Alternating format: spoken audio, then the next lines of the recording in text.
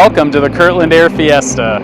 I'm Colonel Mike Power, the installation commander here at Kirtland Air Force Base, and we're thrilled to have you join us, whether you're watching in person or online. We're excited to bring you this incredible air show, and we want to say thank you to the Albuquerque community for your unwavering support. We have a rich history here at Kirtland Air Force Base, spanning over 80 years. Our base takes up over 52,000 acres right here in the heart of New Mexico. And we're proud to be one of New Mexico's largest employers, with over 20,000 civilians and 5,000 service members employed at Kirtland Air Force Base. We're proud to be a vital part of this community, and this air show is just one way for us to give back to this community that supports us. At this year's Air Fiesta, we have thrilling performances, amazing aircraft, and fun activities for the whole family. We're so happy to have you join us for this amazing event. Let's have a fantastic Air Fiesta.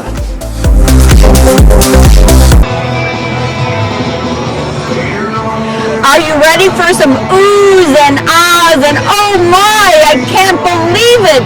What am I just seeing? Are you ready for some heart palpitations, some spine-tingling sensations, and some eye-popping, yes, eye-popping fun?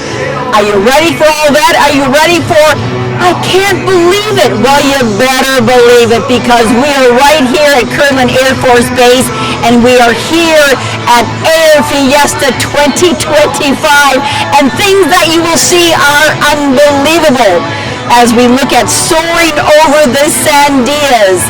Welcome, bienvenidos. Willkommen and bienvenue. I am Diane Kinderwater, and I'm hosting this live streaming right here at Kirtland Air Force Base. And I'm with Alan Winston. He is the person who is bringing you the stream. He works for public affairs, and he's nodding. Yes, thank you, Alan. And of course, we want to thank Jennifer Lovett, who is the public affairs chief, for helping bring you this live streaming of Air Fiesta 2025. It's an air show with dynamic aerial demonstrations and so much more. It's a ground show too. A ground show, yes, there are many exhibitions and of course aircraft that you can actually climb into. It's an open house with an invitation to you and your family to come to Kirtland Air Force Base. Where is Kirtland Air Force Base, you ask? A lot of people ask me that. Well, it's in the heart of Albuquerque. Where is Albuquerque, New Mexico? Albuquerque is in the heart of New Mexico. And people who are not maybe from the United States, maybe one of you watching this will say, well, where the heck is New Mexico? You know what I say? It's west of New York City. Yes, way west of New York City, in the heart of the Southwest in the United States, between big old Texas and hot Arizona. They are our neighbors. And on behalf of the air show, on behalf of Air Fiesta 2025, Kirtland is extending an invitation to you to come to the base. It's their thank you for your hospitality here in Albuquerque, and to showcase everything your tax dollars are paying for, everything to give us national security, everything that gives us safety and security, and of course, global stability. What more could you ask for from Kirtland Air Force Base? Oh, it's an exciting time to be here at the base, and again, your chance to come out here and see this base. It was really like a city within a city. About 70,000 people work or deal with things here at the Air Force Base, and you know, it's a time to see that Kirtland is offering you, the American public, its show of force, its strength, and the fact that it's ready for taking on anything and everything, again, to keep us safe and secure. But are you ready? Are you ready for the show? Well, we're here. Opening ceremonies will take place in just a minute. And during this live broadcasting, it's going to be more than just me talking and inviting you to come out here. It's going to be showing you all these exciting things and talking about STEM education, science, technology, engineering, and math. A lot of exhibits for the kids. We're going to be seeing a lot of the aircraft, looking inside of them. And there's plenty to see at this open house at the Air Fiesta. Now, the auxiliary acts will, the last one will be at 4 o'clock today, and the show ends at 5. But tomorrow, Sunday, the Air Fiesta continues. Please look online for park and ride information, and come on over. You really will be glad you did. Now, how often do you get a chance to come to the country's 5th largest air base right here at Kirtland? You have a chance to come out right today. And again, if you can't make it today, you can make it tomorrow on Sunday. And again, check out that park and ride. The last air show here at Kirtland was in April of 2019. But boy, have things changed since then. Why have things changed? Well, because of tremendous innovation here at Kirtland Air Force Base, tremendous technology. Everything is tremendous and exploding here at Kirtland. They have 108 missions, 108 different missions, and in addition to the Air Force Base, the Department of Energy, the Department of Defense, and so much more. And we're going to talk more about that a little later. But what you want to see now is the show. You want to see planes flying. You want to see so much more. And I have the Colonel Andrew Freytag, who is the mastermind behind this show. Colonel, thank you so much. Thank you for your service to our country. I appreciate your support. To Kirtland, and of course to Albuquerque in New Mexico. Absolutely. Thank you so much. How are things going so far? They're going very well. We have a fantastic plan that we have put into action, and as far as I can tell, everything is going just fine. So. Colonel, the last time we had an air show here at Kirtland was 2019. Correct. Yeah. That was too many years ago. That was 6 years ago, yeah. We are trying to start it back up so we get on a cycle. We're thinking every 2 years now. And the whole idea behind this is what? We just want to make sure everybody in the community has an opportunity not only to see what we do here, but come out and experience all the different aircraft. That's a lot of military precision. Those are the things we do it day in and day out. So we want to make sure the community can experience it, see that we're just like the community that we live in. And how often do we, as Albuquerqueans, New Mexicans, how often can we come out here? Not that often. This is an opportunity. Yeah, exactly. So that's the whole idea is you see what our ramps look like, you get to see some cool aircraft, maybe have some good food, good weather, it looks like, so we're excited. You know, since 2019, I said a lot of things have changed here at Kirtland with innovation and technology, our strength of force in our country. We have a president who wants to make sure that our country is secure and that we have global stability. So the mission has grown here. Grown a lot, grown by leaps and bounds. In fact, we have 120-ish mission partners here. So it's not just like some of the other bases where they have one mission, one thing that they're doing. We have 120 things we're doing here. So Kirtland is very unique with a lot of stuff going on, absolutely. And what would you say is maybe the thing that's most misunderstood by the public about Kirtland, or not known about Kirtland that you'd like to share? Oh, absolutely. So it's like I was saying before, I think a lot of people think of the military as something very different than the local population, but we live here, we shop here, we go to our schools here, everything else. So we just want people to know, hey, we're part of the community, we are you. And that's really what I want people to see. Oh, very friendly people as well. Absolutely. Colonel, now this show took how many years to plan and organize? About 2 years we've been working on this. So that's a long time, but we think it paid off. Now, when I talk about the different strengths, and again, I'm a lay person, I'm not part of the Air Force, we see different things flying over our community. What are we seeing flying over our community? So that's a great question. So we actually, if you come out to the show, you'll see a lot of them over here on the left side of our ramp. We have C-130s, the big 4-engine plane that you see flying around. We have 3 different types of helicopters. So we have it's a HH-60, that is our kind of Pavehawk type helicopter. We have a UH-N1, which is more like that Vietnam type helicopter you've seen.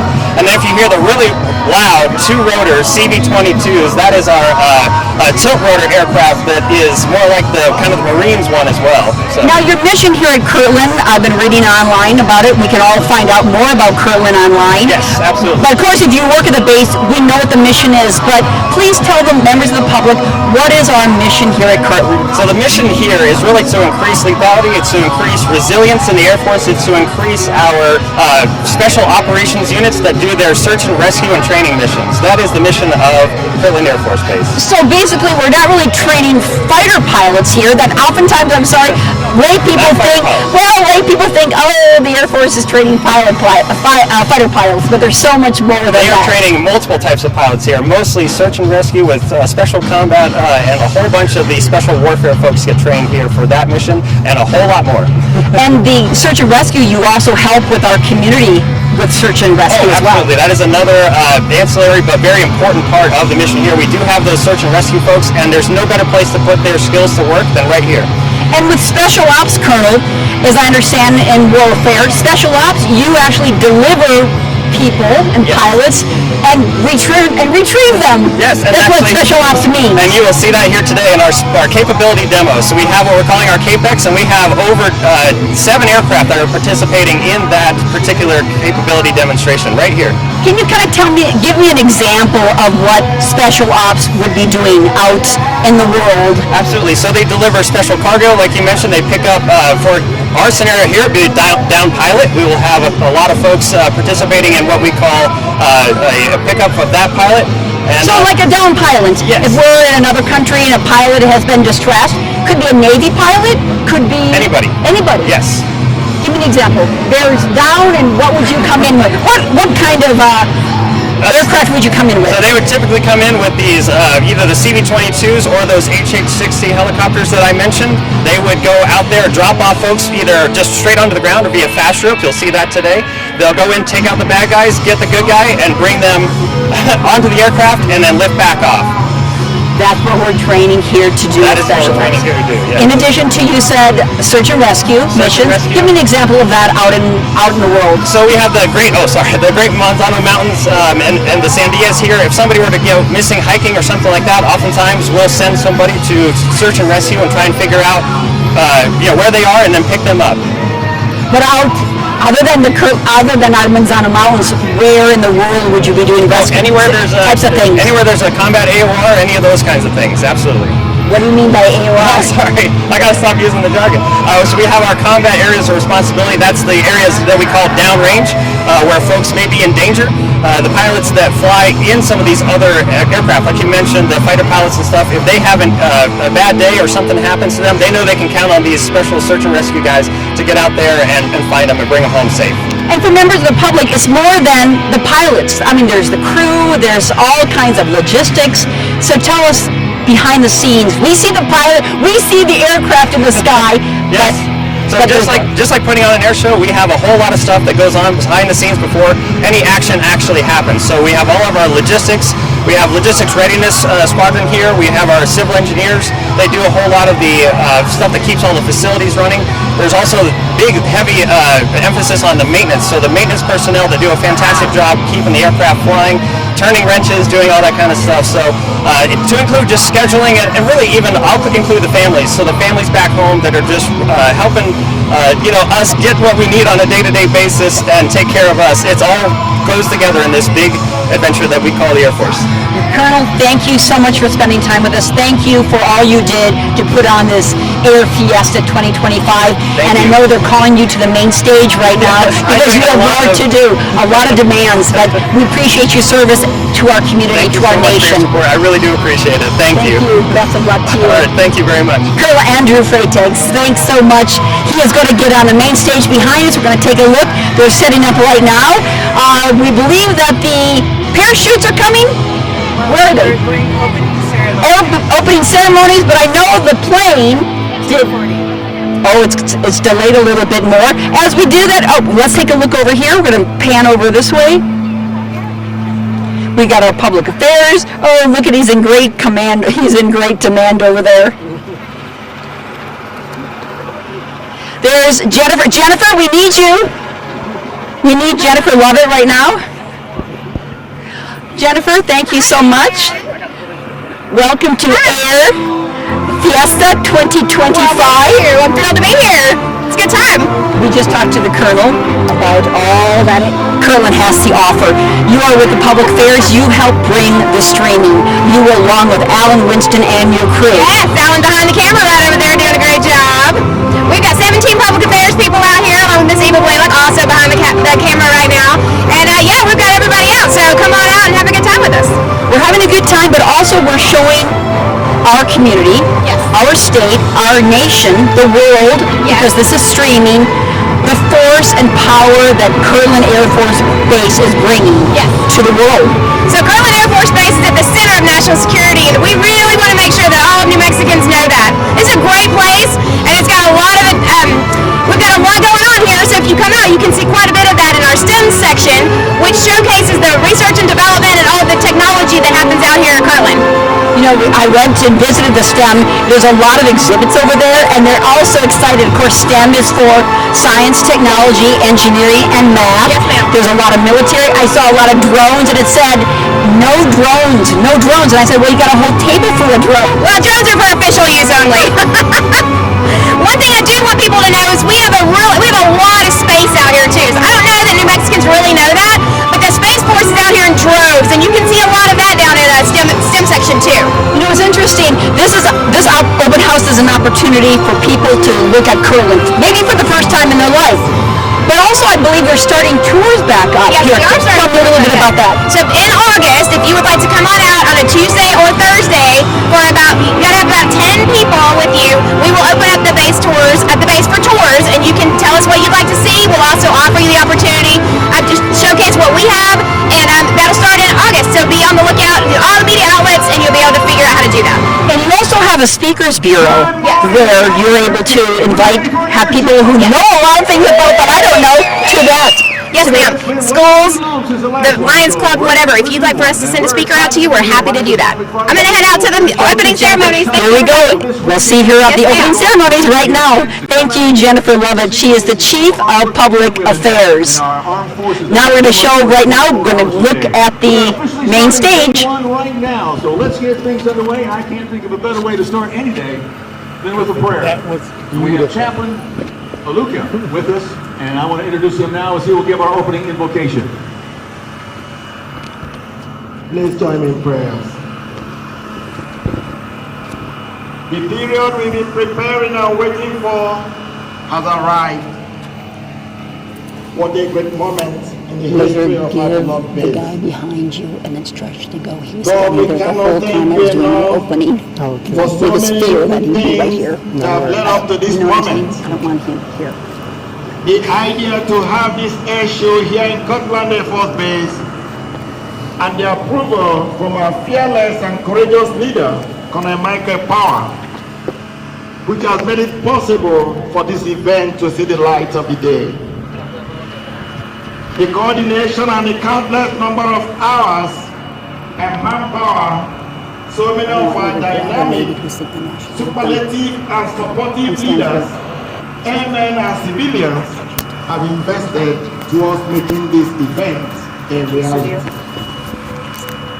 Our families have been very You supportive have to stand close also to me so I can touch. at different times.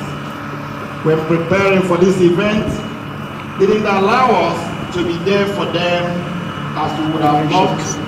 Where's the guy that's or any of the others? Just God, grab them look at the number of people when they're done. who've gathered from all over the ends of the earth so that they support our event and see what we do here that contributes to the overall national event. Bless and protect all the air operators and flyers as they do what they know how to do best. Bless all those who are giving ground and logistic operational support. May this event renew our resolve to be awake while our countrymen and women sleep peacefully. May it also ignite the desire for more military services in the hearts of our younger generation. We ask this in your holy name. Amen. Thank you, Chaplain. At this time, I'd like to introduce the Mayor of Albuquerque's Chief Administrative Officer. It's Miss Samantha Single. Thank you. Good morning, everyone. Good morning, Albuquerque, and good morning, Kirtland Air Force Base. It's so great to see all of you here, and I hope that every one of you are thinking for a moment about how remarkable it is that we have such an incredible asset right here in our community with so many folks focused on the protection and defense of our country. So can you all join me for just one moment as we raise our hands in applause for the men and women right here with us today, putting on this incredible show of what they are committed to, which is the defense and protection of our country. Please join me.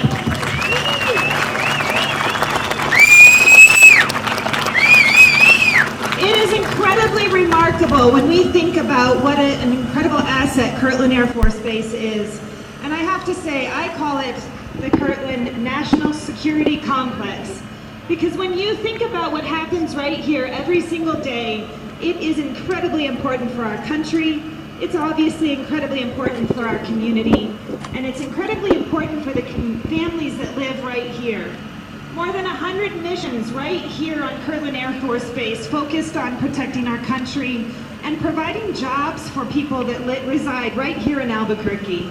I'm always impressed when I hear tens of thousands of people that cross the gate every morning to come to work right here at Kirtland. That is an incredibly important thing for us as a community, as a city, and as a state, to remember that we know the economic impact that Kirtland has. But let's think also about the fact that this, in front of us today, we're going to see that this is an incredible group of people with incredible skills and important leadership in our community. I'm always impressed with the leadership of Colonel Power from the 377. Someone that runs this Air Force Base with perfection and ensuring that we're providing for this community exactly what our federal government expects and our local community. So thank you, Colonel Power, for your leadership. So let's have a great day, and on behalf of Mayor Tim Keller, I appreciate that every one of you has shown up, and I appreciate everyone here at Kirtland Air Force Base for everything you do every single day. So let's have a great day and celebrate. Thank you. Thank you, Samantha. You know, community support is huge when it comes to Army facilities and bases, and the community here in Albuquerque is just amazing. So thank you for your support for all the great men and women that work out here 24/7. Now at this time, it's my honor to introduce the 377th Air Base Wing and Installation Commander, Colonel Michael Power.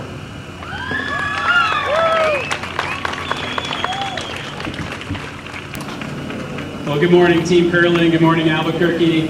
Thank you, Dr. Single, for the kind words. Thank you to you and Mayor Keller for your support of our Air Force Base. We are proud to be Albuquerque's Air Force Base.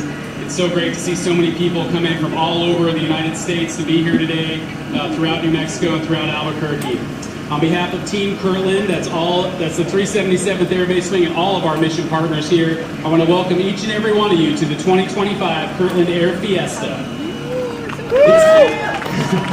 It's been 6 years since we've opened our gates here at Kirtland Air Force Base for an air show, and let me tell you, we have missed you. We are incredibly honored to once again welcome our neighbors, friends, and partners from across Albuquerque, across the great state of New Mexico, and across the United States for today and tomorrow in this amazing Air Fiesta. This weekend is more than just a showcase of air power and technology, though it certainly is that. It is a celebration of you, our community.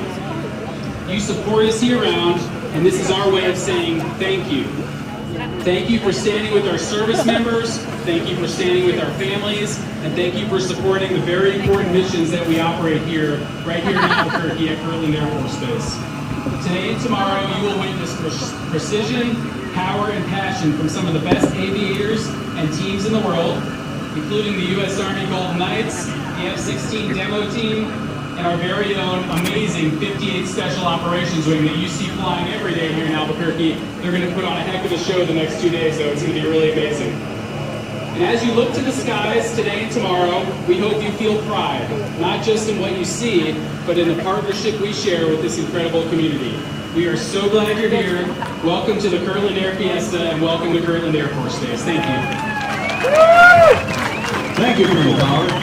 Yes, it is an incredible honor to be here and to help support this incredible facility that is doing so much for us 24/7, and for us as civilians who get a chance to get out here, get up close, and see these incredible aircraft that perform 24/7 in defense of this nation. So this is your opportunity. Don't blow it. Don't miss it. To get a look at some of these aircraft, meet some of the people, shake their hands, and tell them thank you for their service.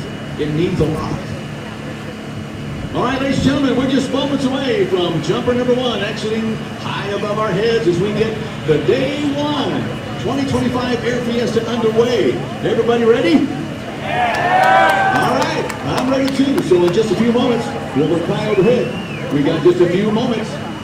before our jumper is away. It'll be high overhead. Now it's got a little hazy out there, so it's going to be a little tough to see them. So what you'll see on our jumper are smoke canisters attached to their ankles.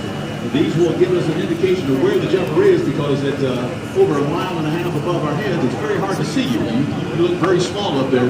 And as they fall towards the ground at 120 miles an hour, you'll see the smoke canisters, which will allow us to see them. And of course, our first jumper will be carrying the American flag, and we'll have the official national anthem and get day one officially started for the 2025 Air Fiesta. Now, we do want to remind you that this is an active commercial airport as well as military facilities. Throughout the day today, we will have to take pauses to allow commercial flights in and out of the airport. So that's why you'll notice us every once in a while having to stop, take a little bit of a break, so we can get these commercial flights in and out. So it's a little unusual. Sometimes when we do air shows, we have the whole facility. But here at Kirtland, again, being an active commercial airport, we will have aircraft and air traffic still going in and out of the airport.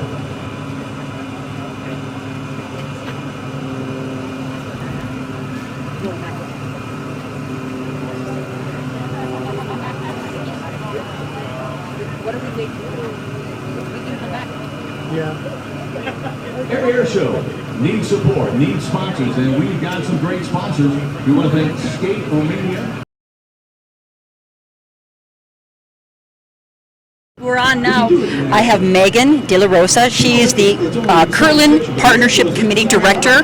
Welcome to the Air Show, Air Fiesta 2025, Megan. Hey, thanks, Diane. It's exciting. And guess who I ran into in the crowd here? Former New Mexico Governor Susana Martinez. She was in office from 2011 through 2018. Governor, you're here at the Air Show. Yes, I am. I am so excited to watch this air show. I saw them yesterday practicing, and it was a nail biter. I mean, to watch them going straight up and then coming straight down nose first, and then picking right up before they hit anything. It's amazing. Did your heart palpitate? Did your eyes pop? I could not stop watching. It's so close, and then they just make a U-turn and go straight back up. It was so great. Members of the public who are watching this streaming, do you encourage them to come out here today or tomorrow? Oh yeah. This is a show not to miss.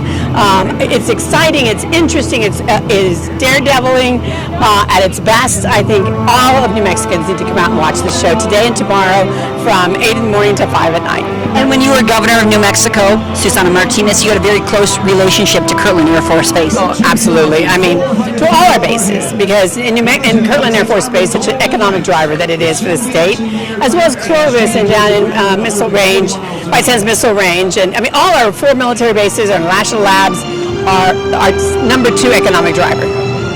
Thank you so much for visiting with us. And of course, we're waiting for the Golden Knights, but as we do, we're going to talk to Megan. What is the partnership that you have with Kirtland Air Force Base? The Kirtland Partnership Committee Director, what do you do? Yes, ma'am. Well, we're working on 30 years coming up with the Kirtland Partnership Committee. We are the interface between the base and the community and our state and federal partners and our congressional delegation. KPC works hard to ensure our men and women on the Kirtland National Security Complex have everything they need to ensure they're doing their mission right and keeping America safe.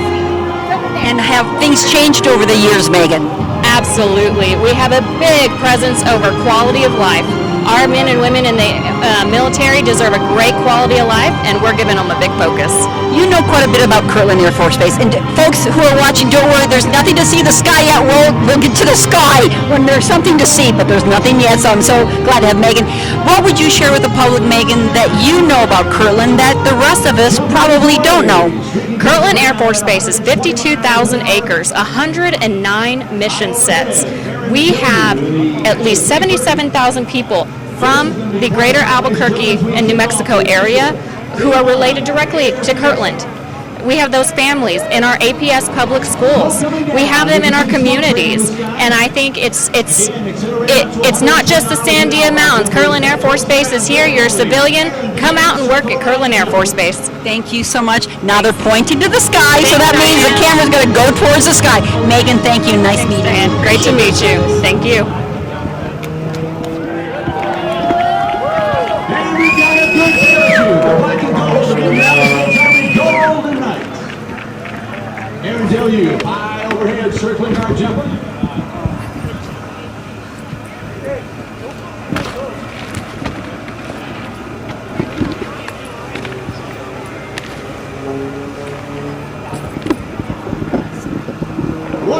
ladies and gentlemen, I hope you get a great picture of this.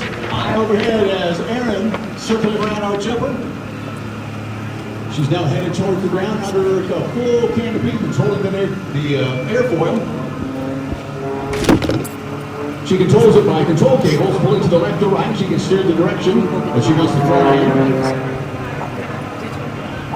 Ladies and gentlemen, please stand and join us at this time for our national anthem, being sung by Staff Sergeant Jamia Fisher. Oh, say, can you see by the dawn's early light what so proudly we hailed at the twilight's last gleaming, whose broad stripes and bright stars through the perilous fight o'er the ramparts we watch were so gallantly streaming, and the rockets' red glare, the bombs bursting in air, gave proof through the night that our flag was still there. Oh, say does that star-spangled banner yet wave o'er the land of the free and the home of the brave.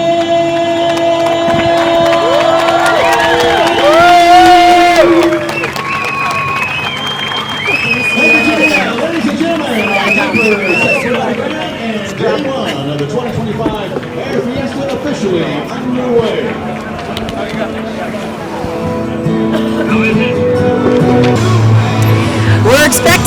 We're hoping for maybe 50,000 people to come out here to the Air Fiesta 2025. And first when we got out here with Alan Winston in our crazy contraption of a video camera that's bringing you this live stream, I met this lovely lady who was taking a photo of us. What were you doing? I thought this was a really cool contraction. My daughter and actually my ex-husband work in film. And for me, this is just something unique. We used to do what's called the 40-hour film festival, and you had to complete a film in 48 hours. If we had a contraction like this, it would have been super cool. So we can't show the public, but I thought it was so cute. So where are you from? What's your name? I'm from Sapio, New Mexico. I was born in Albuquerque, New Mexico, but I'm a native New Mexican. Sapio is in northern New Mexico, north of Las Vegas, New Mexico. And what do you think of this air show so far? It's pretty cool. I like it.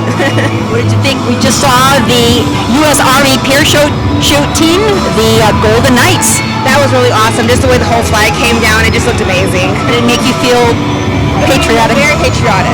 I'm proud to be an American, and I'm proud to be here. And I'm proud that you're here, and I'm proud of Kirtland Air Force Base. Thank you so much. Thank you so much. We saw the U.S. Army parachute team known as the Golden Knights, combination of expert teams and soldiers brought together for their love of skydiving. And it's so much more than just the skydivers, it's the people behind the scenes that are important as well as those who kind of get the glory carrying the American flag down, but it takes a lot of precision and a lot of logistics behind the scenes. And they could free fall as fast as 120 miles per hour. And of course, learning to land on just one little spot is just expert precision. Now I'm telling you all about the parachutes because we're waiting for the next exhibition. But as we are, I hear a lot of noise behind me. Alan, what's going on behind you? A lot of trainer jets back there, looking like they're taking off. So it looks like, they're ramping up the F-16s. So they have portable electric generators that they hook up to these trains, and that allows them to run the avionics. The American parachute, born of fire in the skies of World War II, more than 80 years ago, has sensed the fear and terror in the hearts of those moving up to the home. Relentless in their skill and courage, not only in the air, but also on the ground. These brave soldiers have forged themselves a place of honor in American life. Good morning, ladies and gentlemen. I'm Sergeant First Class Joshua Evans, originally from Bangor, Maine. It has been my proud honor to fly in our nation's colors on this, my 991st free fall parachute jump. I will describe to you today a demonstration of precision free fall as performed by members of your United States Army Parachute Team, the Golden Knights.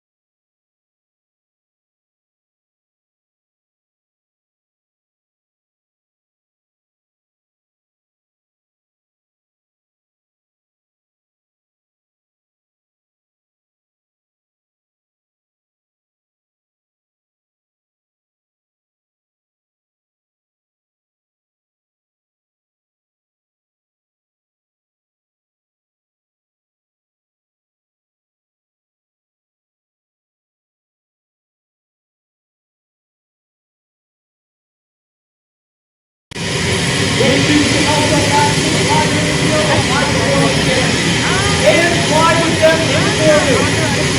All those distance from the finish line have been finished. Our windshield jump still requires the use of a parachute.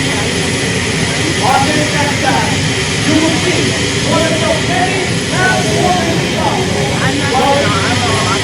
As the aircraft crosses overhead, the jump master is a climb on stage of hot color. Signifying the airplane crew that is safe to jump. The jumpers complete their final descent and move to the lower and the rear of the aircraft. A thumbs up signal is given. Rocks momentarily. Do you mind carrying this? For jumpers that exit the aircraft. As this jumper burns into the target air, she is showing the full flight characteristics of the Ram Air Cannon. These canopies have 7 openings on the front, which allow air to be forced in, inflating the flexible wing flag.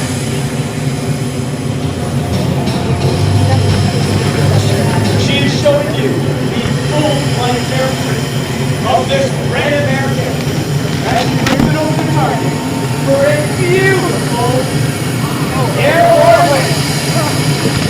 The jumpers are up, and the show is off. We now have members of the Gold Demonstration Team rapidly approaching 120 miles per hour. The initial part of the formation is off the base, and then more quickly as the initial jumpers fly their flight together, while using their hands, arms, legs, and shoulders as flight control. At 5,000 feet, the team leader gives a thumbs up signal, signaling the outside jumpers to separate and perform our ball burst maneuver. This is our salute to you. Ladies and gentlemen, there you have the high-flying flag and gold of your United States Army parachute team, the Golden Knights. Those smoke trails each jumper leaves in the sky are created by two MAT red smoke canisters, which emit a continuous stream of smoke for up to 90 seconds. These jumpers tie these activation pins to a lanyard. By pulling up on this lanyard, these jumpers can activate the smoke immediately upon exiting the aircraft, while in free fall or under canopy. In more conventional Army units, these same red smoke canisters are used as ground-to-ground signaling devices, ground-to-air signaling devices, or screening devices to conceal troop movement. At 1,000 feet, these jumpers do what is called a wind penetration check, gauging their speed and distance across the ground. They then fly a downwind leg, a base leg 90 degrees to the target, and then face into the wind for a final approach. Once on final approach, these jumpers shift all their concentration to a small black dot located in the center of the orange X. Once they bring it over the target, they will shut the parachute down for a beautiful airborne landing. At 1,000 feet, these jumpers can hear you very well. Please make some noise as they bring it into the target. Watch the minor corrections this jumper uses in obtaining a beautiful airborne landing.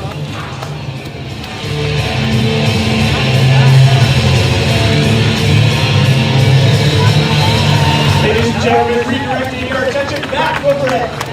You may notice that several parachutes have become entangled, but that is not the case. These jumpers are performing a facet of the sport called canopy relative work.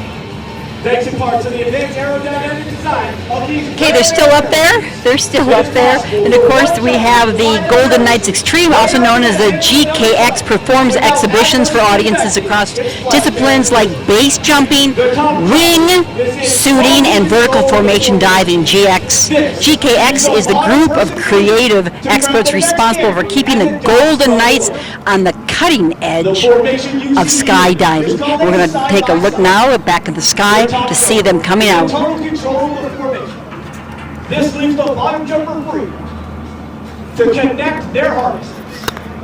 These jumpers are being held together with a specially designed strap, which provides both jumpers the ability to steer their parachutes with both hands.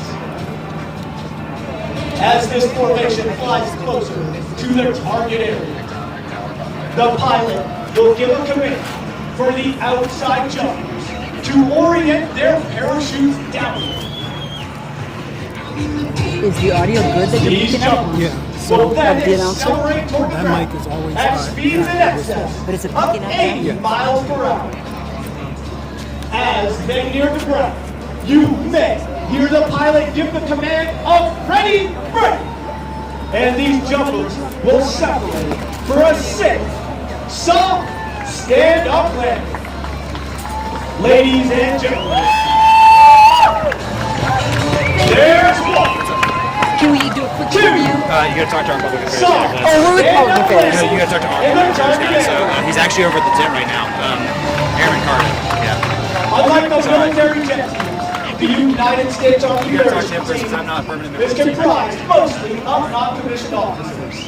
The 89 men and women of the Golden Knights come from various jobs throughout the Army to serve 3 years on one of the 5 major sections of the team. Our administrative support section contains the Office of the Command, Operations, Logistics, Parachute Maintenance, and Media Relations. Our aviation section flies and maintains our 2 C-147 aircraft and our 3 UE-18 Viking twin otters. Our competition section has 3 teams. The 4-way free fall formation team, the Canopy Piloting Team, and the Canopy Relative Work Team. Our tandem section provides tandem parachute jumps to select VIPs. Finally, our demonstration section consists of 2 demonstration teams. Since the colors of the Army are black and gold, so are the names of our teams. The team performing for you today is the Gold Demonstration Team. These specially selected airborne soldiers demonstrate their skills each year to millions of spectators, compete in national and international competitions, help develop new techniques and equipment, and are considered the finest parachuting team in the world. Since conception, the team has performed in all 50 states and 46 foreign countries and has produced hundreds of national champions and more than 100 world champions. The United States Army Parachute Team was formed in 1959 at the home of the Air Force, Fort Bragg, North Carolina. At that time, the team consisted of 19 original members. Each was selected to assist in the development of modern parachuting techniques, to provide world-class competition parachutists, and to conduct live aerial demonstrations in support of Army public relations and recruiting. In 1961, we were designated the Army's official aerial demonstration unit, and 1 year later, we adopted our nickname, the Golden Knights. As the last of the jumpers removed their equipment and donned their distinctive maroon berets of today's modern parachute, I would like to introduce the jumpers to you. But first, performing the difficult duties of ground control, from Ponce, Puerto Rico, he is an airborne intelligence analyst with 257 free-fall parachute jumps, Specialist Eric Garcia. Performing the technical task of videography, from Miami, Florida, he has 4,376 free-fall parachute jumps, Staff Sergeant Dave Kirtland. From Reading, Pennsylvania, he is an airborne wheeled vehicle mechanic with 1,738 free-fall parachute jumps, Sergeant First Class Tyler Becker. And now for the jumpers. From Los Angeles, California, he is an airborne infantryman with 1,484 free-fall parachute jumps, Sergeant First Class Rafael Torres. From New Wilmington, Pennsylvania, she is an airborne information technology specialist with 953 free-fall parachute jumps, Sergeant First Class Shelby Canary. From Dallas, Texas, he is an airborne infantryman with 1,782 free-fall parachute jumps, Sergeant First Class Griffin Mueller. From Roseanne, Virginia, he is an airborne parachute maintenance technician with 1,116 free-fall parachute jumps, Staff Sergeant John Spurtzler. From Yuma, Arizona, he is an airborne parachute maintenance technician with 1,937 free-fall parachute jumps, Staff Sergeant Nicholas Orozco. And leading the Golden Knights in freefall, the team leader for the Gold Demonstration Team, from Makakilo, Hawaii, he is an airborne military police with 1,997 free-fall parachute jumps, Sergeant First Class Justin Brenner. Ladies and gentlemen, it gives me great pleasure to present the Gold Demonstration Team for the 2025 Air Show season. All members of your United States Army Parachute Team, the Golden Knights.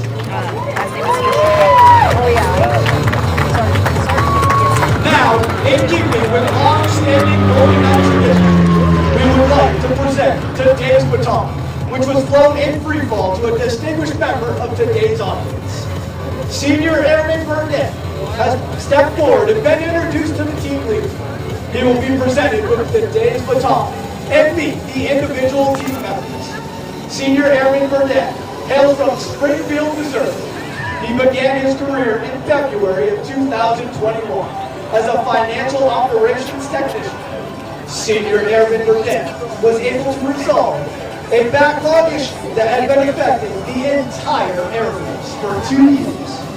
Airman Burdett was awarded the prestigious Airman of the Year award for the 377th Air Base Command. Airman Burdett, the United States Army, the Golden Knights, and the great state of New Mexico proudly salute you. Ladies and gentlemen, this concludes our performance for the day. And on behalf of the entire team, I would like to thank each and every one of you for being such a warm and receptive airborne audience. In closing, I leave you with this final thought. In the future, may all your days be prosperous and your nights golden. Ladies and gentlemen, give it up for your United States Army. Everybody was excited to see the Golden Knights, U.S. Air Force Golden Knights, get in here. So we have expecting 50,000 people out here today, but I think I found one of the tallest and one of the smallest visitors here to Kirtland Air Force today. I have Eric. Thank you for being here, Eric. And Britt. Britt is from Moriarty. Tell me about why you're here. I've been trying to come to every air show that I can. I've been obsessed with every kind of aircraft there is since I was about her age, and now it's rubbing off on her. She loves everything about airplanes, so we're very excited to be here. Tell me, who do we have with us? This is Hazley. Come here, Hazley. Come here. Hi, Hazley. She is speech delayed, so she's learning to talk, but she definitely can say airplane, and she points them out in the sky every time she sees them. And Britt, who do we have here? Riverlyn. This is Riverlyn, and she's almost 5 months, and she is starting to learn to love airplanes. This is her first time out, so. And how would you encourage, anybody from 5 months old to 95 years old can come to the air show? Oh, this is something that you'll never get this experience from anything else. It is amazing to come out and watch these guys and ladies do what they do, and it's just an experience that I will never get over. And how proud of you to be from the Albuquerque area, Moriarty. Very, very proud. And to have Kirtland Air Force Base in your backyard. Oh, love it, love it. Thank you so much, and good luck to you and your family. Thank you so much. And thanks, Kirtland, for keeping us safe. Yes, thank you guys so much, you men and women. Thank you so much. And one of the tallest gentlemen here, thank you, at the air show, we have Eric, and you're from Oklahoma. That is correct. I'm from Edmond, Oklahoma. About a good 8-hour drive to get here. And why did you come? It's the first time here at Kirtland, and driven through Albuquerque before. Never had the pleasure of stopping here, and I do a lot of aviation photography, so why not make the drive from Edmond and come out here and enjoy the show and what the 58 Special Operations do here and see what they get to do for us every day. And we're waiting for Jamina. Thank you, Jamina. She's coming back this way. So it was worth the drive. Absolutely worth the drive. You know, I travel to air shows all across the states. I've even been to Europe for a couple of air shows, and you know, it rubbed off on me at an early age for aviation, thanks to my dad. And you know, I've been doing air shows ever since I was just a kid. So I love it, and I want to keep the tradition going when I have a family. So. And what do you think of this so far? It's great. I love it. I love the static displays. I love talking to all the men and women here, and it's just been great so far. You know, that's a good point, Eric. We are able to interview and talk to. I should interview because I interview, but you talk to the airmen and airwomen who are here at Kirtland Air Force. I mean, how many opportunities do we have to do that? I mean, you don't have very many opportunities to do that. And, you know, with Tinker coming up here pretty soon, I'll get to do that again. And every day where I work out in Oklahoma, I see quite a bit of people from Vance Air Force Base and Tinker, so I get a chance to interact with them a lot. But here on an air show, it's a privilege to do that every day for these men and women who put their lives on the line for us and for our country. So it's an honor to do that for them. It's an honor to have you here, and thank you so much for those wonderful words, because it is an honor to see this and to be with all these men and women who put their lives on the line for you and me, Eric.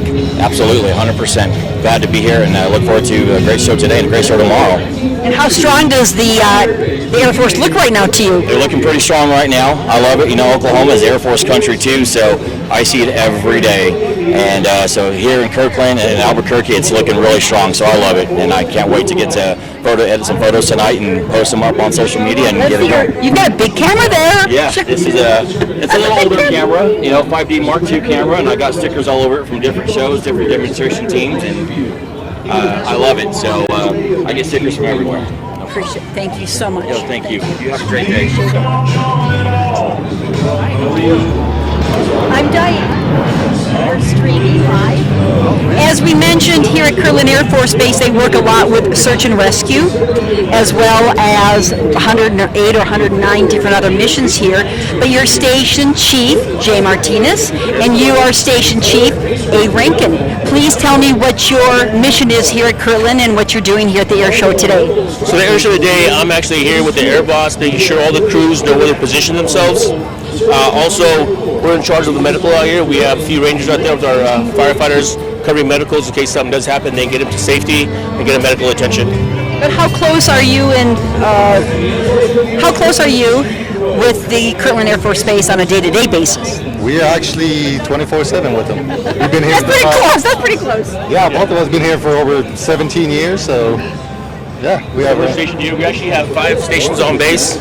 So his station is right across the fly line. He takes care of the fly line. Mine's closer to the Manzana Mountains. My mission is to take care of Kumsek and the surrounding areas as far as wildlands. So we actually run about 110 firefighters on base. So we're actually on this fly line constantly taking care of the aircraft, Sandia Labs, any entity that is on base, we cover them with fire service. Do you think the general public knows and understands what you do here? I'm pretty sure they do. They see us on a daily basis. We're always around. But people outside of Kirtland? Sometimes they confuse us with other departments, but I'm pretty sure they're aware that we have our own fire department, 5 stations here at Kirtland Air Force Base. And you're funded by whom? DOE.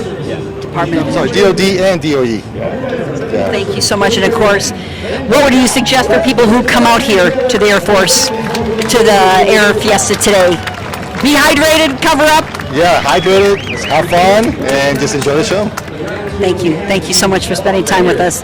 And we're still waiting to look in the sky until we do. I have with me Sergeant Jamia Fisher. Thank you so much for being with me, Sergeant Jamia Fisher. She is honored to have sung the national anthem today at the opening ceremonies for this Air Fiesta 2025, soaring over the Sandias. And she auditioned and she was selected. Yes, ma'am. How was singing to this large crowd today? Oh, I was so nervous. I barely heard my own voice, but I think it turned out really good. I'm really proud to have done it. So, how did you feel up there? I felt excited, a little nervous, but ultimately, I felt proud. My dad's watching, so hi. Is he watching the streaming? Yes, ma'am, he is. Well, tell us about Dad. Where's Dad? Oh, so he's in Gainesville, Florida. He was in the Navy, and he was ecstatic. He wanted to fly out here, but I was like, no, they're going to be doing it live, so he's watching. How wonderful that he was able to, and how wonderful really for the Air Force to do this live streaming. Right. First year that we're doing this, and so it might be a little rough, but it's wonderful. And again, we appreciate Alan Winston for creating this rig out here. And again, for you singing, it was beautiful. Yes, ma'am, thank you. I really appreciate that. And how long have you been in the military, and what do you do? So I just hit 6 years. I am a 3F5 admin, soon to be 3FO. We're merging with another career field. Currently, I work for A4Z, and I'm their admin. That's basically it. And why did you join the Air Force? Why? Why? You look surprised. Yeah, like, why? Are you crazy? Why? It was a no-brainer for me. I mean, I wanted to travel. I wanted to get my degree, and my dad, again, he was in the military, and he kind of pushed me a little bit. He was like, I think this would be a great opportunity for you, so that's why I did it. And how has it been so far the past 6 years? Oh, it's been great. My first duty station was Okinawa, Japan, so I was there for 4 years. I've deployed. I'm supposed to be going somewhere soon, so I'm excited. You know, young little girls and boys who don't have the benefit of having a parent in the military, what would you like to say to those families? Again, a lot of us haven't had the experience of being a military family. You were fortunate your dad suggested you do this. Right. What about those boys and girls out there who may not have the experience you did, having grown up in the military, about joining? I recommend everyone, if you feel like you kind of need a bit of direction in your life, I think the military is a great opportunity. If you're unsure of what the future may hold, which is a lot of our youth, I think it would be a great thing, because you get to see so many people from so many different walks of life, and you build bonds that are just, it's irreplaceable. And it sounds like you're traveling the world as well, Janice. A girl from Gainesville, Florida, right here in Kirtland Air Force, in the Air Force Base in the Southwest. Right, I know, it's crazy. I would have never pictured being here. She's on the stage, was singing with the mayor's assistants, and the colonel's up there, the Colonel Howard. And we had the former governor, Susana Martinez, in the audience listening to you. I mean, the Air Force has given you quite an experience. Absolutely, it's given me multiple opportunities, and I've used every single one of them. Smart young lady, even to audition though for the singing opportunity. Yes, ma'am, absolutely. I saw it, and I promised myself I'd put myself out there this year, so I was like, why not? And so I did it. And when you heard this crowd, again, we're hoping for 50,000 people, crowd applauding you, and of course applauding the flag, yes, ma'am. And our nation and our security. What did you? Honestly, I almost cried. I was just hoping that I made our military, our civilians, and our veterans proud. You are such Jamia Fisher, Sergeant. What a tremendous role model you are to the young boys and girls out there.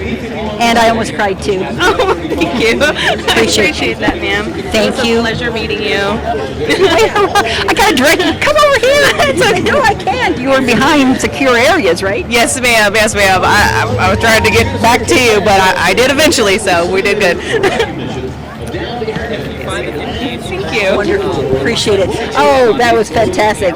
Jamia Fisher, Gainesville, Florida, right here at Kirtland Air Force Base. She sang the national anthem at the opening ceremonies, which we had. And right now, I'm not stalling time. We're waiting for the next act. I'm not sure if that's lingo in the military act, but it's going to be the United States Air Force Academy soars. Is that what they are? They're not soars. They are called, Alan? Yeah, gliders. They're gliders. That's what we're looking for. Until we do, we hear a lot of noise. We're going to take a look at these planes that are fueling, it looks like, right here. We got Alan here. You see a demonstration on the KC-135. Yeah, look up Kirtland Air Force Base.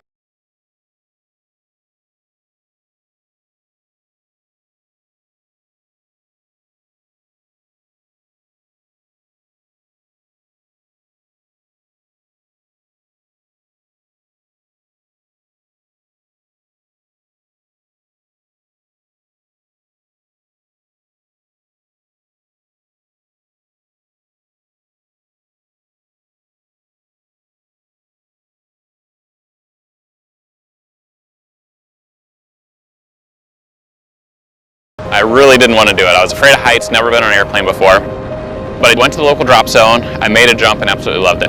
About a year after that, the Golden Knights came to my drop zone where I was jumping at, and they would land on a target about the size of a dime. It was 2 centimeters wide. And every centimeter they missed, they had to do 10 push-ups for missing the target. And I was like, I wasn't super fan of the push-up part of it, but I was so impressed by their professionalism and how they acted and what they did and who they represented. A week later, I was standing in an Army recruiting office, joining the Army. I'm the team leader of our tandem section. We travel around and we try to connect America with America's Army. So our main tandem passengers are center of influences and community partners for the Army. People who may influence the next generation of soldiers. When you try out for the Golden Knights, when you go through selection, we're not necessarily looking for the best skydiver, we're looking for the best teammate, we're looking for who we want on our squad. So you're assessed on your ability to be a team player, to work hard, and to be able to put a smile on your face at the end of the day, because our jump is how we get to work. We jump out of an airplane, but our work starts when we land and we interact with the crowd. We invite kids out to pack our parachutes, we're talking to their family as they're packing, and we want to have a very tight-knit unit so we know that we have each other's back, we're always looking out for each other, and at the end of the day, after a long, hard day, we're always going to put a smile on our face and interact with everyone who wants to learn about the Army.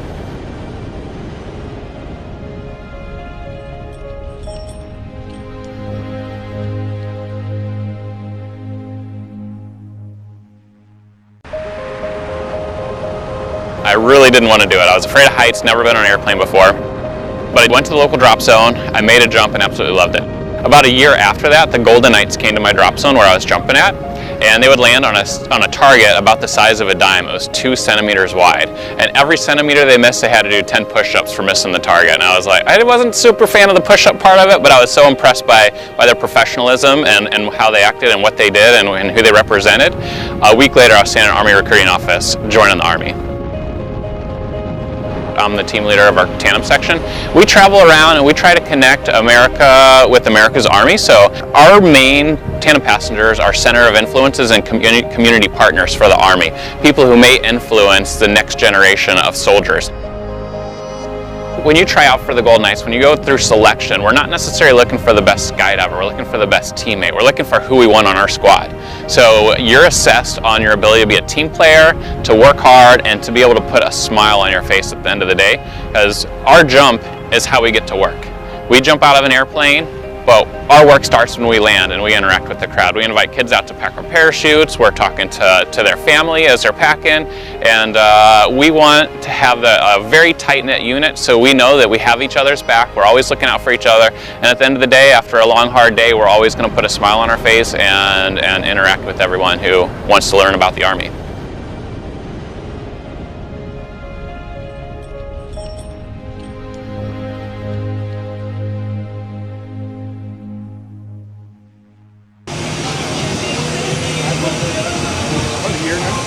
Okay, so you see all sorts of things here at Air Fiesta 2025. I shouldn't say that. Of course, we have airmen, we have military folks, but I never saw anybody with, I'll say, a get-up such as this.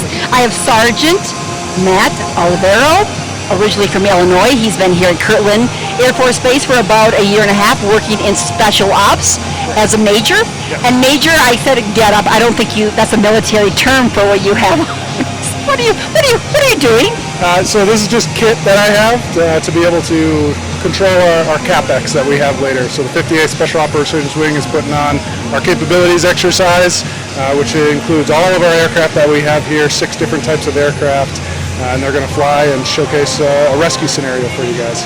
We're going to see that about 1 o'clock, I think, today. And you have your walkie-talkies, Got my radio, got my headsets, and I got all the other paperwork that I need to be able to make sure that everything goes smoothly.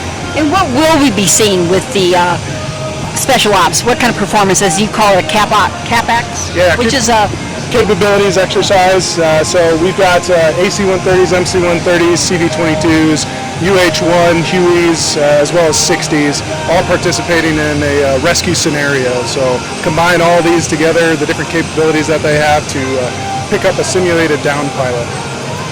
Simulated down pilot, what does that mean? So in the case that we're in combat and we have airmen that go down, they get shot down for some reason, we have the capability to go out and rescue them. And what kind of different capabilities do they need? So we need to be able to cover them in fire situations. So we've got the AC-130 overhead that'll provide gunship and close air support. We have actually here at the schoolhouse for Kirtland, we have the 351st Special Warfare Training Squadron, which is the pararescueman squadron. And so they are actually going to help us provide the pararescuemen on the ground, which would be rescuing the down pilot. So would they be parachuting, or would you have helicopters, or how would they get there, Major? So today we're just simulating it. So we're throwing out some sandbags, which would simulate the down personnel. And then the PJs that are coming in are actually going to be infilled on the helicopters. We have them here. We have also the Osprey here, right here at Kirtland. Absolutely, yep. Over at the 58 Sal static display, you got all the aircraft that we have here at Kirtland. And I think we have about 70 aircraft here at Kirtland? I'm not exactly sure the total number, but we've got a lot of them. And you call it, not aircraft, but you call it your... What's the question? You have a special term for your aircraft. Every aircraft has its own name, if that's what you're referring to. I don't know all of them offhand, but yeah, everyone's special to us. They've all got their little quirks about them, but every single aircraft. Well, all of their special things, their maneuverability, their agility. Again, you said the ones at sea are able to protect them from the sky. Absolutely. But then you need people on the ground for protection as well. Oh yeah. Yep. What do we see behind us here? So behind us, you actually have a C-17 Globemaster III. It's a cargo aircraft for the Air Force. When you compare it to the 3 different types of cargo aircraft we have, it's the second largest, and the first largest is actually the C-5 that's behind us over here. Do you know much about the C-5?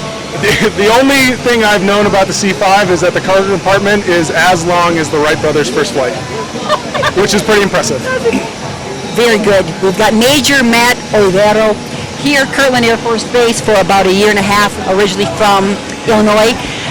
Being part of the military, part of the Air Force, what would you like to say to the families out there who may not have military folks in their family? Well, first off, I'd like to say thank you for the support that everyone provides the military. We really can't do it without the support of the nation and everyone else. And if anyone's interested in a career in the military, we got plenty of people here to talk to. There's so many different options, and it's an enjoyable time. I've had fun my 11 years in so far. When you're out and about, not at the Air Force Base, do you feel that the public understands what our military is doing for our security and global stability, Major? Can't really comment. I try to stay out of politics as best as possible, but I hope that they see that the military provides them the security that they would like. We're showcasing it right here at Air Fiesta 2025, and you're going to be busy around 1 o'clock. I mean, you're busy all the time, Major, but we're going to look for you, and we're going to take a look at your operation. So thanks for explaining all that to us. Awesome. Very much. Appreciate you. Thank you. Thanks again for your service. Thanks for stopping. Bye. Oh, and that was Major Matt Olvero. He's walking off, and I called it a get-up, but is that a get-up, right, Alan? What is it? Pretty impressive. Oh, look at the little boy there. Look at the little boy who wants a picture with him as well.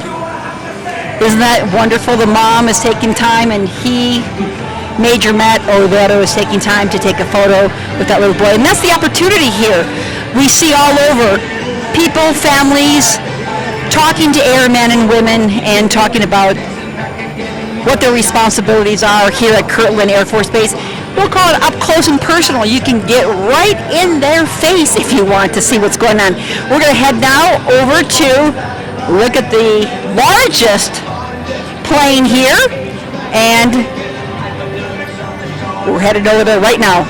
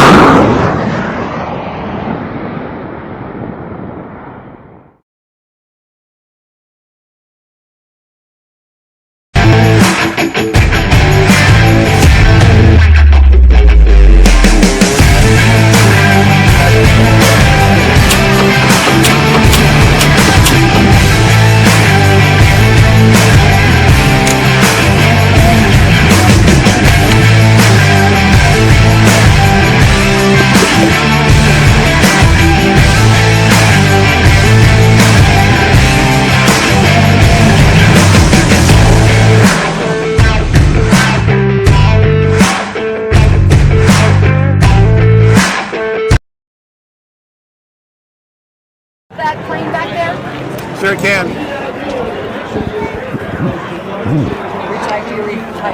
Retired Air Force. Okay. Remember to always do that. Hi, we're back, and I'm so pleased to introduce you to Ramon Gonzalez. He's retired Air Force, 29 years. Ramon is from Albuquerque, and he has flown in the end of the Korean War and the Vietnam skirmish, Vietnam operation. Well, I call it a war. Yeah. And he flew as a crew chief for B-52s. As crew chief, yeah. B-52s, B-47s, and KC-135s. I did them all. And what do we see behind us right here, Ramon? The B-52H. That's one big plane. That airplane's in the Dakotas, someplace, North Dakota. How do you feel seeing it here today? Great. I feel patriotic, and it's great to see this. Great to see that the military still counts, especially the Air Force. And yeah, it makes me feel good.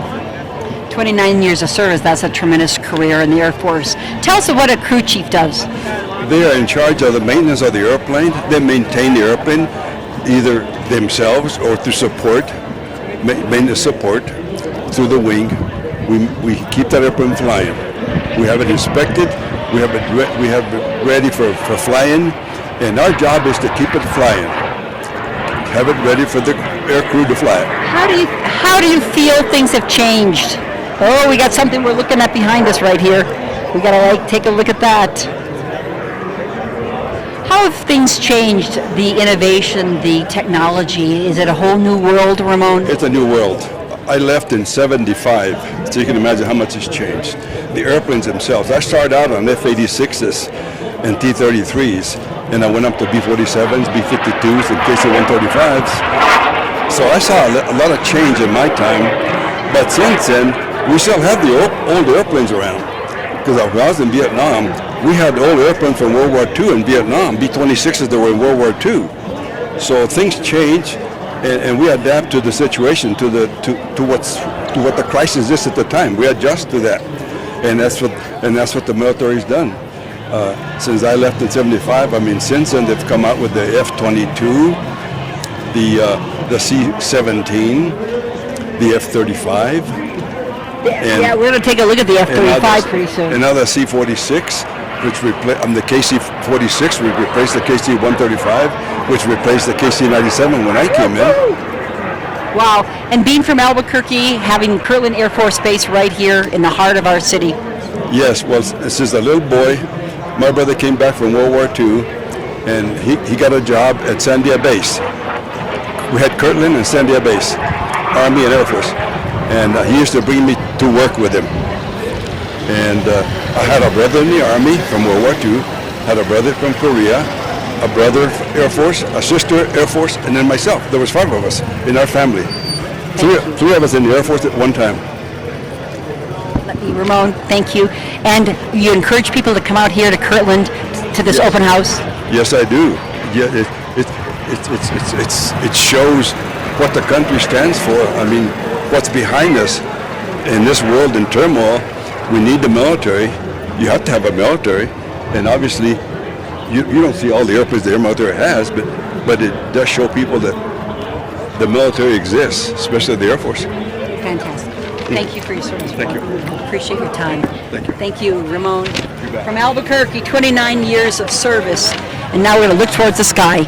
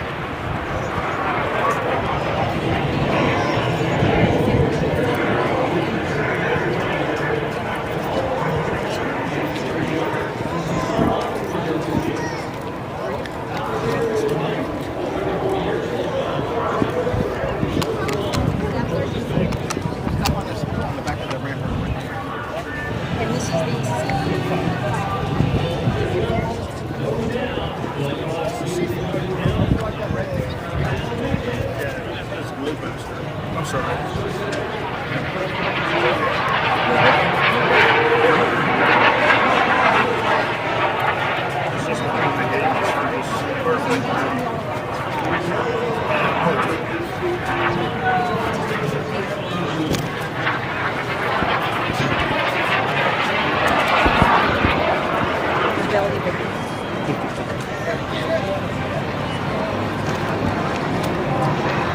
Wow. Oh, should we be up there? That's one of the family members. Oh, I'm kidding.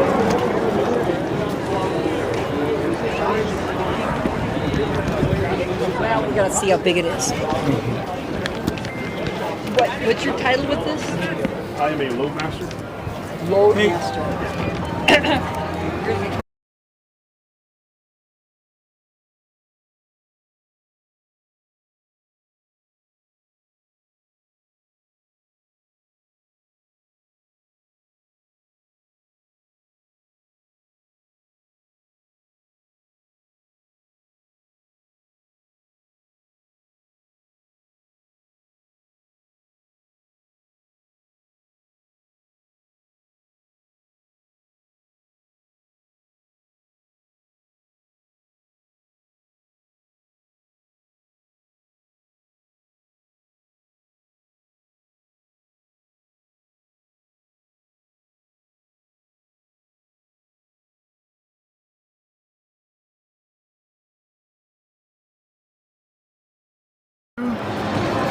Okay, we are near the belly of the beast behind us. It's the C5M, which is the Globemaster, and I have Staff Sergeant Jordan Young from Tallahassee, Florida, who is the Loadmaster of the Globemaster. Yeah. How much more can you say there? Not much more. It's a loving job. I love it. So. Okay, what can you tell me about the C5M that I don't know? And there's a lot that I don't know. It's the biggest aircraft in the fleet. Only thing bigger than us is a Russian aircraft that basically just tried to outdo us and didn't do it well. Outside of that, we have our C-17 counterpart. We're one of the heaviest lifters. 840 is 840,000 pounds airlift. How big is this, the C5M? I was told by someone else I interviewed that it's actually longer than the Wright brothers' first flight. Had you ever heard that? I have heard that. We have the Air Mobility Museum in Dover. They have all those fun facts like that. And they actually provided us with the little display there that tells us all the random fun facts about how many ping pong balls and all that stuff you can throw in there. Okay, we're going to step over there. Sorry. Come on. Now that you told us, we got the fun facts here so you don't have to remember them all. So, yeah. Sorry. Okay. Cool. Yeah, so general characteristics. Come over here. I got it. So, yeah, the 840,000 pounds, our max takeoff. Empty plane sits at about 400, so we obviously, the other 400 is cargo, mixture with fuel and personnel. Yeah. Big. Come on. Okay, so Jordan, Sergeant, come on over here. Alan, we're going to step up closer because, folks, we're inviting families to walk inside. And when you see, what do we see in there? Other than families from around New Mexico and around the Southwest, what do we see in there? All right, so you're going to walk in, you're walking into our cargo compartment. This aircraft has 3 compartments. We have our aft flight deck, which is where the crew predominantly rests, as well as our cockpits up there is where we fly.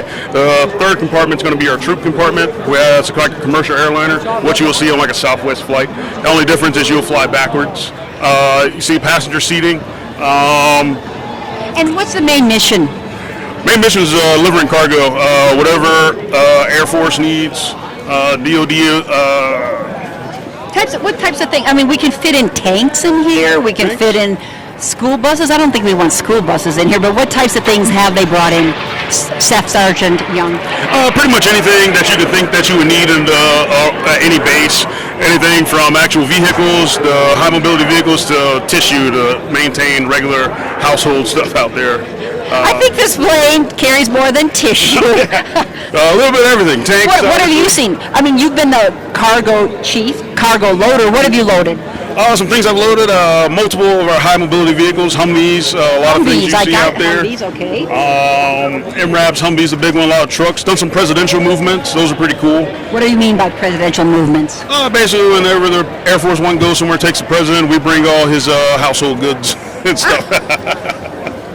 No, that's cool. And I understand helicopters can fit inside as well. Yep, we can fit quite a few helicopters depending on the configuration.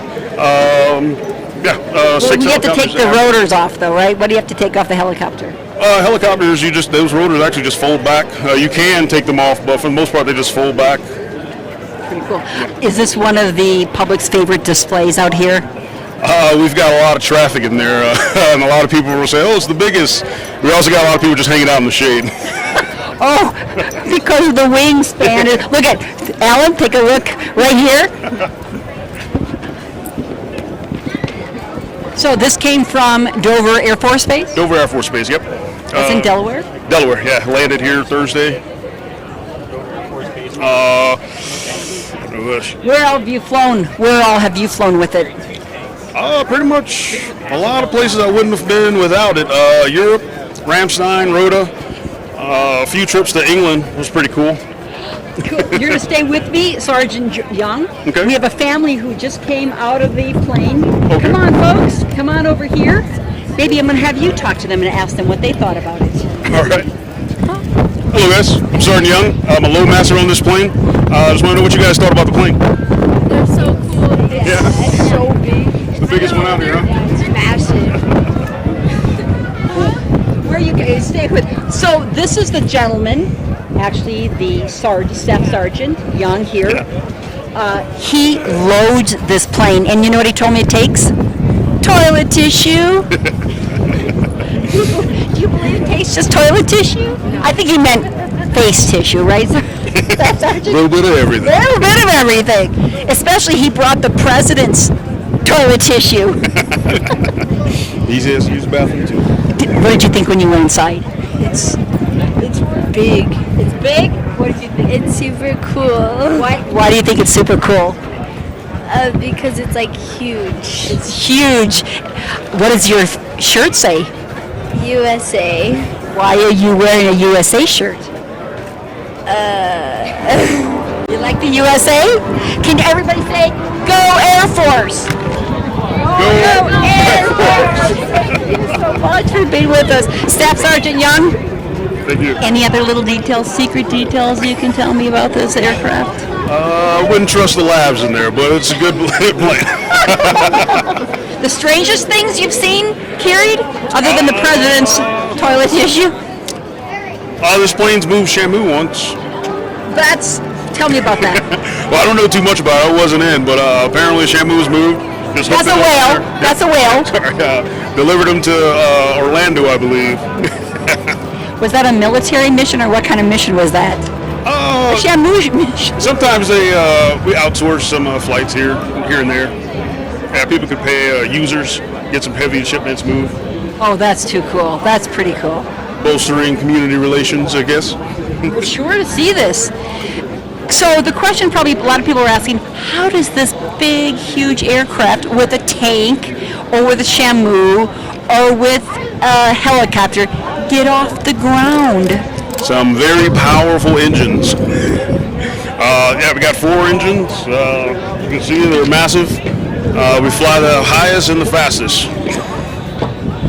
What do you mean the highest and the fastest? Altitude-wise, we're high. And as far as speed goes, our engines put out quite a bit of thrust.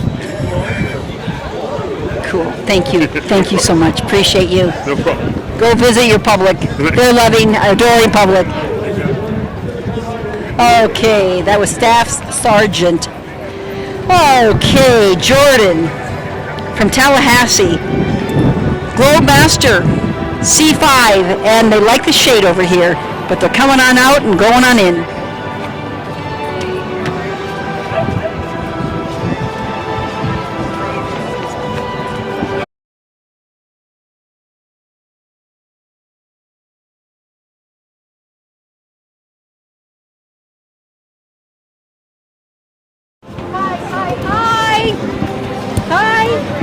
Hi, I'm Diane.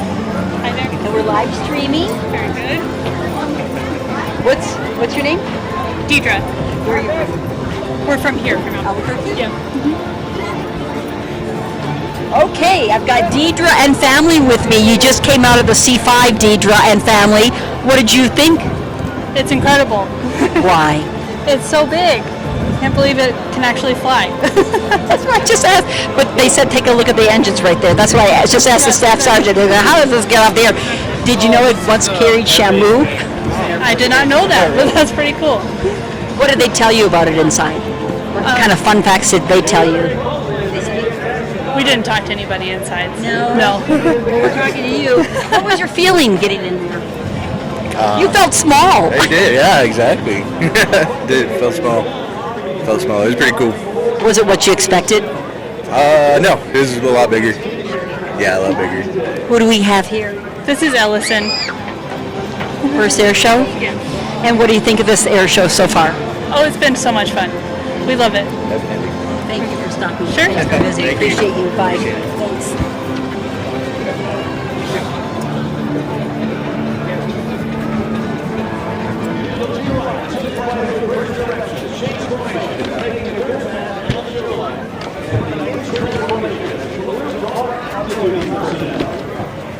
What's going on? What's the next thing?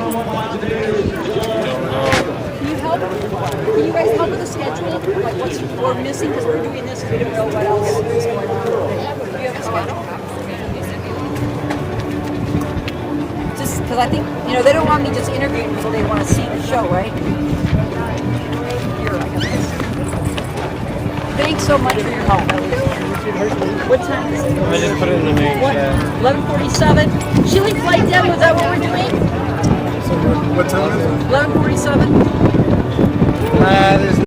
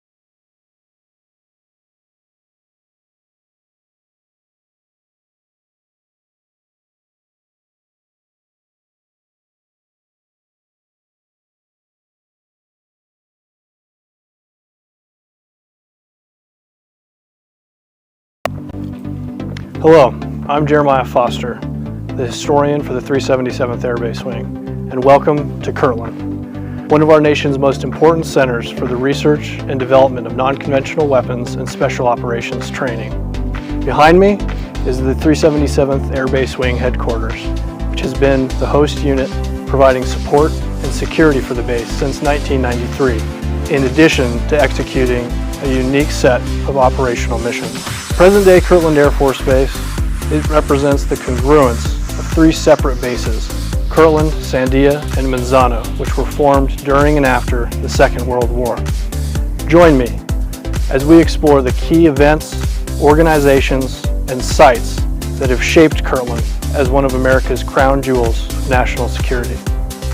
Kirtland Air Force Base employs over 23,000 personnel, hosts 108 tenant organizations, and covers over 52,000 acres. The base also contributes billions of dollars a year to the local economy. Kirtland's history is closely tied to the history of aviation in Albuquerque. With the establishment of several civilian airfields in the 1930s, and with storm clouds gathering over Europe, the area saw the establishment of an Army Air Corps aviation depot in the area. In 1941, it officially became Albuquerque Army Air Base, with Lieutenant Colonel Frank D. Hackett serving as the base's first permanent commander. Later that year, the airmen of the 19th Bombardment Group arrived, and the base became an important bombardier training base as the United States entered the Second World War. In 1942, General Henry H. Hap Arnold renamed the base Kirtland Field in honor of Air Corps aviation pioneer Colonel Roy C. Kirtland, who had been trained by the Wright brothers and was the first U.S. airman to fire a machine gun from a biplane. The second base, later known as Sandia Base, was built up on the east side of Kirtland Field and provided critical support for the Manhattan Project going on at Los Alamos. The base also assisted with the development of other weapon systems, such as the variable time proximity fuse, which was used to great effect by American forces during the war. Once in flight, the fuse sends out radio waves, which are its feelers, continually probing the space around the shell in search of a suitable target. When the shell passes close to a target, such as an airplane, the radio waves are reflected back to the fuse, where they trigger a firing circuit and explode the projectile. The same system may be applied to targets on the ground. In the post-war years, Sandia became the home of Sandia Laboratories and saw the development of other critical development and support agencies, such as the Armed Forces Special Weapons Project, now the Defense Threat Reduction Agency, and the Air Force Special Weapons Center, which was created to determine the future employment of nuclear weapons. In the 1950s, experiments were conducted which saw biophysicists deliberately flying through nuclear clouds to determine radiation hazards, as well as conduct research on high-altitude nuclear explosions, exploring the nature of the Van Allen radiation belts around the Earth. In the 1970s, the base saw construction of the Tresso Electromagnetic Pulse Simulator, the largest wooden glue laminated structure in the world, where aircraft and equipment were subjected to millions of volts of electricity to simulate the effects of nuclear explosion and assess hardness to electromagnetic pulse generated by a nuclear blast. Kirtland's long and storied history has made it an indispensable center for training and special weapons development, central to our nation's national defense.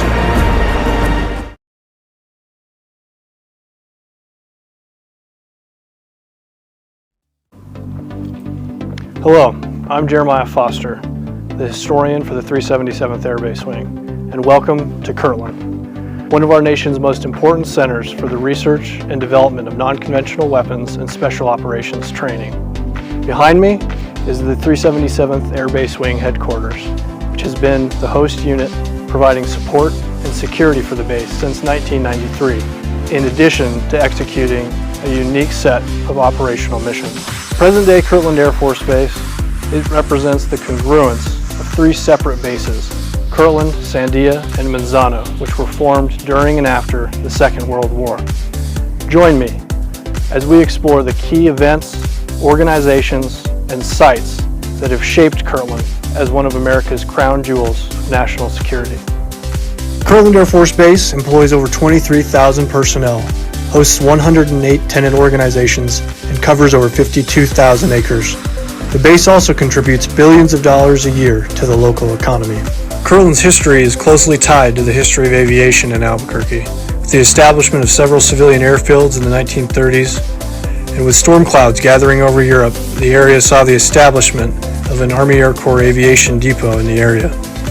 In 1941, it officially became Albuquerque Army Air Base, with Lieutenant Colonel Frank D. Hackett serving as the base's first permanent commander. Later that year, the airmen of the 19th Bombardment Group arrived, and the base became an important bombardier training base as the United States entered the Second World War. In 1942, General Henry H. Hap Arnold renamed the base Kirtland Field in honor of Air Corps aviation pioneer Colonel Roy C. Kirtland, who had been trained by the Wright brothers and was the first U.S. airman to fire a machine gun from a biplane. The second base, later known as Sandia Base, was built up on the east side of Kirtland Field and provided critical support for the Manhattan Project going on at Los Alamos. The base also assisted with the development of other weapon systems, such as the variable time proximity fuse, which was used to great effect by American forces during the war. Once in flight, the fuse sends out radio waves, which are its feelers, continually probing the space around the shell in search of a suitable target. When the shell passes close to a target, such as an airplane, the radio waves are reflected back to the fuse, where they trigger a firing circuit and explode the projectile. The same system may be applied to targets on the ground. In the post-war years, Sandia became the home of Sandia Laboratories and saw the development of other critical development and support agencies, such as the Armed Forces Special Weapons Project, now the Defense Threat Reduction Agency, and the Air Force Special Weapons Center, which was created to determine the future employment of nuclear weapons. In the 1950s, experiments were conducted which saw biophysicists deliberately flying through nuclear clouds to determine radiation hazards, as well as conduct research on high-altitude nuclear explosions, exploring the nature of the Van Allen radiation belts around the Earth. In the 1970s, the base saw construction of the Tresso Electromagnetic Pulse Simulator, the largest wooden glue-laminated structure in the world, where aircraft and equipment were subjected to millions of volts of electricity to simulate the effects of nuclear explosion and assess hardness to electromagnetic pulse generated by a nuclear blast. Kirtland's long and storied history has made it an indispensable center for training and special weapons development, central to our nation's national defense.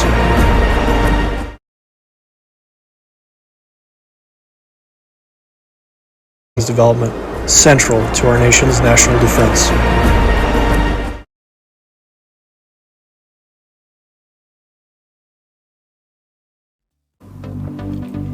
Hello, I'm Jeremiah Foster, the historian for the 377th Air Base Wing, and welcome to Kirtland, one of our nation's most important centers for the research and development of non-conventional weapons and special operations training.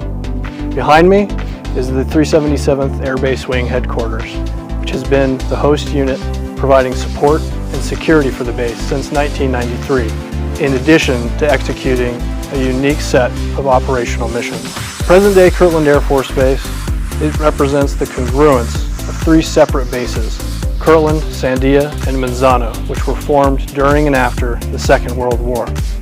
Join me as we explore the key events, organizations, and sites that have shaped Kirtland as one of America's crown jewels of national security. Kirtland Air Force Base employs over 23,000 personnel, hosts 108 tenant organizations, and covers over 52,000 acres. The base also contributes billions of dollars a year to the local economy.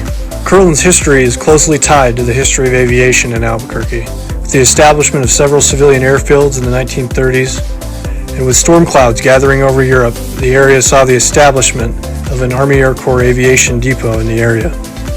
In 1941, it officially became Albuquerque Army Air Base, with Lieutenant Colonel Frank D. Hackett serving as the base's first permanent commander. Later that year, the airmen of the 19th Bombardment Group arrived, and the base became an important bombardier training base as the United States entered the Second World War. In 1942, General Henry H. Hap Arnold renamed the base Kirtland Field in honor of Air Corps aviation pioneer Colonel Roy C. Kirtland, who had been trained by the Wright brothers and was the first U.S. airman to fire a machine gun from a biplane. The second base, later known as Sandia Base, was built up on the east side of Kirtland Field and provided critical support for the Manhattan Project going on at Los Alamos. The base also assisted with the development of other weapon systems, such as the variable time proximity fuse, which was used to great effect by American forces during the war. Once in flight, the fuse sends out radio waves, which are its feelers, continually probing the space around the shell in search of a suitable target. When the shell passes close to a target, such as an airplane, the radio waves are reflected back to the fuse, where they trigger a firing circuit and explode the projectile. The same system may be applied to targets on the ground. In the post-war years, Sandia became the home of Sandia Laboratories and saw the development of other critical development and support agencies, such as the Armed Forces Special Weapons Project, now the Defense Threat Reduction Agency, and the Air Force Special Weapons Center, which was created to determine the future employment of nuclear weapons. In the 1950s, experiments were conducted which saw biophysicists deliberately flying through nuclear clouds to determine radiation hazards, as well as conduct research on high-altitude nuclear explosions, exploring the nature of the Van Allen radiation belts around the Earth. In the 1970s, the base saw construction of the Tresso Electromagnetic Pulse Simulator, the largest wooden glue laminated structure in the world, where aircraft and equipment were subjected to millions of volts of electricity to simulate the effects of nuclear explosion and assess hardness to electromagnetic pulse generated by a nuclear blast. Kirtland's long and storied history has made it an indispensable center for training and special weapons development, central to our nation's national defense.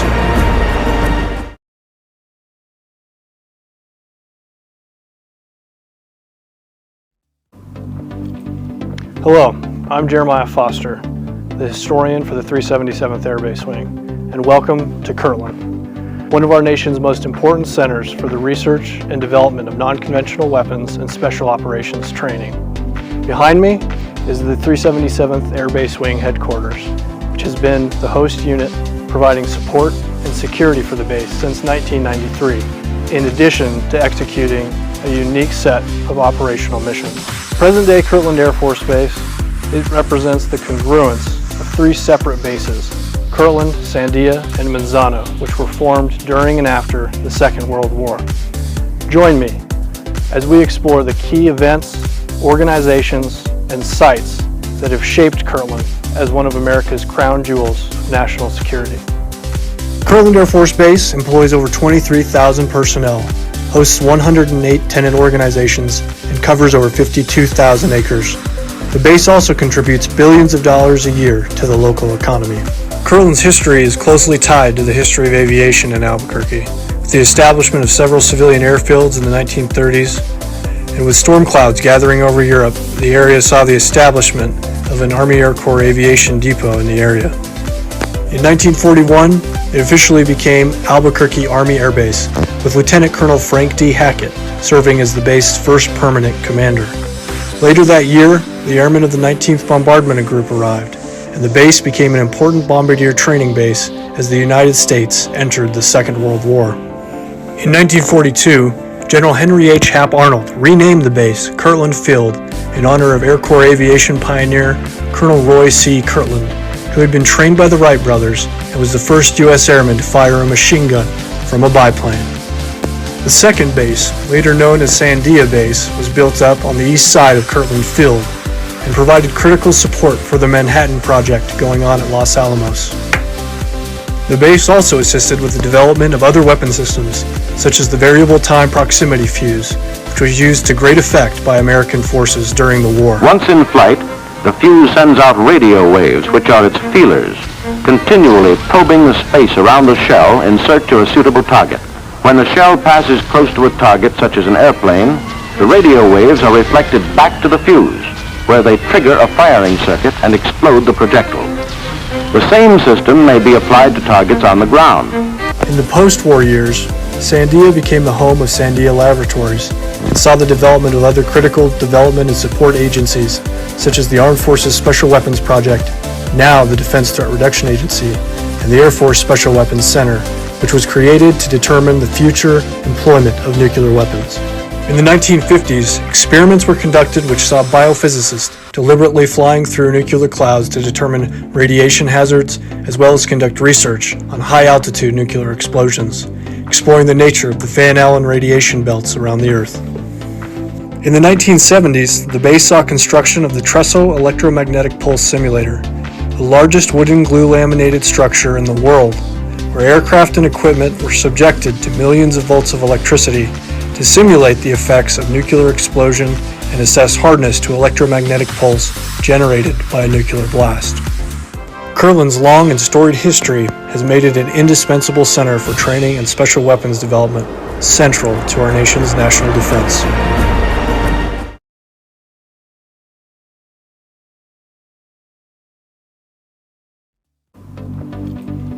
Hello, I'm Jeremiah Foster, the historian for the 377th Air Base Wing, and welcome to Kirtland, one of our nation's most important centers for the research and development of non-conventional weapons and special operations training. Behind me is the 377th Air Base Wing headquarters, which has been the host unit providing support and security for the base since 1993, in addition to executing a unique set of operational missions. Present-day Kirtland Air Force Base, it represents the congruence of three separate bases, Kirtland, Sandia, and Manzano, which were formed during and after the Second World War. Join me as we explore the key events, organizations, and sites that have shaped Kirtland as one of America's crown jewels of national security. Kirtland Air Force Base employs over 23,000 personnel, hosts 108 tenant organizations, and covers over 52,000 acres. The base also contributes billions of dollars a year to the local economy. Kirtland's history is closely tied to the history of aviation in Albuquerque. With the establishment of several civilian airfields in the 1930s, and with storm clouds gathering over Europe, the area saw the establishment of an Army Air Corps aviation depot in the area.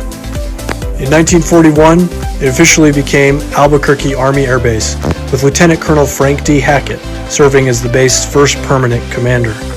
Later that year, the airmen of the 19th Bombardment Group arrived, and the base became an important bombardier training base as the United States entered the Second World War. In 1942, General Henry H. Hap Arnold renamed the base Kirtland Field in honor of Air Corps aviation pioneer Colonel Roy C. Kirtland, who had been trained by the Wright brothers and was the first U.S. airman to fire a machine gun from a biplane.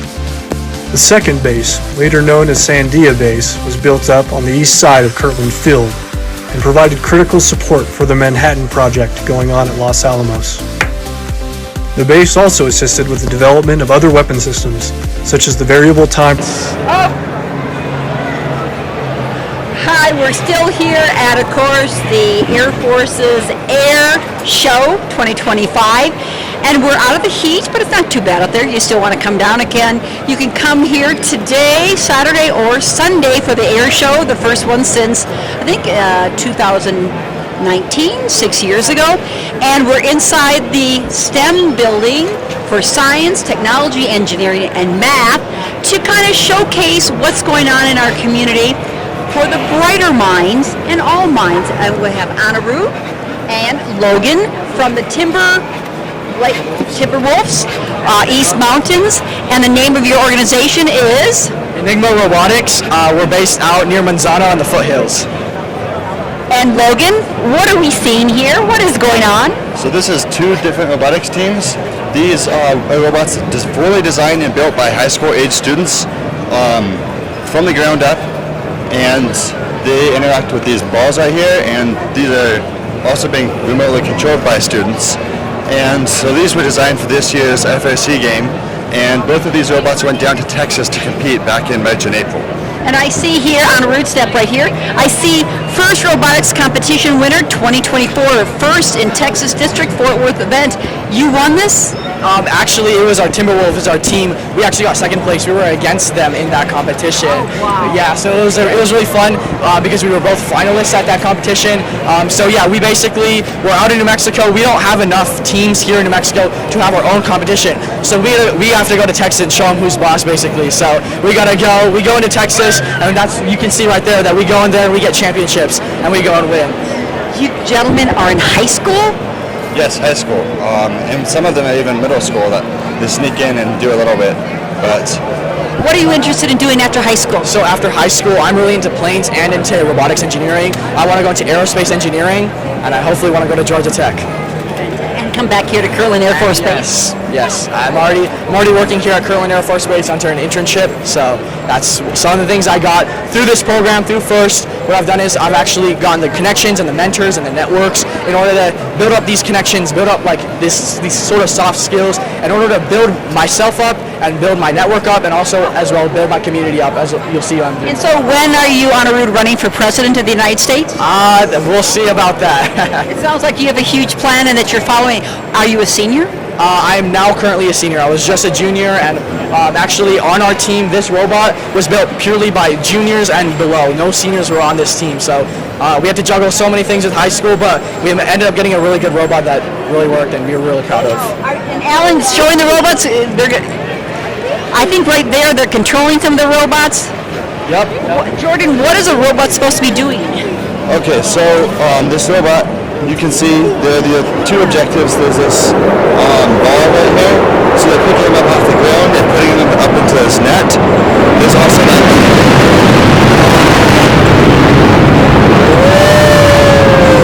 We better get outside. Something's going on. There's also that cage right there. These robots can hook onto that metal cage that's swinging around and climb onto it. And there's also these chunks of PVC pipe. Do you want to go grab that PVC pipe real quick? There are these chunks of PVC pipe. You can see the robots can collect, and it can put them onto these large metal reef thing we have over there. Fantastic. Gentlemen, thank you so much, and congratulations. I mean, you know where you're going. Jordan, thank you, Anirudh. Thank you so much. And we have a nice young lady here. Hi, what's your name? I'm Emma. Emma, pick up the controller. Okay. Emma's the boss of things, it looks like. If you have the controller, are you the boss, Emma? Definitely. Tell me about the robotics. It's really fun. I found like my second family here. It's been great. I love it. And show us what you can do with the... So you can drive it. I'm just the controller. He's the operator. So I make it go places and he makes it do things. Okay. Make it go places, Emma. Okay. We're gonna, that one's... Who's controlling the red one? Me. Oh, okay. Have it come towards us. Come towards us? Okay. That's really cool. Thank you. Wonderful. Appreciate it. And what are you going to do after high school? I'm probably going to go into electrical engineering at CNM. Fantastic. And why? Because of this. This is awesome. Tell your friends out there who don't know about robotics or about engineering what makes it so cool. You get to just create basically whatever you want. There's no limits. You can do whatever you want. And what do you want to do? I want to build a rocket. Oh, low expectations. I'd say that's kind of high expectations. Here we got Emma, and what she wants to do, I've never heard that from a kid, I'm sorry, and you are a kid, you're still in high school. You want to build a rocket. I do want to build a rocket. Why, Emma? Because space is cool. What makes it cool?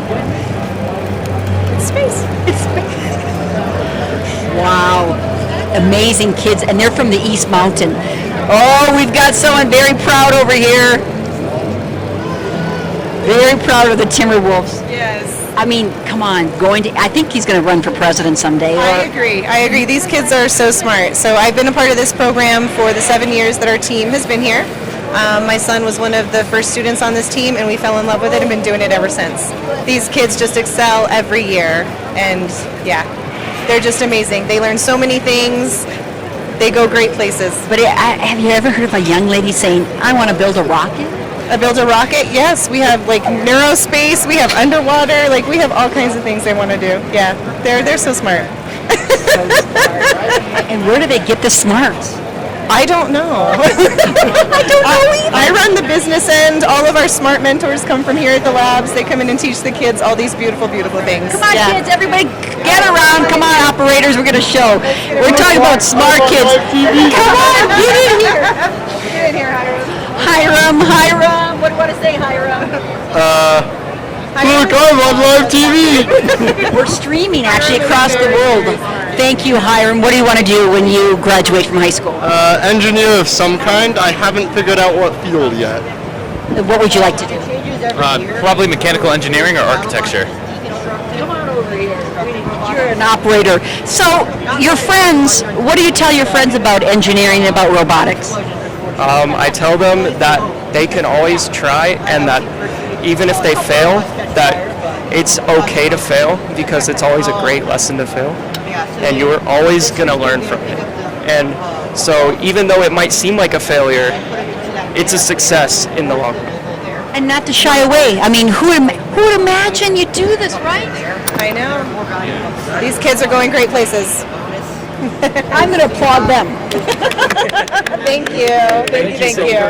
And we thought the stars here at the air show were up in the sky, but we got the stars of the future Yep, here on the field. right here on the field at the STEM demonstration. We encourage people to come out here. Yes, definitely come out. All ages. We do outreach for different ages. We have different levels. There's a Lego team for the little guys.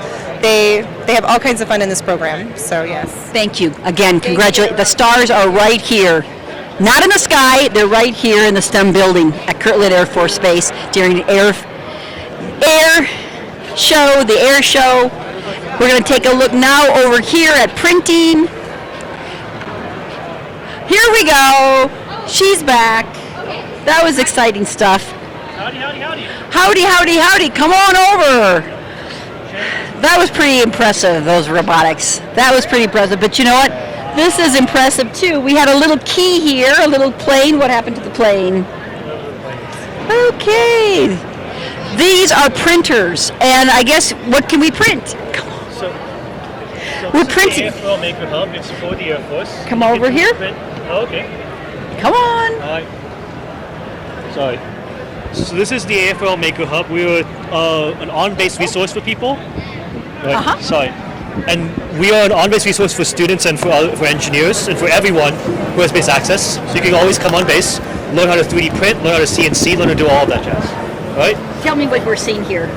Okay. No, come on, speak. So this is our 3D printer that is at our maker space. So correct me if I'm wrong, you can either pre-purchase your materials or you can bring materials in as long as that they are corresponding with our machinery and that you can use the space. Where's the plane? You want to go find Where's the real plane? Where's the plane that we saw before? So this is remember you showed me? These two are definitely our leads for the makers. But I mean, where did the little plane go? Oh, the model that was the model. Build one real quick. So these Okay, things are super good. fast, right? Yeah. So he's building they just one. break apart really quickly, and we put these together because at the makerspace, our primary motivation is to make sure that everybody understands that they have the ability to creatively build and design and be makers. Alan's showing all this. Inside of everybody, there's a maker.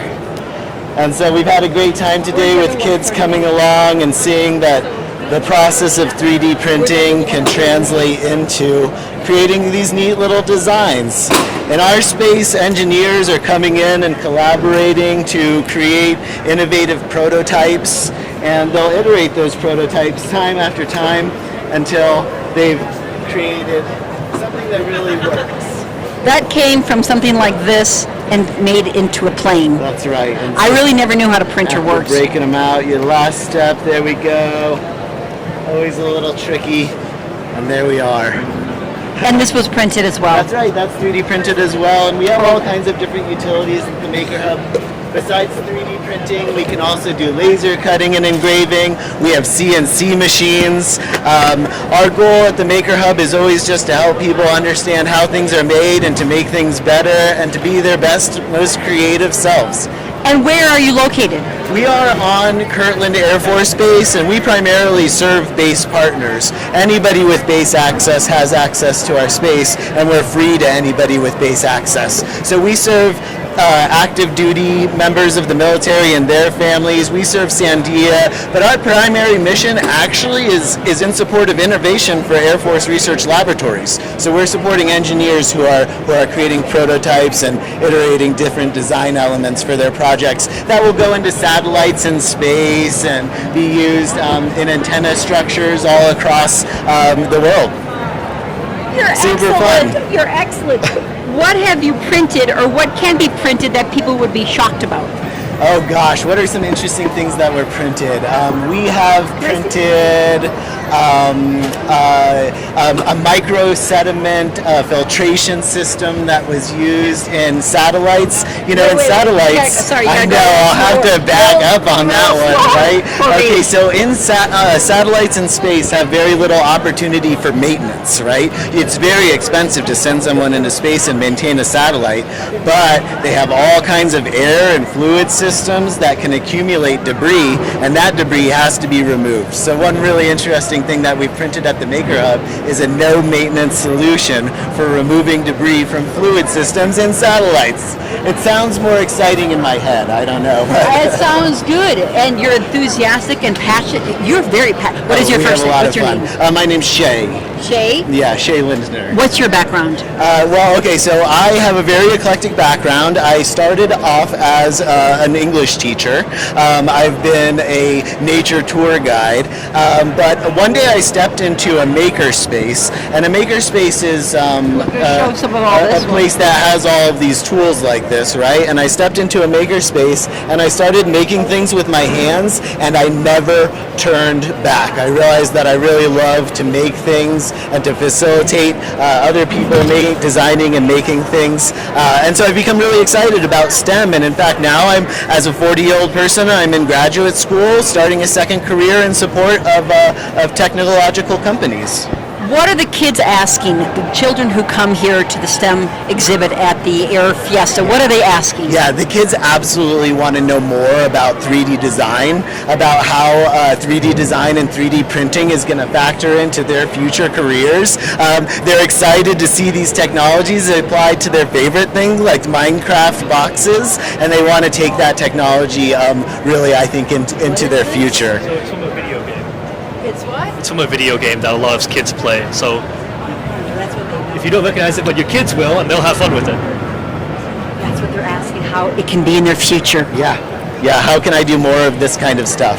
And that's really fun for us to hear. That's what we're all about here. And what's all this here? Oh, this is so interesting. This is a way to create filament, 3D print filament, out of recycled bottles. Right? So you can take a soda bottle, you put it into this machine, it hopefully extrudes recycled plastic that then you can use to 3D print. We originally started developing this concept during COVID when it became very difficult to find a 3D print filament for a little while, and we thought, boy, what can we do to avoid this problem in the future? Oh boy, if anybody wants enthusiasm for their child, if they want to have that to rub off, come on. Visit AFRL, man. We're excited to get you started. Thank you. Pleasure. Pleasure's Love mine. your enthusiasm. Thanks so Love much. it. Thank you so much. Appreciate you. Thank you. Thank you. Yeah, sorry to, I'm all like, I'm one of the They're supports. excellent. Oh, it's very exciting here. Let's move on. I found out here UNM Engineering is exciting as well. I was here this morning and I asked, do you have anything interactive? And you said you did. What do you have that's interactive here? So we have a number of different things. This one right here. Of course, this is UNM Engineering. So this demo right here is something that one of our research labs is building as an educational demo. This demonstrates the different ways that our power grid interacts and the way it can balance. And then you can change a lot of the parameters in the software and you see the actual power that's being generated. Of course, I see this. I see this little... This one? Yeah. So we run a summer program every year for high schoolers. And this is an example of one of the things that they get to build. It's got a bunch of sensors on it, so you can teach it to not run into walls and things. And so we have this here. Students can just play with the controls around it. What are kids asking you here at the Air Fiesta 25? What are they asking you? What are they most interested in? They're most interested, there's a lot of interest in jet engines, which makes sense considering where we are. And so we do have a model of a jet engine. This is it? This right here. Okay. So it's a little less advanced than some of the ones you'll see today, but this shows how a jet engine works. And so students can see the way the fans spin, and then the way it works is fuel is injected, it is combusted, it creates a large amount of pressure that sends it out the back really fast. So even though air is really light, if you send enough of it out fast enough, you'll go forward at the speeds you're going to see today. And so They're excited about that. Yeah. They're excited to see it outside and right here at the STEM exhibit. Thank you. Thank you so much. I'm glad to see that. We're moving on, moving on. Army guy knows. So this is EOD. Okay, I've got with me Staff Sergeant Duterte. Yes. Thank you so much for joining us. And we are looking at some action of the Luke Air Force Base's F-35. We hear that. So we're going to shoot the sky. Alan here, Winston, is going to shoot up into the sky, and he's going to change our interview, okay, when we hear it. But you worked at Luke Air Force Base. Yes, I was an aircraft maintainer before I crossed over to EOD. Oh. Yes. So you saw a lot of F-16s and F-35s at Yes. Luke Air Force Base. And where's that located? Phoenix Air Force Base, Phoenix, Arizona. I am very sorry. That's our neighbor in Maricopa County is Luke Air Force Base. And that's where they have the F-16, the F-35. Yep. And you worked around them, with them. I worked around them. I originally was a 2W1, so I was a weapons troop on the F-16 specifically. So. What does that do? What do you do? So, I did load bombs in my previous career. Oh, thank you so much for sharing that. And again, Alan's going to shoot that. We're not going to let you miss that F-35. But in the meantime, what the heck is going on here? So this is EOD. What's that? So Explosive Ordnance Disposal. So we are the bomb squad for the Air Force. So some of the stuff we have out here is we have our main large robot. We do have... We're checking it. We're checking it. There it is.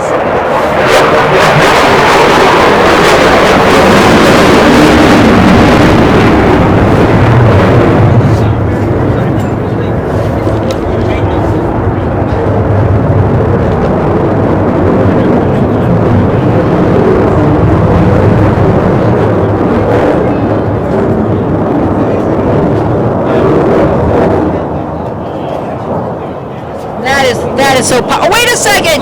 You're in dressing. Don't strip here right in front of the camera. What's going on here?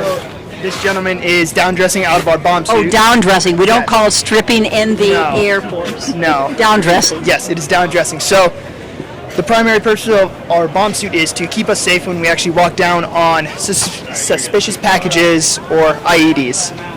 So, and that's anywhere on the base or anywhere in a community, anywhere in the world? So we focus mostly... Okay, you gonna put one on me? Let's dress me up. Let's dress me up. All right. Okay, we're dressing me up in the bomb So suit. for the bomb suit to keep us safe, our primary responsibility is to the base, and when we go overseas... What happened to him? I'll grab someone. When we go overseas, we do handle stuff over there. But that is more in a deployed actual location. Have you been in a deployed actual location? I have never gotten to be deployed. I'm very sad. So what do you do here at Kirtland? So here at Kirtland, we help with a lot of the secret squirrel projects that go on when we have to. We also help with UXOs that are found on the base and in the local area.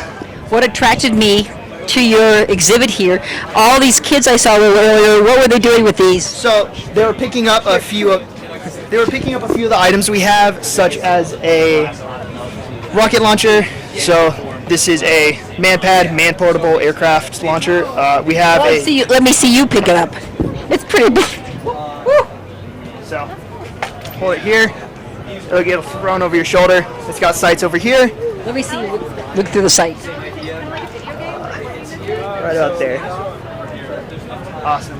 That attracted a lot of attention just a little while ago. I saw everybody carrying these rocket launchers. Everyone loves to get pictures in the bomb suit, in our body armor and stuff with the launchers and the AK-47. Pick up the AK-47.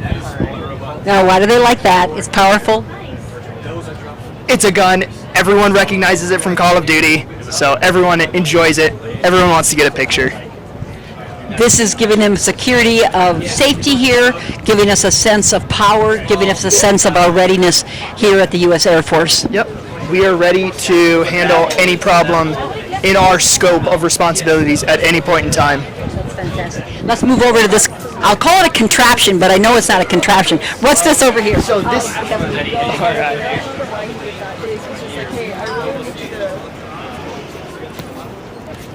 So this is our main large robot. This is our T7. I would love to show it working, but we're having some issues with it. But when we get a call for an IED or suspected IED, this is what we will send down first, so that we are not putting ourselves at risk.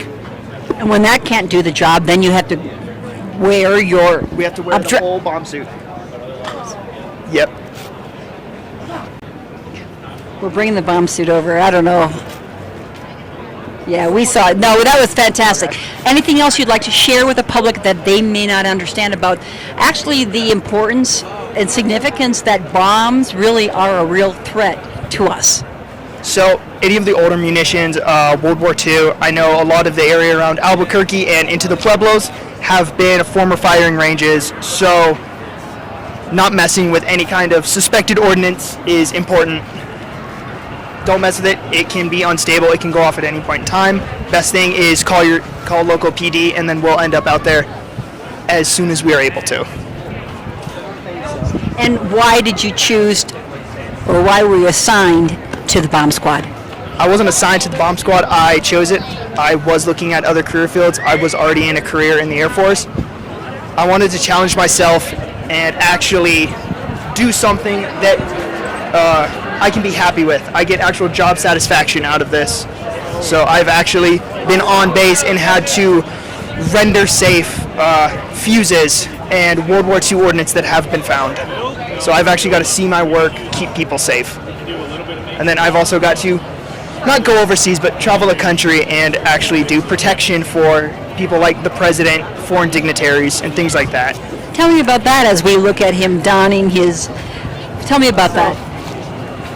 One of the mission sets we have is VIPs, so very important persons. One of the things that we are able to do is, with our expertise, we are able to search in hotels and other places that people might be. I have in the past went to the Daytona 500 to make sure that it is safe, as well as I went to the UFC fights. I believe it was UFC 309, the last big one that happened. I was at Madison Square Garden, and I did get to clear that out as well. And that's behind the scenes. The public doesn't even see that we're doing this. Yes, ma'am. They don't see any of it. They may see it here and there, but they're not going to see it. Tell me what he has on. So this is our EOD-10 bomb suit. When we do have to go down range, this is what we're going to wear. It's the latest and greatest. So, how does it feel in there? It's pretty warm. It's not so warm out here. You're in the shade. You're under the shade. This thing's, no matter the temperature outside, this thing's hot. Put your little helmet on. Do you feel safe in there? Oh, a lot safer. There we go. So it's just not wearing helmets going up in space. You look like an astronaut, but you are a bombonaut. Yep, we are. Thank you so much for visiting with me. Appreciate Thank you, your ma'am. service, your passion. And he wants me to stop talking because he wants to down dress now. He wants to down dress. I call it stripping, but they call it down dressing. Anything else you'd like to share with boys and girls out there regarding being in the military, being in the Air Force? Join the Air Force, be EOD. Because? It's fun. It's the bombing place to be. Yep. Anti-bombing. It is. It's fun. I love it. I see your passion. Fantastic. Again, appreciate you. Thank you, ma'am. Thanks for your passion and your service. Good to see that in a young man. Okay, thank you so much. We're, again, tracking that F-35. We don't want you to miss a thing. We're going to move down over here.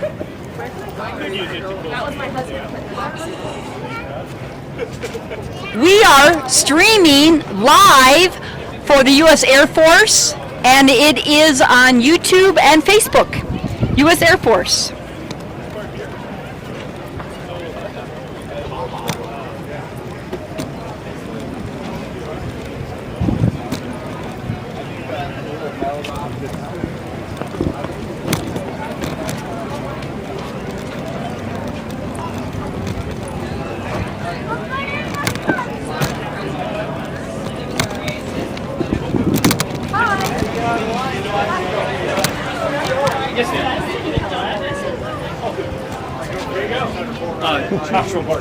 Okay, Joshua.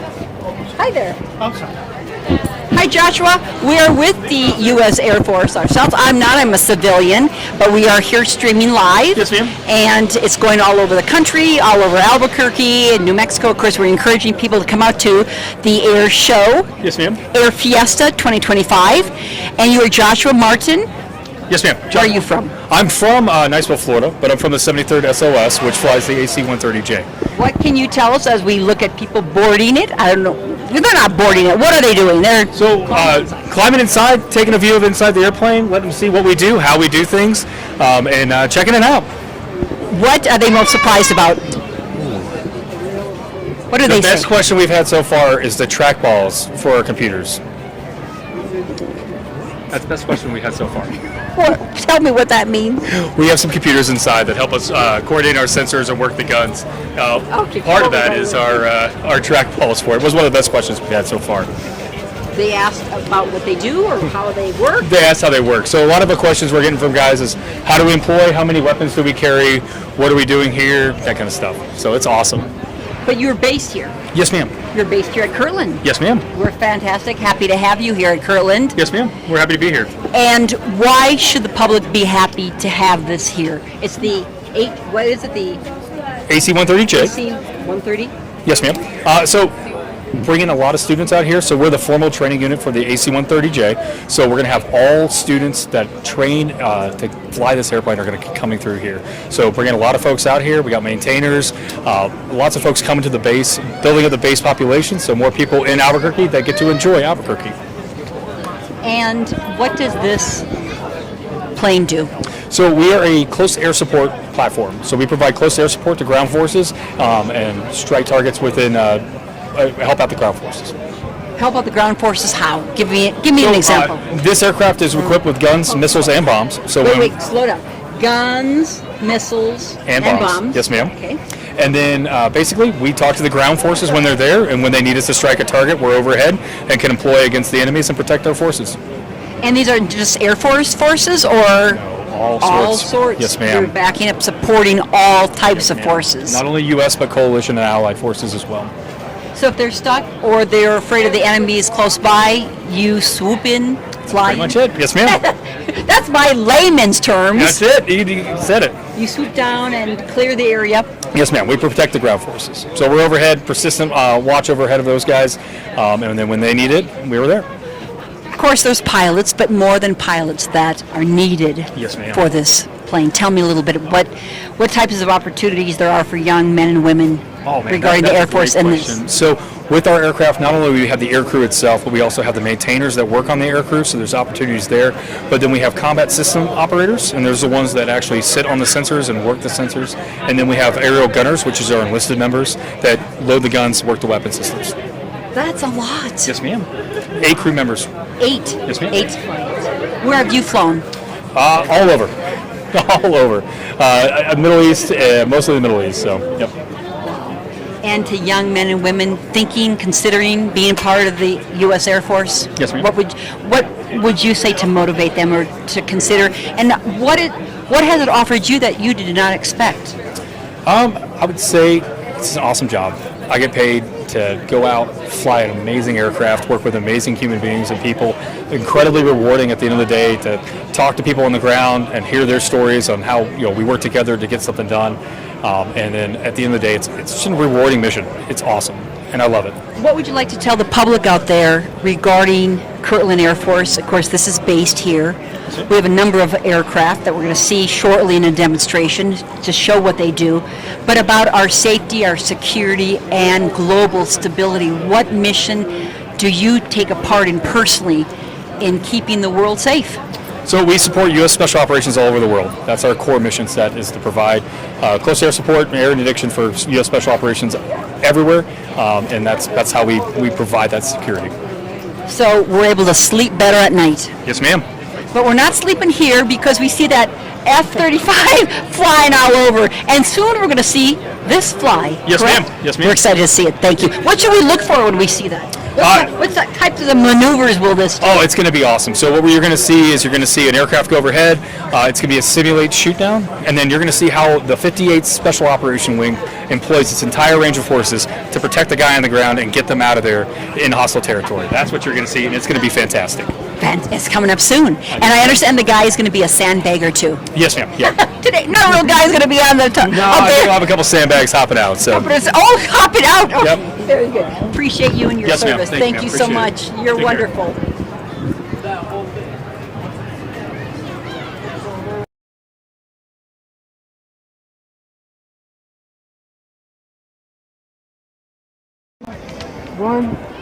I am with military airmen, with the 58th Special Operations Wing, and its mission, of course, is to train mission-ready U.S. Air Force Special Operations, combat, search and rescue, and also to help with search and rescue and operations with the Osprey. And I think there's a plane. Are we supposed to be taping that plane, or is that a commercial plane? That's a C-130. That's C-130. There we go. Looks like our capability demo is about to start. Tell us about the capability demo that you're doing right now. And I am with Major Captain Rick. Yes. Captain Rick.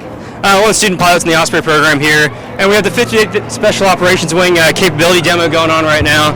So we have a few aircraft that get trained here, MCs, HCs-130s, as well as AC-130s, and then we have the Osprey, the UH-1 Huey, and the HH-60 Whiskey Blackhawk rescue helicopter. So we're going to demo a lot of those capabilities out here.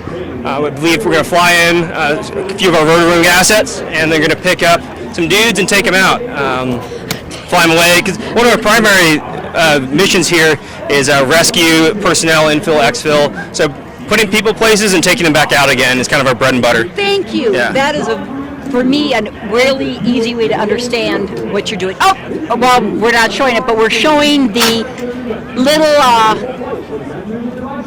sandbag that was just dropped. We have a parachuted sandbag to demonstrate down pilot.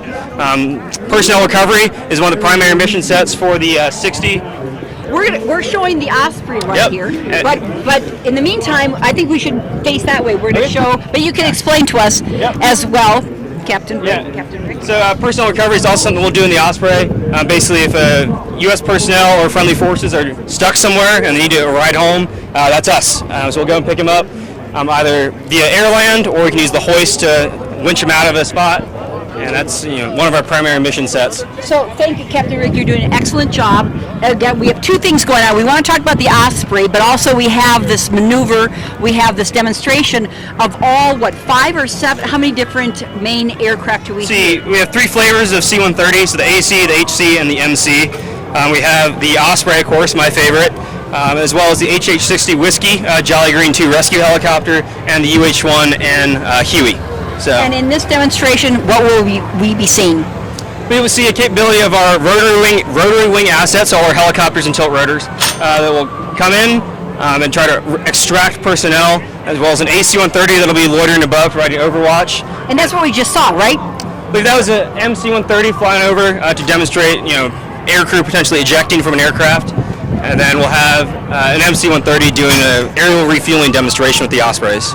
Okay, you're going to probably stay with us, Captain Rick, and tell us all that. But you said this Osprey is your favorite, and we're going to ask you about your favorite, but we're going to ask this gentleman here. You are?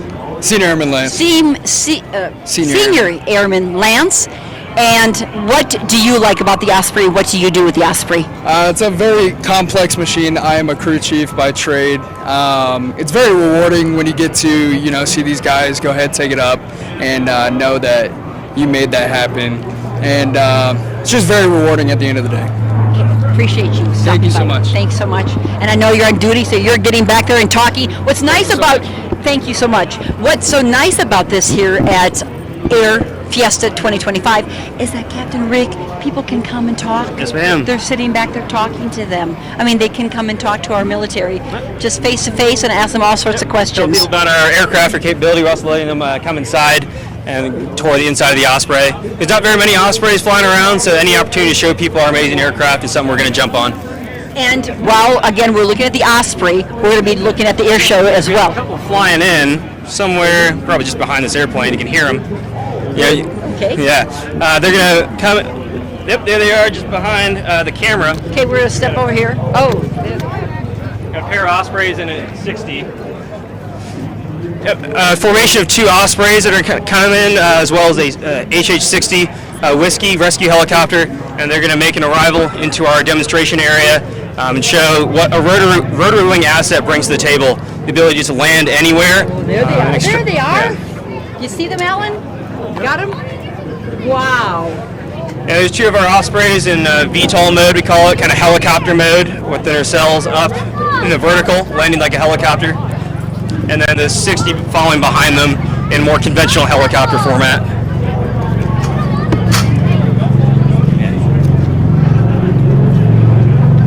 Yep, they got the gear down. They're going to come in for an approach to our simulated downed airmen, providing overwatch and bringing. We're actually going to walk over there. We're going to walk over so we get a better chance so we don't have this big plate in our way.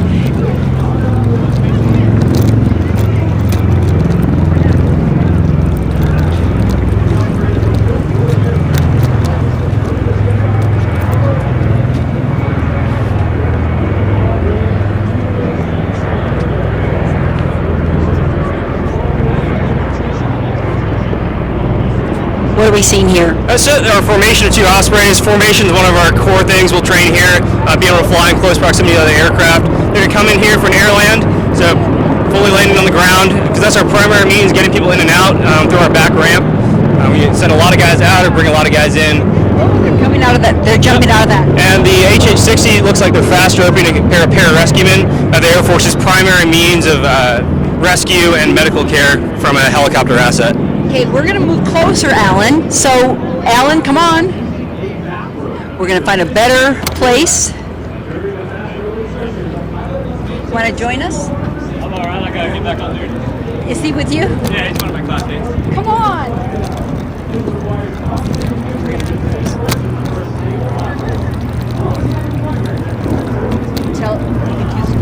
It looks like we got a pair of Ospreys on the ground. They're loitering. You know, our mission in this scenario would be to bring a rescue team in, so a lot of personnel. We have a big cabin and a big ramp. We can bring in personnel and vehicles and cargo. And the 60 is primary for medical evacuation here. Looks like we're on the move. Everyone's taking off, and they're going to form off to the south, providing mutual support. So they did drop out of that the HH-60. HH-60. Alan, we're going to get closer, Alan.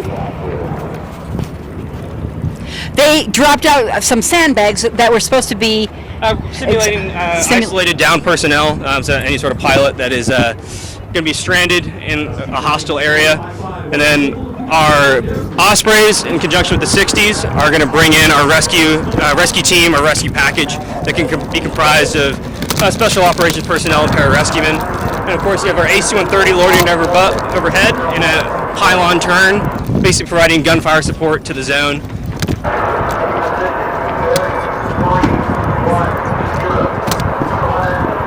So what are we expected to see next?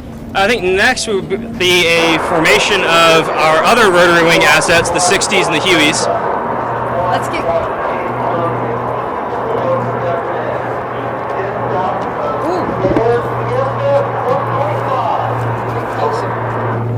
Ooh. This is where the action is. Yes, ma'am. But this is a simulation of something that we'd see where? It should be in any sort of combat environment when we have downed personnel in a place we need to rescue them. One of the core tenets of personal recovery is just not leaving people behind. So one of the mission sets we train here at 58th is the whole gambit of personnel recovery, both the medical rescue as well as overwatch and mission support. What is this supposed to be simulating? It sounds like... You'll notice the AC-130J Ghost Rider circling overhead to provide armed overwatch. Yep, it's going to simulate a hot LZ, we'd call it. So just a landing area that's contested by enemy forces. And that's one of the jobs of the AC-130 overhead is to provide us gunfire support. They've got a 30 mil forward as well as a 105 howitzer they'll use to shoot down to the zone, as well as missiles that they can shoot. AC-130 uniformed aircraft. One of our newer arrivals here at the 58th, the schoolhouse is now moved here, so all the primary training on AC-130s will be here, I think starting this year. today, the AC-130J touts 30 and 105 millimeter cannons, as well as a precision strike package. So it doesn't just bring cargo, but it has air fire. This aircraft's main job is gunfire support. So it's a dedicated gunship to mainly air-to-ground fires. Provide overwatch for anything we're doing. So we'll have an AC-130 loitering overhead, and then our rotary assets will come in low level and extract whoever we need to extract. Now we saw them come in. We saw the two Osprey, and the other was what kind of air? An HH-60, Jolly. Was kind of for medical personnel. Yeah, it's our combat search and rescue helicopter. We have another pair of them coming in here. An HH-60 as well as a Huey, bringing kind of a quick reaction force, simulation here. Two helicopter formations of HH-60 Whiskey, Jolly Green 2, and UH-1 Unicorn. Yep. So our two kind of dedicated helicopters we train here at 58th. The venerable UH-1 Huey, it's the Vietnam sound from the twin rotor blades, and then a version of the Black Hawk. Yeah. Specialized equipment to rescue, including Yep, first one's HH-60. It's a version of the Black Hawk modified for search and rescue. And then we have behind it, the UH-1 Huey, twin engine Huey basically. And we got another pair of them arriving here at the airfield. Another pair coming out here. today by Major Jared Strait, Major Paul Oaks. So what are we seeing there? So they're simply coming in to extract the personnel that are waiting on the tarmac here. I believe the Huey is going to do a hoist, so you'll see them using their hoist to extract personnel without landing. And then the HH-60 is going to be doing an air land to extract people quickly. So the people are still there? Yep. And you see the hoist coming down from the Huey now. They're lowering the hoist. The team member is going to hook up to it, and then they're going to lift him back up. All three of our rotor wing assets here are capable of hoist. We have a hoist in the back of the Osprey. We have a hoist inside the 60 as well as the Huey. They're climbing up. In a ladder. Yep, they deployed a rope ladder out the side. We call it AIE, alternate insertion extraction equipment. So it could be anything, a hoist, a fast rope, a ladder. Oh, they're hoisting this one. There he goes. He hit a classic Huey blade slap from his twin rotors. It's a great sound. So right now, these two aircraft loitering overhead, as well as the AC-130, kind of providing overwatch and command and control. And then these two helicopters down low are going to extract our personnel. So they've got everyone on board, getting ready to depart into the wind here, and then they'll be up and away with our rescued personnel. And what did the Osprey do? The Osprey came in. We would bring in a team generally, so infill a large team. But they were here today. Two of them we saw. Yes, ma'am. Yeah, they're kind of thing in the simulated mission demonstration. We'd bring in usually a special operations personnel team.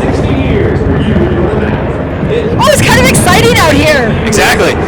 All the noise, all the helicopters working together. That's something we train a lot.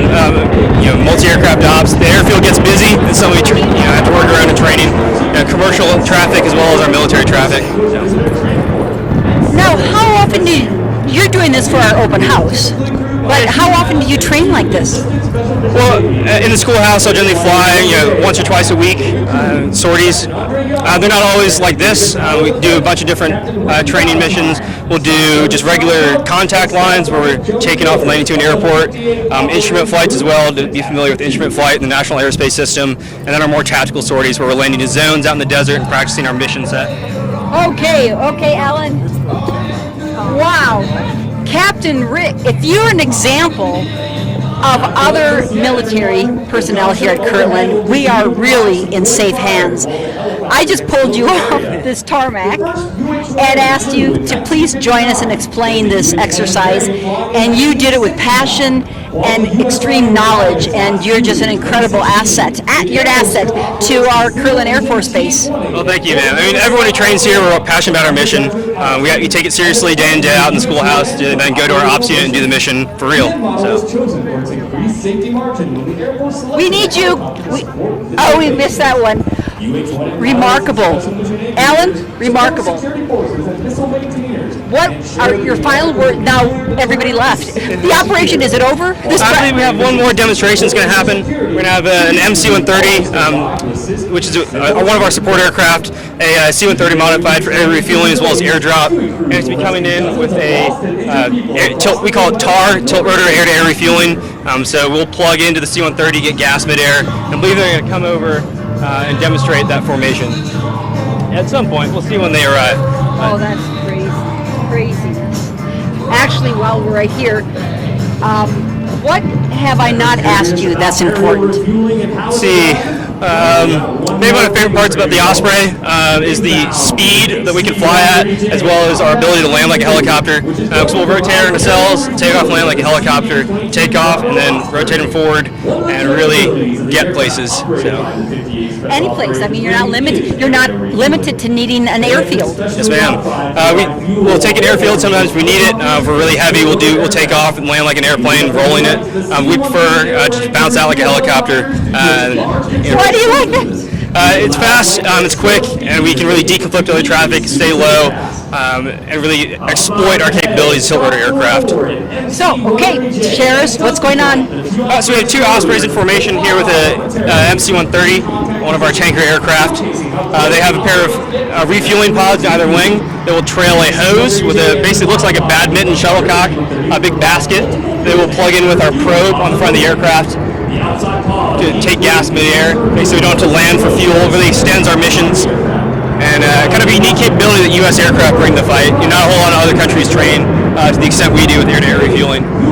So that's the fueling plane, and the things coming out the back. Yep, basically fuel hoses that come back, and we will plug into it with our probe and take fuel mid-air. What planes are going to be following it? What planes are going to be refueled?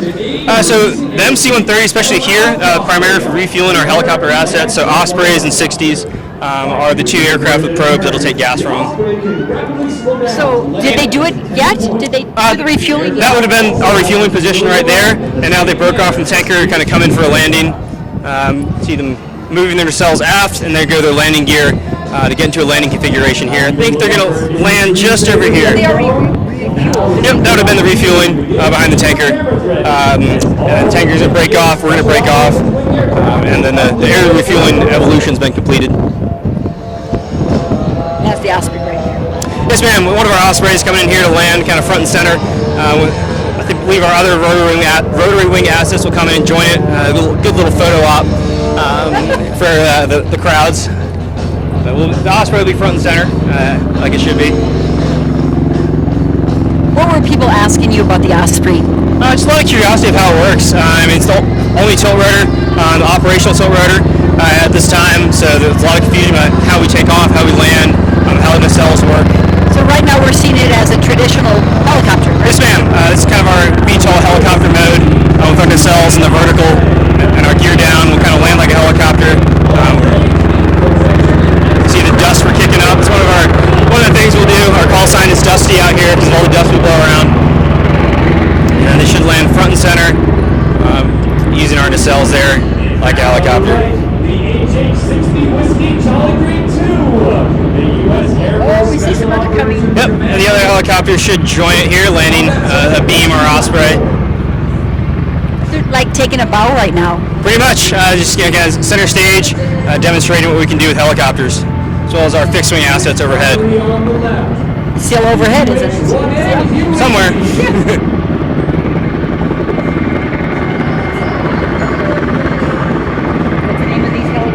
So starting from the left, we have the UH-1N twin Huey, the Iroquois, as it's called, but it's a Huey helicopter that you may have seen from Vietnam movies. In the center we have our CV-22B Osprey tilt rotor aircraft, and on the right we have the HH-60 Whiskey Jolly Green 2 rescue helicopter. Kind of the capabilities unique to rotary wing helicopters and tilt rotors. Our ability to kind of go anywhere and do what we want. Look at, they're just hovering. They're just hovering. Sitting in a hover. Let's see if we can move up closer, Alan. We're moving, taking a move. We're moving closer. These are the tremendous assets. That word assets that we have here. Oh, wow. Look at them hover. That is a pretty. And so still we have up in the air. Yep. Looks like one of our C-130 units, probably an AC-130, coming overhead.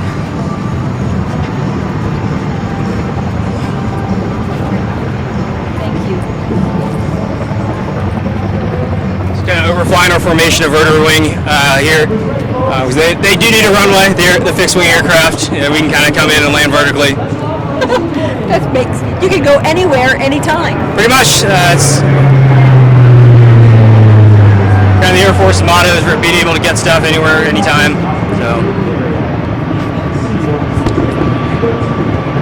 What's going on now? We'll see the helicopters departing from our formation here, and I think we're going to taxi back to parking and call it for a day. For the Hueys, right, they have skids, no wheels, so they're going to air taxi here, kind of hovering. And then our Ospreys and Jolly Greens have wheels, so we're just going to taxi in like a regular wheeled aircraft back to parking.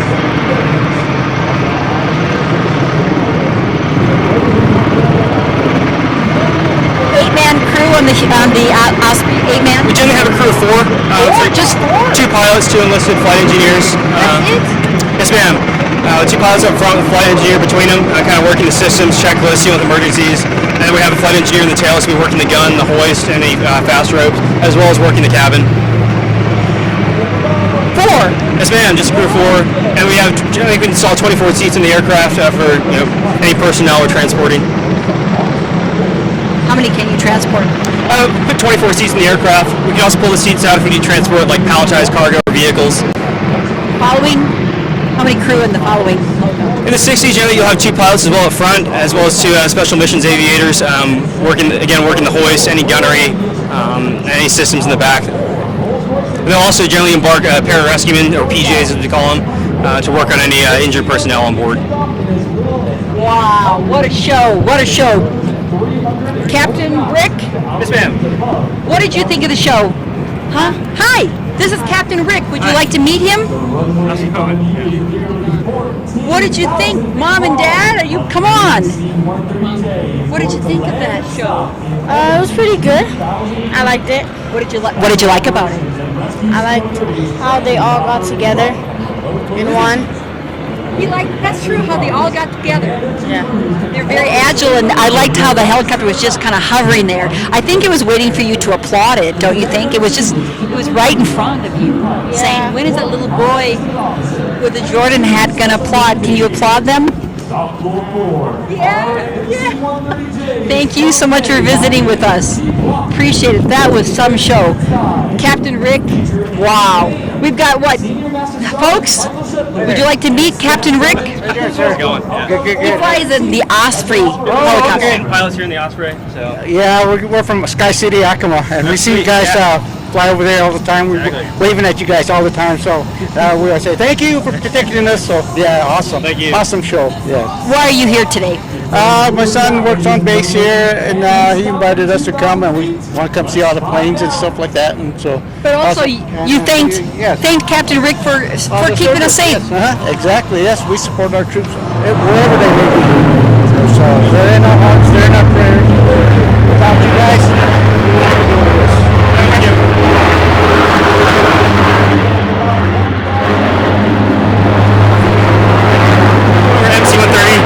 Hercules aircraft, the Commando 2, one of our special operations versions of the C-130. It was the one doing the air refueling demo and just coming in for a landing. We'll taxi back over to our parking spots. That's powerful. Yep, 4 big engines on there, a lot of power, a lot of thrust, carry a lot of weight. Oh, it's coming back around. Stay with us, Captain Rick, as it comes around. Down here at the air show, we're just happy to show off what we can do to our locals here in Albuquerque, as well as we use their airport and their airspace. We just want to say thank you to them for letting us use this as a training area. And like this gentleman from Yakima, he wants to thank you. He said he waves from the ground to the sky, but he's actually here to thank you today. I'm happy to do it. I enjoy flying. We enjoy flying around here in the training.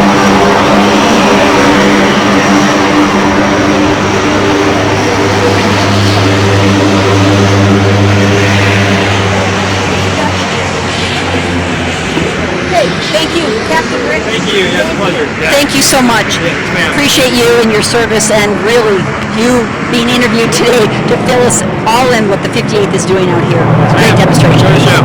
Thank you, Captain. This is the place, this is the corner to be. Alan?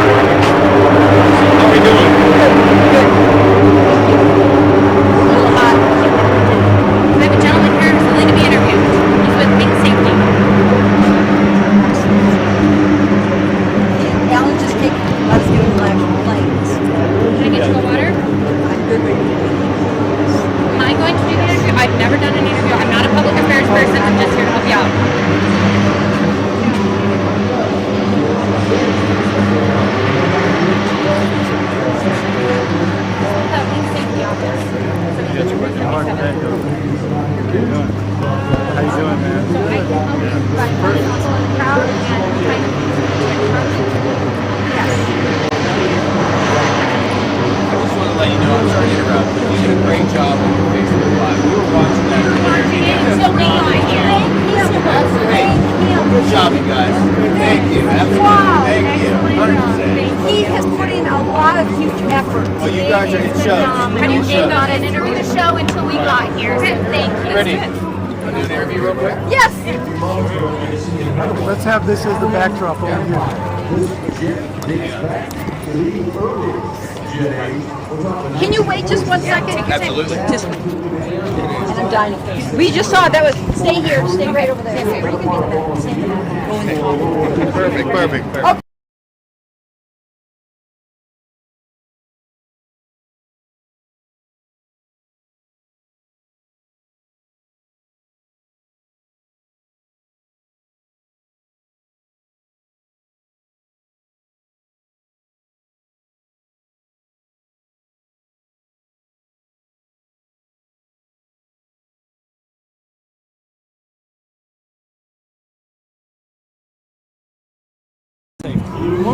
I am here with Eric Ryder with Wing Safety, and that's with the, 377th Air Base Wing.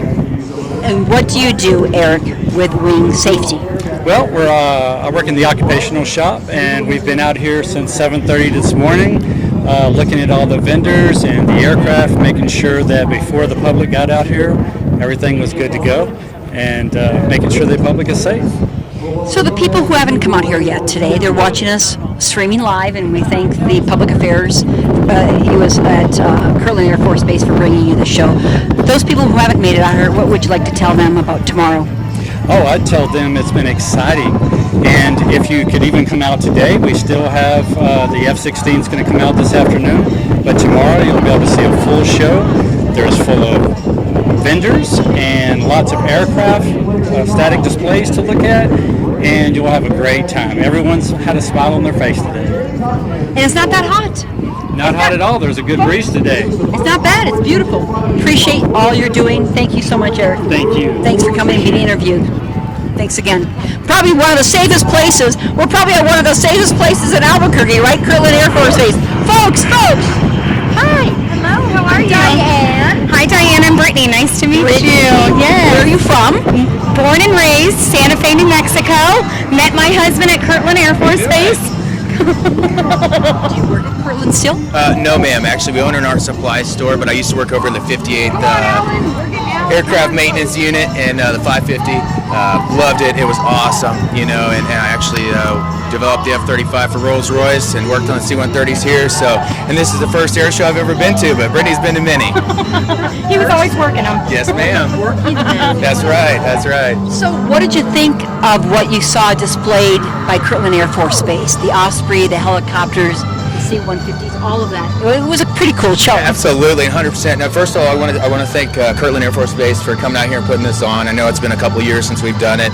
6 years. 6 years, absolutely. It's been phenomenal. Definitely want to thank everybody who's helped put everything on, the camera crews, yourself, and then all the servicemen and women. Thank you very much for your service. We appreciate that. And you were saying, Brittany, you were actually watching us stream live. This is our first time streaming. Yes, so we were watching your live video before we came, and it got it all the way caught up until we were in the parking lot, and then we were here, and then saw you in person, and had to thank you so much for bringing it to us while we were still at the house. So yeah, no, it's an amazing air show, and honestly, he's worked on aircraft his entire life, about 15 years, and he's never seen his C5s, and yes, so it's pretty cool, an amazing experience. We really appreciate you doing, and I know all the viewers do too, appreciate you guys doing this live, because if you're not able to come out today, by the way, it's phenomenal. If you can get a chance tomorrow, definitely, but if they can't come out today, at least it gives them a chance to check them out. I watched the paratroopers come down from you guys. It's been awesome. It was so cool. Been so awesome. Thank you so much. I really And so you just watch it on your phone. Watch it on our phone, right on live, Facebook Live. It was incredible, and please continue to do that every year. I mean, it really, even if we weren't able to be here because of work, we were here in spirit because of your video. So thank you. How did you know? Public Affairs, thank you so much for everything. We appreciate you. How did you know about this? We started following Kirtland's page, so because he was a part of the 58th SAL, we've kind of followed that and then found you. So thank you. No, it's wonderful. And it just is exciting, and people, if they can't come out, they can watch streaming across the world. Exactly. But you've seen planes that you I've never seen before. Absolutely. Yeah, tell me again. This is a dream come true, you guys. Honestly, they have C5s out here. They have C17s, UH01s, HH60s, C130 Ospreys. They have CV22s in there. They have C130J models. Also AC130s. So yeah, I've been in aircraft maintenance for about 15, 20 years. So And a humble brag, actually, yeah. you know the Top Gun airplane that goes F-35. upside down? He actually developed the STOVL and VTOL for that aircraft with Rolls-Royce in Indianapolis. Oh, that's what you're saying about Rolls-Royce, the F-35. Yes, so the F-35 actually has two engines in it. It's got the Pratt & Whitney, which is the loud engine that everybody heard, and then what creates the STOVL, the vertical takeoffs, and the VTOL are the F-35 lift fan engines. But So, thank you guys. yeah, You've done a phenomenal job. What's that? What do you think that is? So that's a stunt. That's one of the civilian stunt planes. That actually, if you guys want to check those out, you can go over there to the Albuquerque International Airport and see that too. So absolutely. Nothing like seeing them No, fly. man. Nothing like seeing them Kirtland Air fly. Force Base. This is where it's at. You can't get anywhere better than this. I'm telling you. Appreciate Yes, you. absolutely. I appreciate Yes, it. thank you for what you're 100%. doing. Thank God bless you. all. Thank you guys. Absolutely. And thank you guys. We'll see y'all soon. Thank you. Wow. I can't stop grinning. To hear that they're appreciative of public affairs and Kirtland Air Force Base and this Air Show 2025, soaring over the Sandias, Air Fiesta. And as I say, it's not just in the air, but we've got a lot of action here on the ground.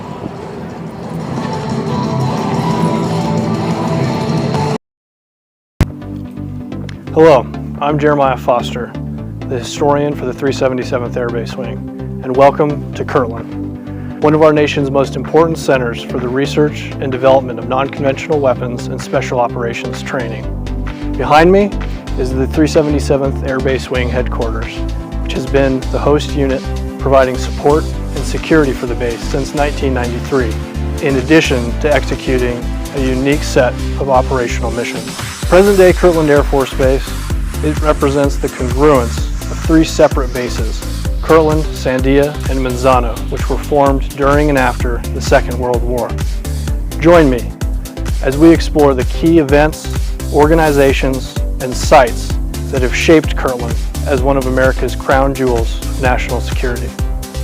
Kirtland Air Force Base employs over 23,000 personnel, hosts 108 tenant organizations, and covers over 52,000 acres. The base also contributes billions of dollars a year to the local economy. Kirtland's history is closely tied to the history of aviation in Albuquerque. With the establishment of several civilian airfields in the 1930s, and with storm clouds gathering over Europe, the area saw the establishment of an Army Air Corps aviation depot in the area. In 1941, it officially became Albuquerque Army Air Base, with Lieutenant Colonel Frank D. Hackett serving as the base's first permanent commander. Later that year, the airmen of the 19th Bombardment Group arrived, and the base became an important bombardier training base as the United States entered the Second World War. In 1942, General Henry H. Hap Arnold renamed the base Kirtland Field in honor of Air Corps aviation pioneer Colonel Roy C. Kirtland, who had been trained by the Wright brothers and was the first U.S. airman to fire a machine gun from a biplane. The second base, later known as Sandia Base, was built up on the east side of Kirtland Field and provided critical support for the Manhattan Project going on at Los Alamos. The base also assisted with the development of other weapon systems, such as the variable time proximity fuse, which was used to great effect by American forces during the war. Once in flight, the fuse sends out radio waves, which are its feelers, continually probing the space around the shell in search of a suitable target. When the shell passes close to a target, such as an airplane, the radio waves are reflected back to the fuse, where they trigger a firing circuit and explode the projectile. The same system may be applied to targets on the ground.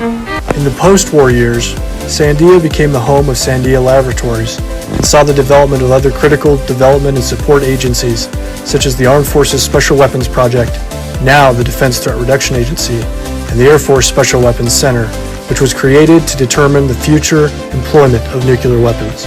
In the 1950s, experiments were conducted which saw biophysicists deliberately flying through nuclear clouds to determine radiation hazards, as well as conduct research on high-altitude nuclear explosions, exploring the nature of the Van Allen radiation belts around the Earth. In the 1970s, the base saw construction of the Tresso Electromagnetic Pulse Simulator, the largest wooden glue laminated structure in the world, where aircraft and equipment were subjected to millions of volts of electricity to simulate the effects of nuclear explosion and assess hardness to electromagnetic pulse generated by a nuclear blast. Kirtland's long and storied history has made it an indispensable center for training and special weapons development, central to our nation's national defense.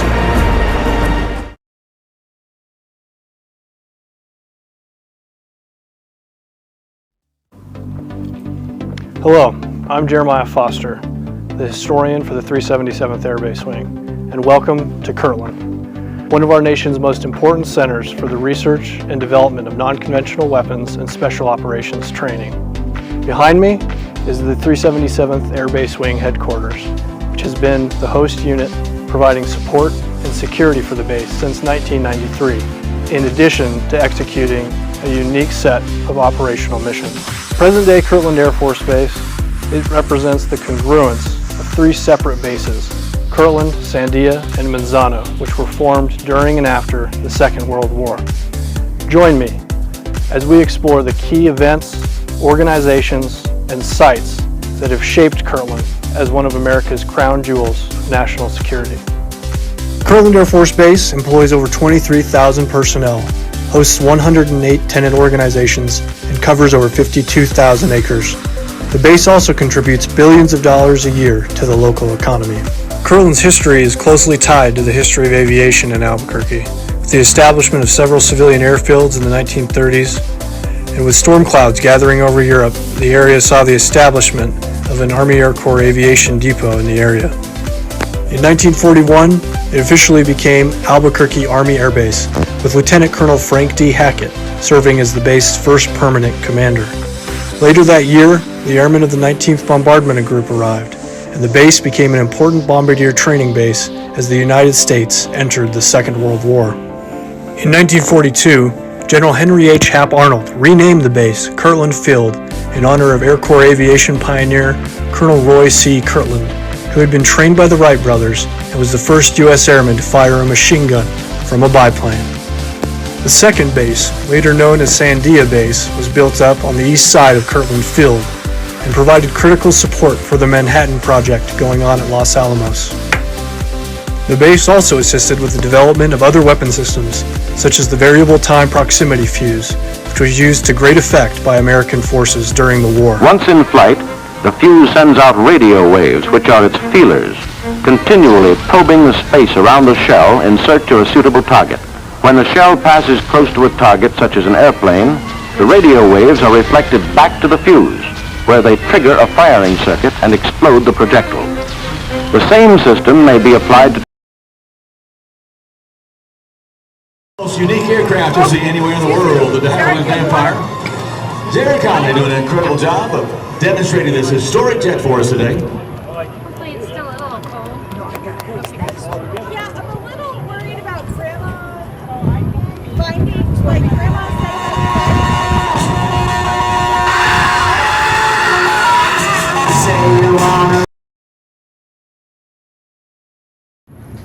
that I bear true faith and allegiance to the same, and that I will obey the orders of the President of the United States and the officers appointed over me, according to regulation and the Uniform Code of Military Justice. So help me God. Ladies and gentlemen, please join me in a warm welcome of our newest recruits to the United States Armed Forces. Thank you very much.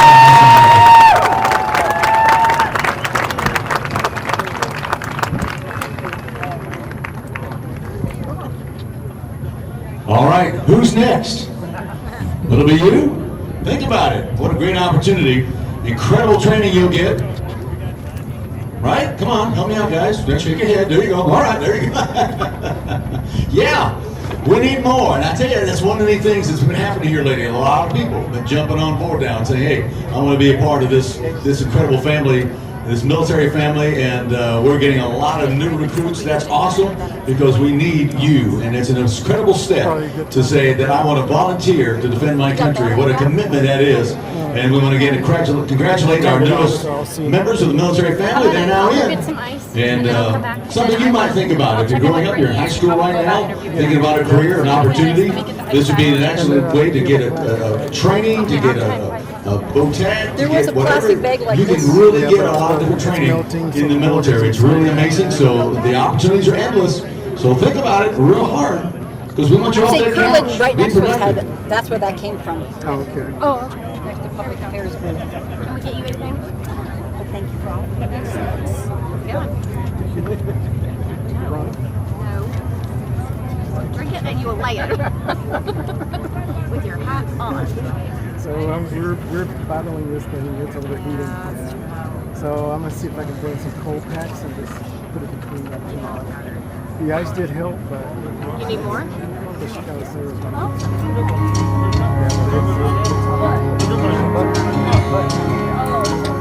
you have to have it? That's our one. You can tell your old man to do some largemouth fishing in another town. You just got too much on your plate to bait and cast a line. You can always put her in check in the sea. I love her. So she's our guardsman. She's on active duty with us until October. I'm trying to get her on orders for another year. But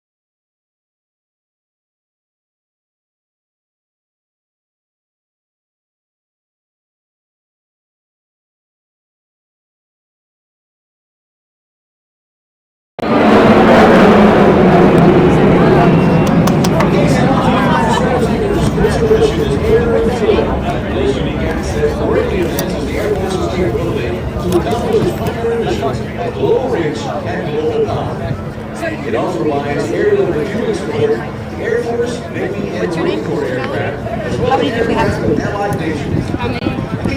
Hi, we are back streaming live at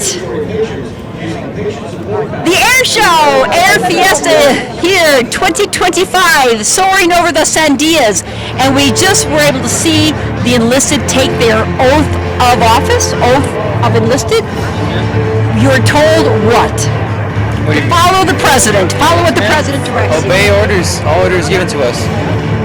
We have Dylan right here, and we have Marie Cruz, and they both went to Atrisco Heritage High School here at Albuquerque, and they just got enlisted. Raise your hands. What did you do? Do you remember what you said in your pledge? Do you remember what you said in your pledge? Not all of it.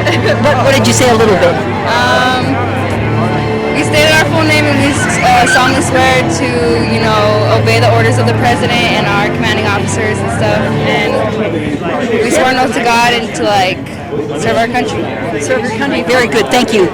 Dylan, what do you recall about your oath? I just recall swearing an oath to protect the United States, support and defend the Constitution of the United States. And why did you take that oath today? Well, I just wanted to be part of defending the greatest country in the United States of America. And why is that? It's just something I've always wanted to do as a little kid, It's just my passion. What, is your family in the military? My cousin was in the National Guard. One of my uncles was in the Navy. But you just decided that as a little boy, you wanted to be part of the military and defending this great country. Yes, ma'am. And how do you feel today? I feel amazing. I feel great. I'm glad I'm doing this. Thank you so much. Thank you. What do you hope to do in the military? Honestly, infantry, just be there at the front of the line, doing my part, just to defend the United States. Marie Cruz, how long have you wanted to join the military? Well, ever since my senior year in high school, which was 2023-2024, and I went to JRTC, so it kind of helped me find my path. Because I didn't know what I wanted to do before. And what do you want to say to the young women and young men out there, the kids who are watching this, about joining the military? Honestly, in the beginning I was scared, but honestly it's fun. I'm a better person now.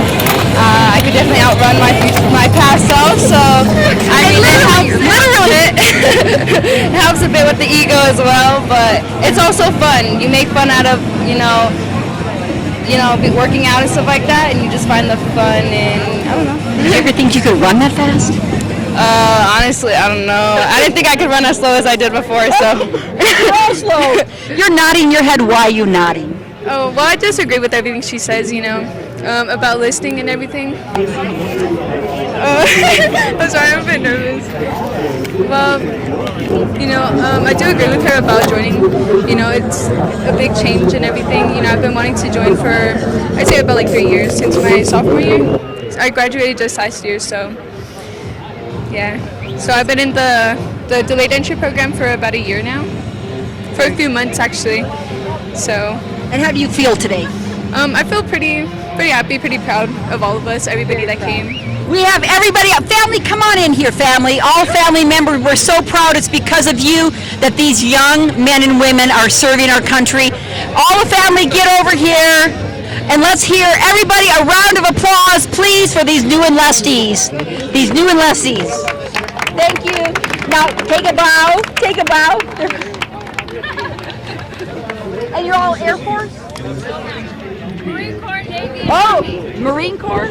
Yes, there's Marine Corps, there's Navy, Army, and one Air Force. Parents, who's a proud parent? Who's a proud parent here? Come on over here, sir. Who do you have with you today who enlisted? I have Dylan right here, my son right here, and I'm very proud father. Why is that? The decisions he's made to make it this far is all him, and I'm proud of him. Thank you so much. Anybody else? Come on, Mom. We've got a mom. Come on, Mom. Get up here. Mom, are you a mom? Are you a mom? This is my son. He's going, he swore in today to the Navy, and I'm very proud of him and very proud of everyone who's here. You guys are amazing, and just wanted to say that, son, that I'm very happy that you're becoming such a bright young man and looking forward to your future, and we love you very much. Thank you. Okay? I bet you have something to thank your mom for. As a mother of a son, you have someone to thank her for. Well, yeah, definitely. I just want to say thank you, Mom, for everything. Been through hell, got through it all, but here we are. We sure have. Yes, sir. Thank you. What's your name? My name is Carlos Cortez. Mom? Vanessa Cabrera. Where are you from, Carlos? Originally from Long Beach, California. And moved back here, We're in Albuquerque now. Yeah, Albuquerque, 2015. We moved to Albuquerque 2015. And what are you hoping for in your future? Nothing but the greatest success. Just in whatever form that comes. And how do you feel today? I feel great. It's hot, but I feel great. How do you think about all these people here witnessing your swearing in? Woo! It's it's an air amazing, show yeah. at the Air Fiesta. I think it's pretty cool. Amazing. It's great. Yes. Thank you. Thank Again, you so everybody, much. wave. Throw kisses, throw kisses.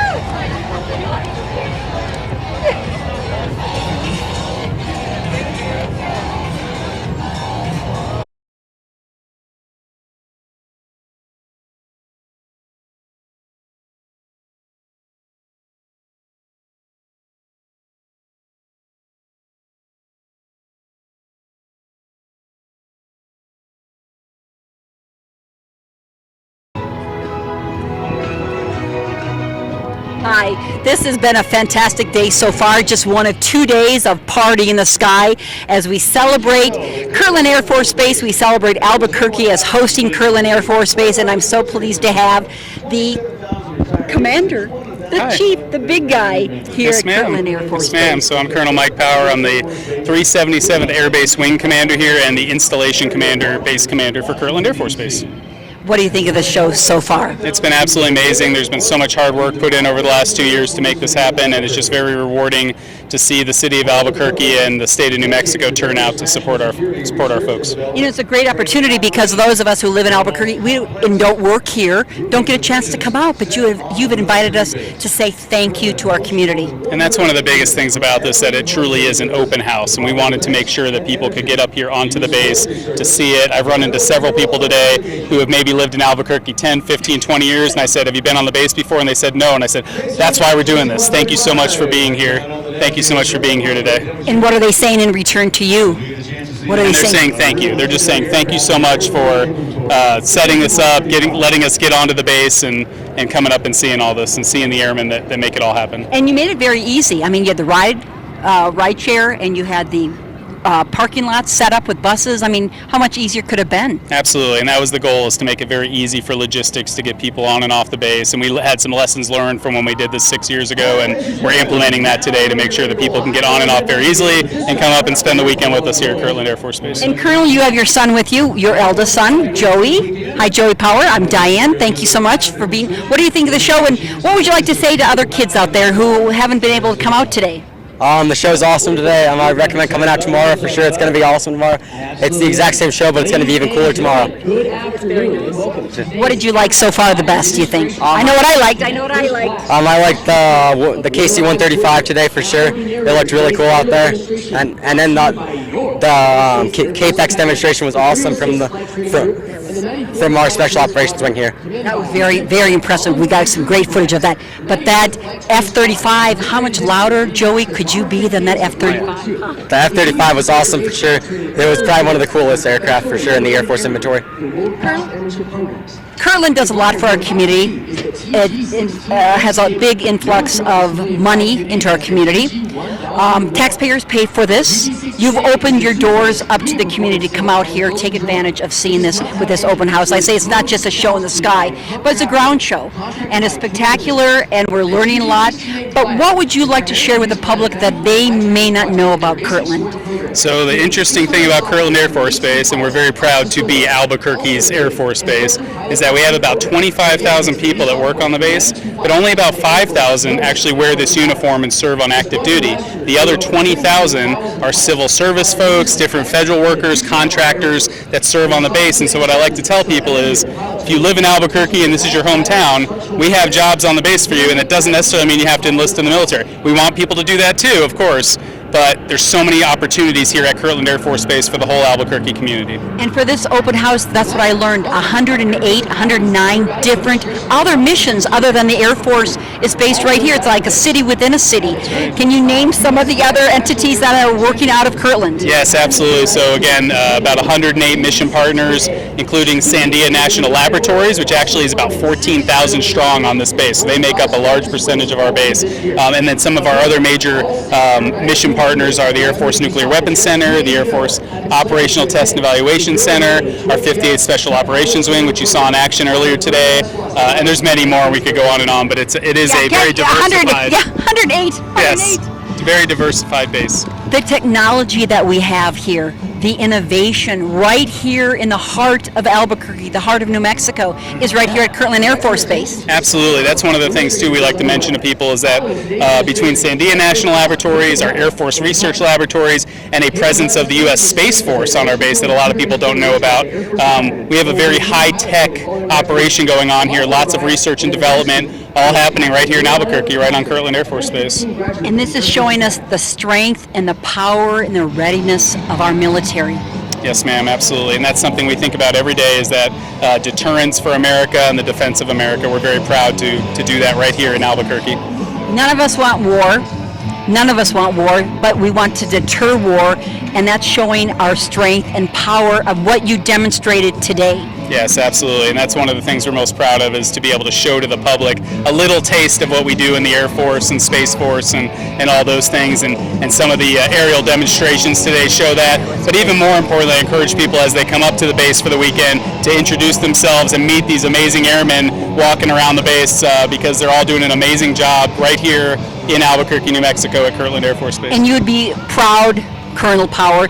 We interviewed a number of military people from the Air Force, and they were all spectacular, especially Captain Rick with the Osprey. Oh, yeah. He did the interview when we discussed all of your special ops operations here, and he wasn't a part, well, the Osprey is a part of that, but he was able to explain all the different helicopters, the maneuvering, the agility, and everything precise. And I just pulled him out. I said, you come and tell me what's going on here. And he's able to do it. So I was very impressed with him and by everybody. Well, that's part of our job is to hopefully be able to explain to the public a little bit about what we do, and that's why it's so great to have so many people up here on the base today, because it just gives us another opportunity to share our amazing mission and what our people are doing in this all-volunteer force. All these people come from all over the United States, all over the world, and sign up and serve their country, and they're doing great things right here in New Mexico at Albuquerque at Kirtland Air Force Base. I see a lot of families, Joey, a lot of kids your age, a lot of younger kids.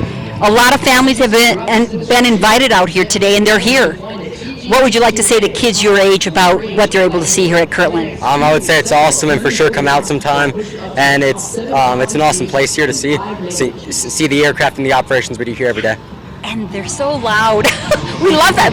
That shows what power, right? Yes, we say that's the sound of freedom. Those loud sounds you hear today. It's the sound of freedom. So we're proud of that.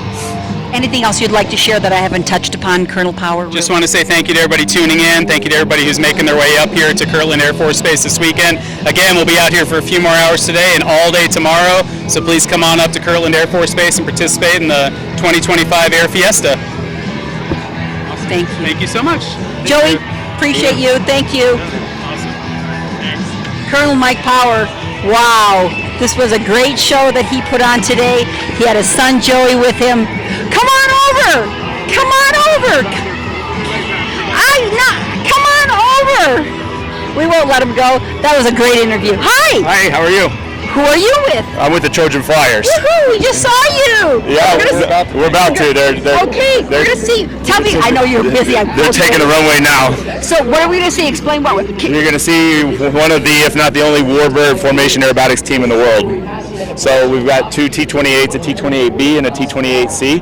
Now I just told you were running somewhere. Where are you running to? To film our takeoff. Oh, you're filming it? Yeah, we're taking it. Who's going to film? Can one of you stay with it? Can you film it? Hang out for a moment. Okay. He knows more about where, the planes. Where are you going to film? Where are you filming? I'm going to film from the pilot's tent here. Okay. Yeah. Well, we're going to have him explain what's going on. He knows more about the aircraft than anybody. I just get to fly it. Very nice to meet you. Thank you. Tell us your name. Aaron Green. Very nice to meet you. Appreciate it. Thank you. Here, Aaron, you can hear him take. Ron Bush. Yes, ma'am. Staff Sergeant? Is that Yes. what it is? Staff Sergeant Ron Bush we have here. So, where should we be looking? Well, at Come the on, moment, you can see them to my Let's go, Alan. 10 o'clock. So that was a pilot I just grabbed and he came. Well, he's one of the pilots on the team. Okay. Explain. So this is a conglomerate of a bunch of different people. We're all part of a club that maintain the aircraft.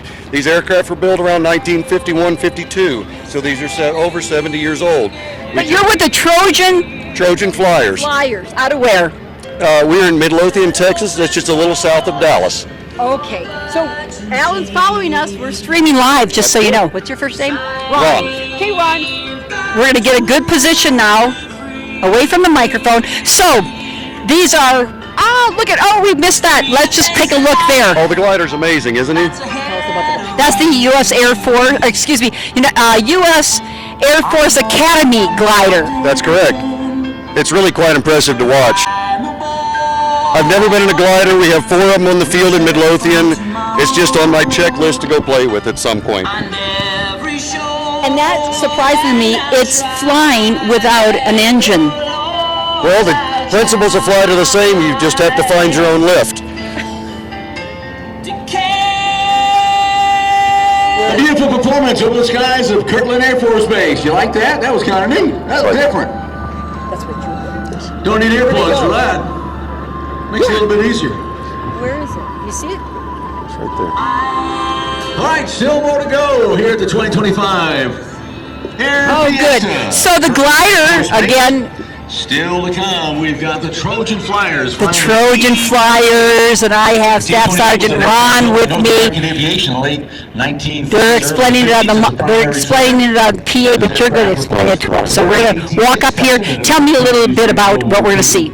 Well, you're going to see Colonel Chip Lamb and Robert Tugma Johnson. Colonel Lamb is in the white aircraft, which is the T-28 Charlie, built 1951. 1,400 horsepower, 9-cylinder Wright Cyclone engine in both aircraft. And they're going to fire up, and as soon as they're able to take the runway, they will smoke, come to full power. They will more than likely rotate right about here in front of us. Okay, Alan, you got that? It was amazing. Like I said, so take it off now. So we see 2 aircraft yes, out there. They're going to fly in tandem, and the entire routine will be those 2 working together. He's going to do some stuff that I'm not going to tell you. You're just going to have to watch and stick around for yourself. So the T-28 Trojan was used in Laos, Cambodia, and Vietnam, and served as a trainer for the United States. So they're going to take off next to each other. So they'll be very close proximity to one another. I don't want to be in front of your camera. There we go. They'll be in very close proximity to each other. They're going to take off together. They're coordinating every one of their moves at the same time. And we're going to throw in the mix with the F-16 as well. So again, there was a video that will be posted very soon on UL's website here at the airfield's website of us firing up and getting them ready and launching them a few minutes ago. That's where we just came from. Oh, you shot that video. Actually, Aaron did. I was the one launching the aircraft. Right here at Air Fiesta 2025. What do you mean launching? Well, when the 2 pilots are in the aircraft ready to go, I'm viewing everything from external to make sure there's no issues with the aircraft.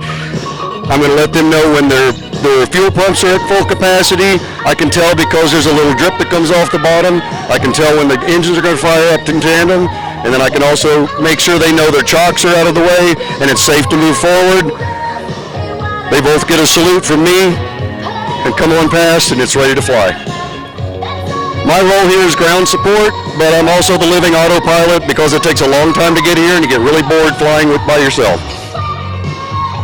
These aircraft are old enough they never had autopilots, so those of us in the back take care of most of the cross-country flying to keep them rested and be able to have a nice conversation along the way.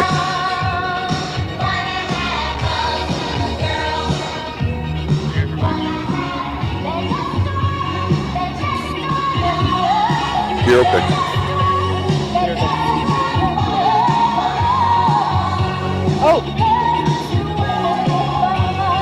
So the glider's clear. They're taxiing to, looks like runway 8, and they're going to turn left. Actually, And what we're doing now, we're going to show them, tell us what we're about to take off. We're showing the glider now, the USAF, United States Air Force Academy glider being walked in by cadets. Have you ever flown a glider? I have not. It's on my bucket list.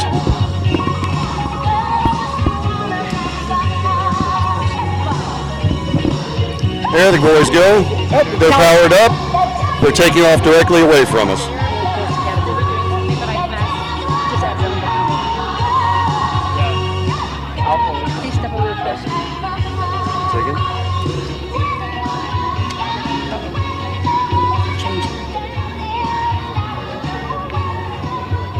What are you shooting now? Oh. Oh, they're coming right towards us, that glider is. Well, they are. Yeah, the glider right through. You guys might want to get that. Did you get anything? I will when they're done. There's no one else standing around. I thought there's nobody over there. Okay. You don't see any cadets?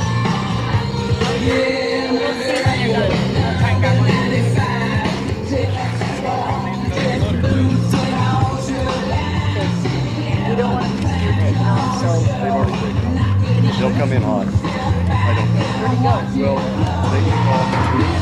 They went that way. Oh. So they're going to be out there loiter for a few minutes until they're called into the Come box. stand by me to tell. We don't want to miss that.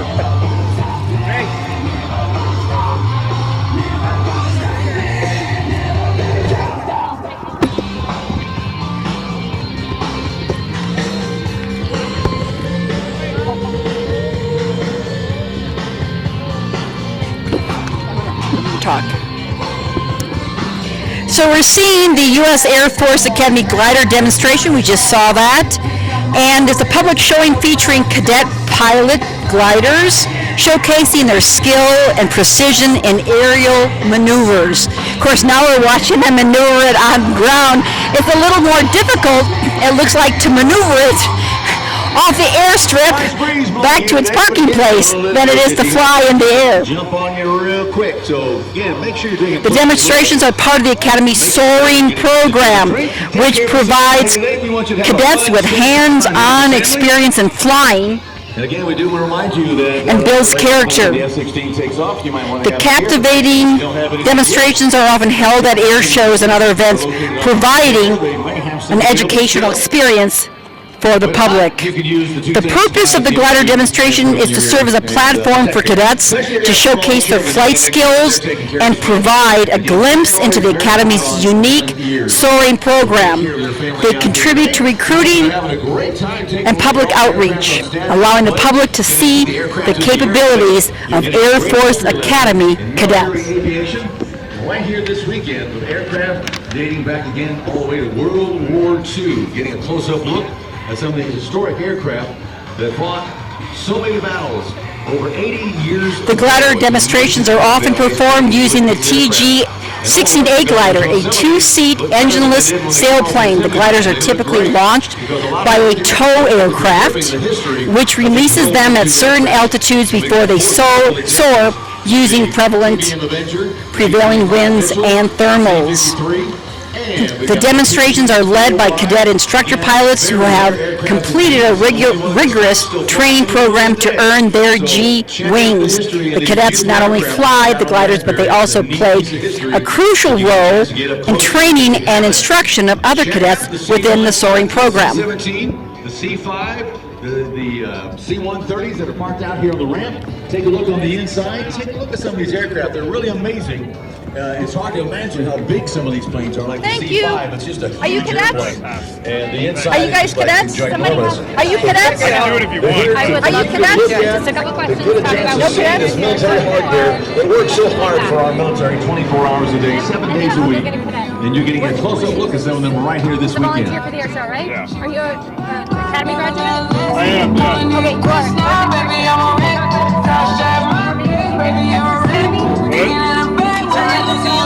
I can, but don't you want to talk to one of them? They probably know Hear about the Air Force Academy. Okay. Here you go. I will go get one of those. You're great.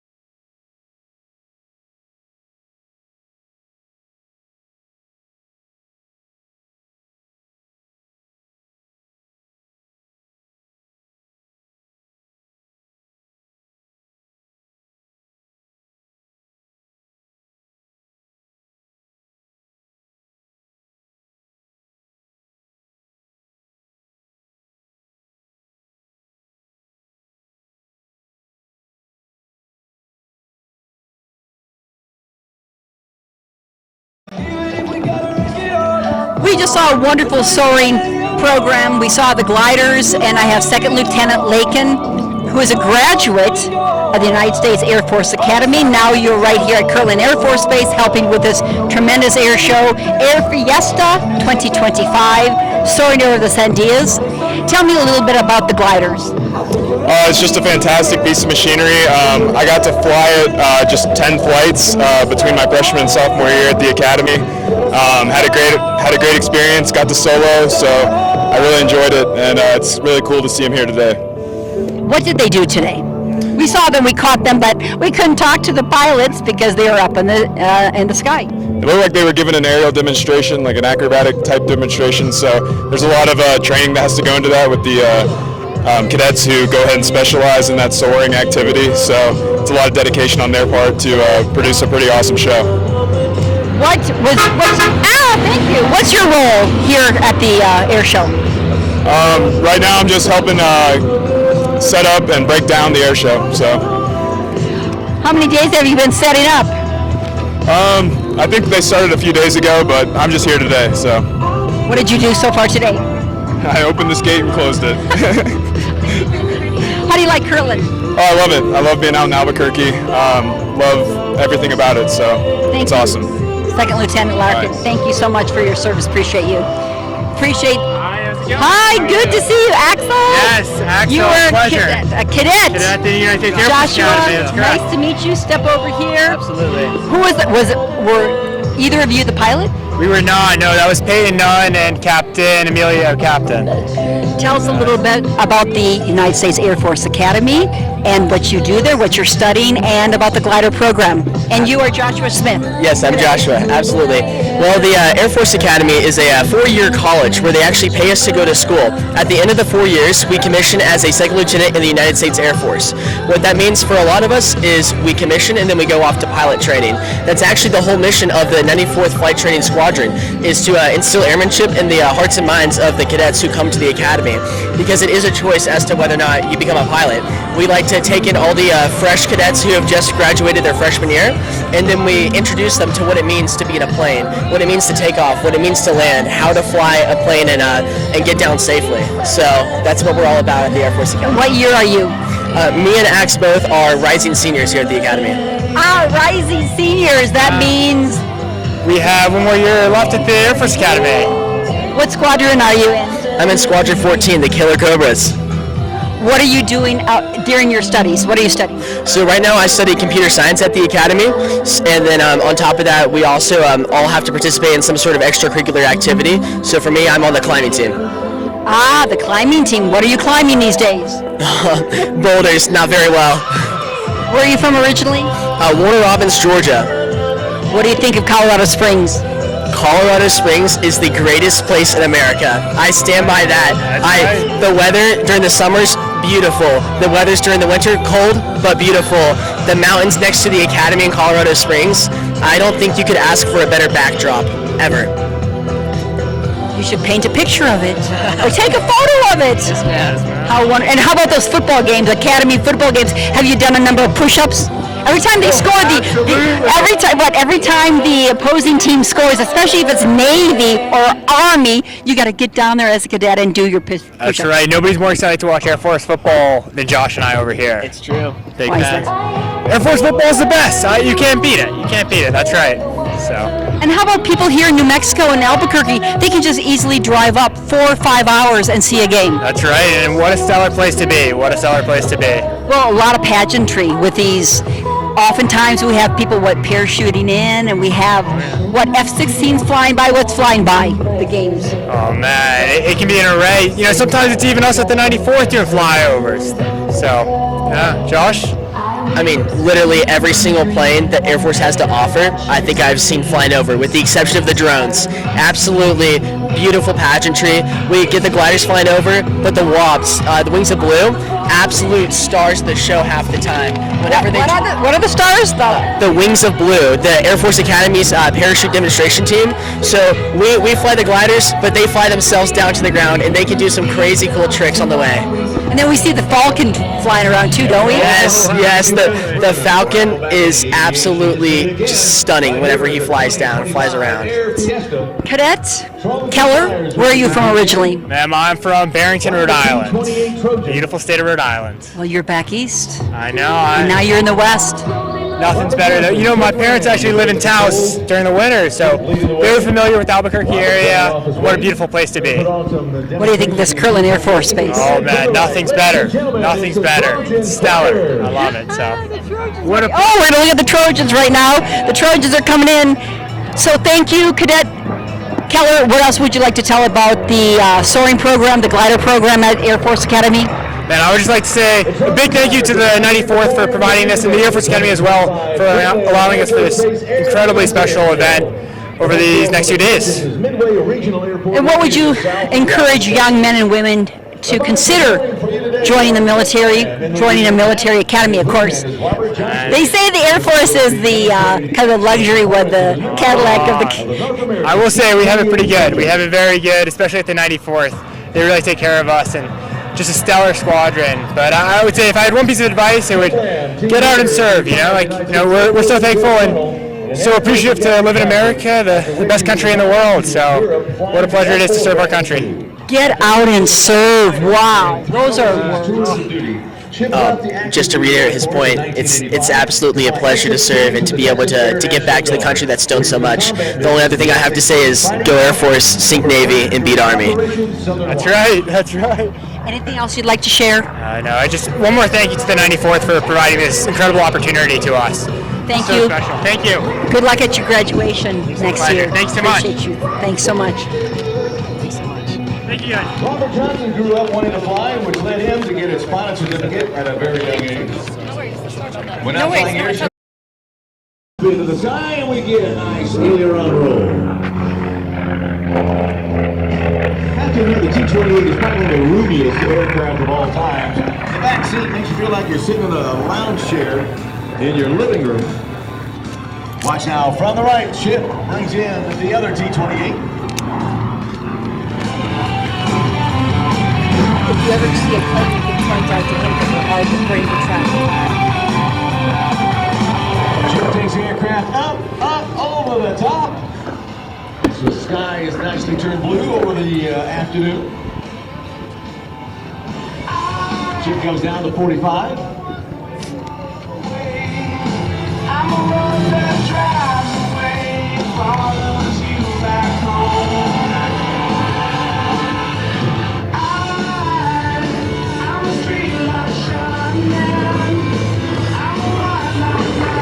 Chip completes. The Cuban, half Cuban.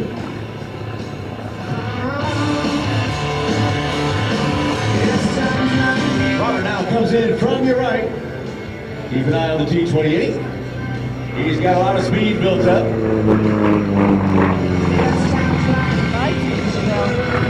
Pulls back on the 6. A man pulling about 3 Gs with a pull on that. You can take us a couple of Take your T-28 up over the top. Okay. I got a bunch of pictures on my phone, so we can get those to you as well.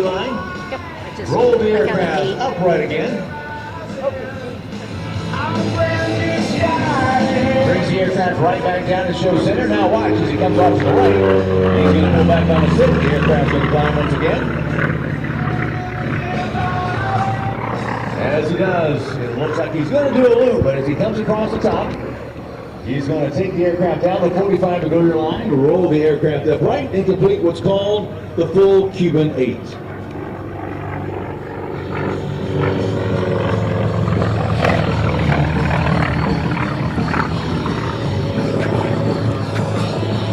Chip is now repositioned, wing over from your left.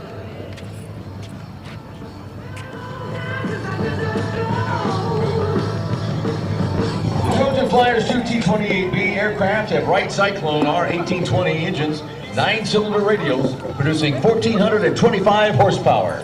Now from the left, here comes Chip.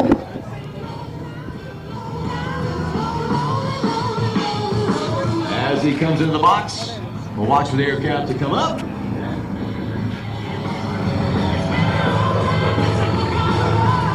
Come all the way around. in what's known as the barrel roll. The aircraft looks like it's rolling on the inside of a barrel.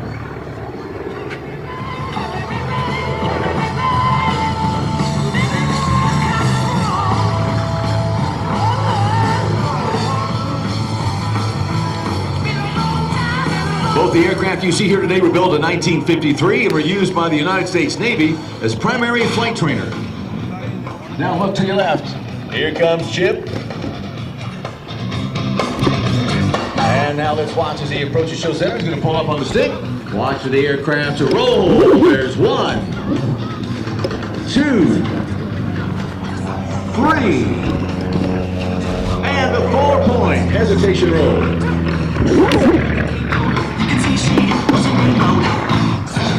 Right back in from the right. Annie, you okay? You okay?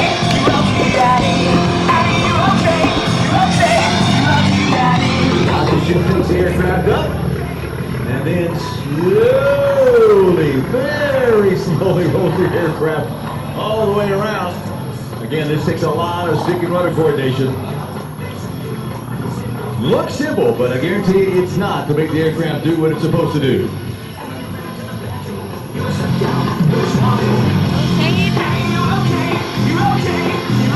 Although the T-28 was flown by all 4 services, the vast majority were used to teach Navy and Marine aviators in basic transition, formation, aerobatic, and instrument procedures and techniques. Many T-28s were converted and shipped overseas to Southeast Asia to fly combat missions in Vietnam, Laos, Cambodia, and Thailand. From your right, here comes Robert in the T-28. Right at show center, he's going to pull back on the stick. T-28 leads up.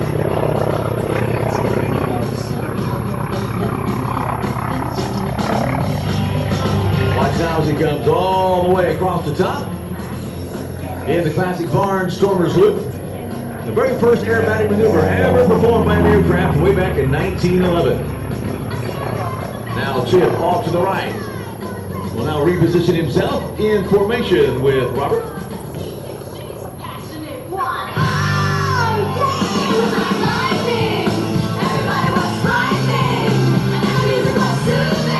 The United States Air Force set out to replace the aging T-6 section trainers. North American was hired to complete the task. What they presented was the NA-159 piston engine fighter, a design that was so successful that it was responsible for gaining a contract for 2 XT-28 prototypes. After the first flight in September of 1949 and the evaluation of these aircraft, the Air Force was so impressed that it ordered production to begin on the T-28A.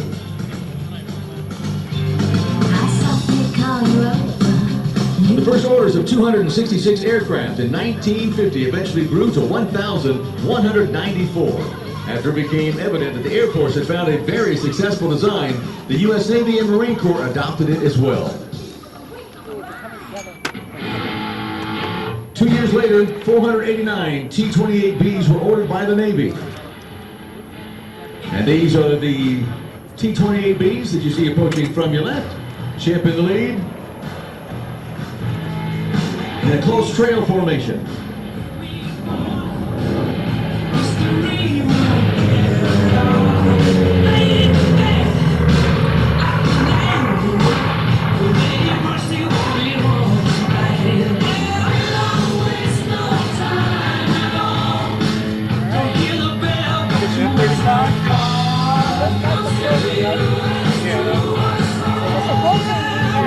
Flight students found the T-28 sturdy and roomy with great visibility. In flight, it was both responsive and fully aerobatic. Slow flight and necessity for carrier operations were particularly impressive, as was the power response of the large radial engine. Although the Air Force phased out the aircraft for primary training by the early 1960s, the T-28 continues as primary trainer by the Navy and Marine Corps until 1984.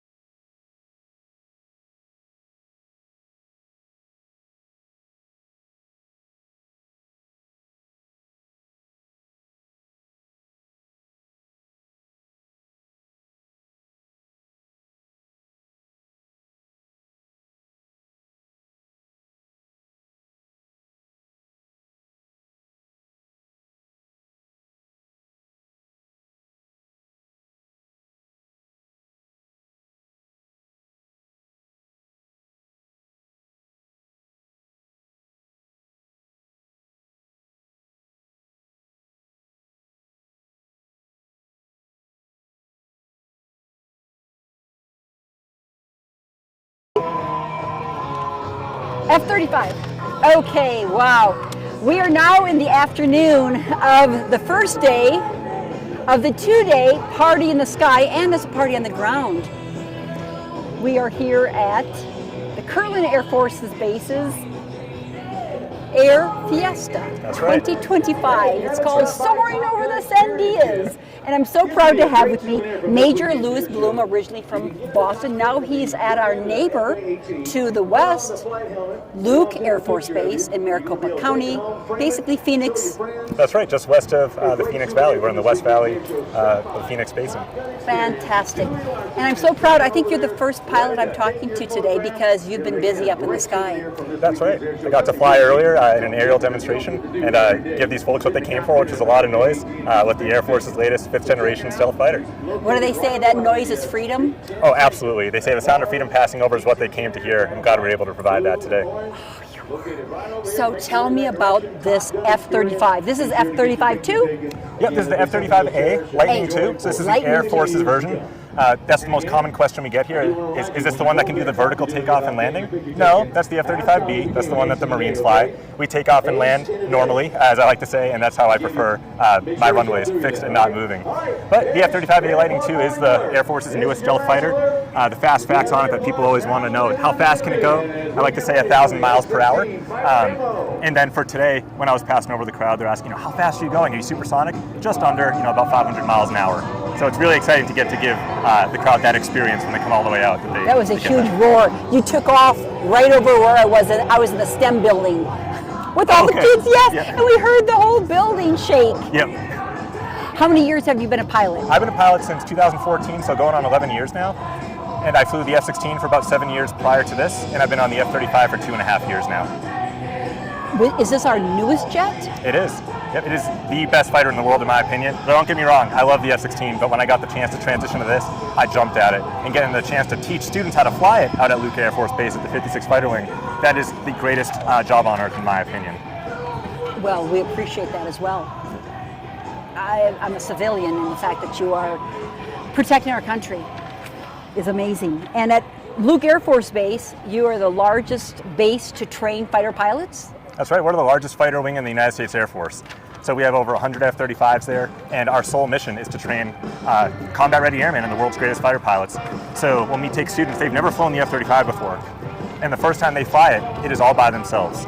So we have great simulator training and great academic training in place so that when they fly this thing for the first time, they're fully equipped and we have no doubt that they're going to be successful. 8 months later, they are qualified F-35 pilots, and we push them out to the combat units to go do the mission that the Air Force asked for them. You saying this is the greatest jet in the world? In my opinion, yes. It's got the best capabilities. I mean, it goes fast, it's stealth, and this, combined with like the F-22, they are just fantastic capabilities that the United States brings to bear. When I first thought of stealth, that means radar can't detect it. I thought it meant I won't be able to see it. Oh yeah, people often ask like, is it invisible? I'm like, no, it's just tough to find. And what do you mean by that, the stealth? It just makes it more survivable in contested environments. Hopefully people won't see us until it's too late, that sort of thing. So the F-35 is very good at that. And that's about where I'm going to leave that one. Well, because it's fast. It's fast. You can fly high altitude as well, but also it can't be detected by various radars and sonars and things like that. Yeah, it's going to be a challenge for them. Challenge. Now, it has great agility. There's tremendous innovation and technology in this aircraft. Right. What can it do? Well, the first thing, it's got that thrust. It's got more than 40,000 pounds of thrust coming out the back end, so it's going to go fast and give you that acceleration that you want.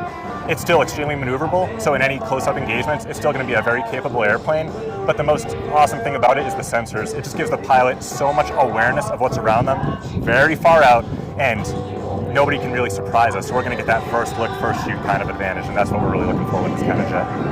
Have you flown in any combat type situations? I did in my previous airframe when I was flying the F-16. That was many years ago. Now that I'm in Phoenix teaching as an instructor, I don't have any deployments in this F-35 yet, but if called on, we're totally ready to do that. What types of things has the F-35 been doing in recent years? Deployed-wise? Well, they're going to keep that one pretty close hold, but it is going to go wherever the Air Force needs them to go to ensure that we're deterring and showing our enemies that we are prepared and we're ready to fight if called to do so. Deterring is a big factor in this, isn't it? I would think so. That's what we're hoping for. Yeah. Showing the power, the strength, the agility, the ability, the innovation, the technology. All of this is wrapped up perhaps in this just one machine. That's right, this is one of many. And this what is a all the wicked- other fighters that we have, and this is just the Air Force, never mind all the capabilities our Navy and Marines and Army bring to the fight. Coast Guard. Have we seen this Major Bloom in any movie? What movies have we seen this movie? Oh, the F-35, I don't know if it's made it to any movies yet that I can keep track of. But we do have that new documentary out on Netflix that I would recommend people watch about the Thunderbirds. That was a pretty sweet look. So if anyone wants to learn more about the fighter world and what it takes, just the Blue Angels documentary, but I got to side with the Air Force on this one for the Thunderbirds documentary. So if people want to learn more about what opportunities are available or what it's like to fly a fighter, that gives a pretty good look at that. What does it mean to you to fly it? What kind of sensation? Again, we're not in the plane. We don't have all that thrust. We don't feel the controls. Tell us what it feels like. Very mission focused. A lot of people ask, like, oh, do you go up there and you just have a lot of fun and do whatever you want? Well, no. Before we ever get in the jet, we are briefing. We're starting hours prior to takeoff to go out there with a very deliberate training mission, especially when we're with students. So when we take these things out, we're very goal-oriented, making sure we're adhering to our tactics, our procedures, and it's all about safety, making sure that we're not doing anything dangerous. And we always go out as a team. So when we're going out with 4, 8, 12 jets to go accomplish a mission. It's never me by myself just showboating. And this air show is a great chance to showcase what the jet can do, but this doesn't come close to what we're training to as a team. So that feeling of going out with your squadron mates and doing a very difficult task that you planned for, and then debriefing to how you're going to do it better the next time, that's the greatest job on earth, because you're never going to achieve perfection, but we're going to strive for it. What kind of tasks would you be prepared, or what are you training to do? We're prepared with the F-35, since it is a multi-role fighter, to perform any air-to-air and air-to-surface engagement. So it can shoot missiles, it has a gun on it that we can shoot, and it also can drop bombs. So there's really no problem we can't solve. Wow. Look at the point on that. Describe what you see here, Major. Sure. So taking a look at the jet, the first thing you'll notice is that the weapon bay doors on the bottom are in fact open. So those doors down there that are open is where we carry our munitions. Oh, down there? Yep. So you can actually stand up inside those weapon bay doors. And can you go in there? I could, but we can't go past this right now, obviously. Okay. But I'm not sure if But the that's weapon bay obvious. doors is where we can store our bombs and missiles. And then when we Down fly, yeah, they fit in there. It's huge. And then once you close the doors, the jet, you would say, is buttoned up for flight, and we carry all our munitions internally. Once we're flying, we want to employ it. The doors swing open, the weapons come away, and then the doors close back up. So that's the first thing you ask is, why are the doors open? Well, that's where we can send people up to work on the jet and do maintenance and stuff, because they can stand up inside it. Other stuff you see there at the canopy, so that's where the pilot's going to sit. People often ask, well, how spacious is it in there? I equate it to a pretty comfortable SUV type seat, but there's plenty of room, and then in front of the pilot, they're going to have a huge display that looks kind of like a big computer screen, and that's going to be where we're given all our information from our radar and other sensors. Really? Computer screen, any knobs, any buttons, any levers? Very few buttons, mostly touchscreen. Touchscreen. Yep. So you got that, and then across the back end of the plane is where all that thrust is going to be coming out. That's where you're going to get your 40,000 pounds of thrust. And the rest of the jet's just pretty clean. It's just designed to go fast through the air. You got that pointy nose on it and that sweet stealth coating. So it is actually beautiful. Yep. What, to the viewers out there across Albuquerque, New Mexico, hopefully it's streaming across the world, it shows a show of force, it shows deterrence, it shows that Americans, us taxpayers who are paying for all of this, are getting their money's worth because we're able to sleep better at night because of you and because of this, because of all of this out here. Yeah, it feels wonderful to be out here, to get a chance to fly out all the way from Phoenix to show the people of Albuquerque what this jet can do. They come out here and see that the Air Force is ready, and that we want to show them what is defending them at night, and that our adversaries better be ready. Thank you so much, Major Bloom, from Boston originally, but now here in the Southwest. Thanks for all you're doing and for sharing and coming and talking to the stealth. And I can see it. I can see it. Yeah. And I could hear it. And that sound is freedom. That is the sound of freedom. Appreciate it. Thank you so much. Thank you. Oh, we're getting to the tail end. Let me see. Not yet. Oh, maybe an hour ago. For Kirtland Air Force Base's two-day Party in the Sky Air Fiesta 2025. I'm Diane Kinderwater, and we've had a very enjoyable day, very informative day. It makes you feel patriotic, makes you feel strong, it makes you give you a sense of pride to see all this, and we do appreciate Kirtland Air Force Base for opening their gates and letting the public in to see the showcase all that it has to offer. And I'm here with Alan. Alan's shaking the camera. He is here, Alan Winston. It's really thanks to him and Public Affairs, Jennifer Lovett with Public Affairs, the chief, and of course the colonel, the commander of Kirtland Air Force Base, Colonel Power, to put on this show for all of the world really to see, because we are streaming it. But of course we invited a lot of folks from Albuquerque to come out here, of course through New Mexico and the Southwest. They traveled because they were proud to see it. There hasn't been an air show here since 2019, I think, so 6 years ago. And they're hoping to have one perhaps every 2 or 3 years, because they want to say thank you to folks in Albuquerque. They want to say thank you to folks in New Mexico for their hospitality, for allowing Kirtland to share the runways with our favorite commercial airplanes. But we're happy that they're here. And we have, I think, just one more show to show you today in the air. But we saw a lot of things on the ground. We saw the STEM, the science, technology, and engineering, math, all the kids and all of the people who are putting on such tremendous shows with innovation and power, resources and thought and engineering. A lot of engineering we saw. So we're going to take a little bit of break, listen to this crazy music, and take another close-up look of this F-35 behind me.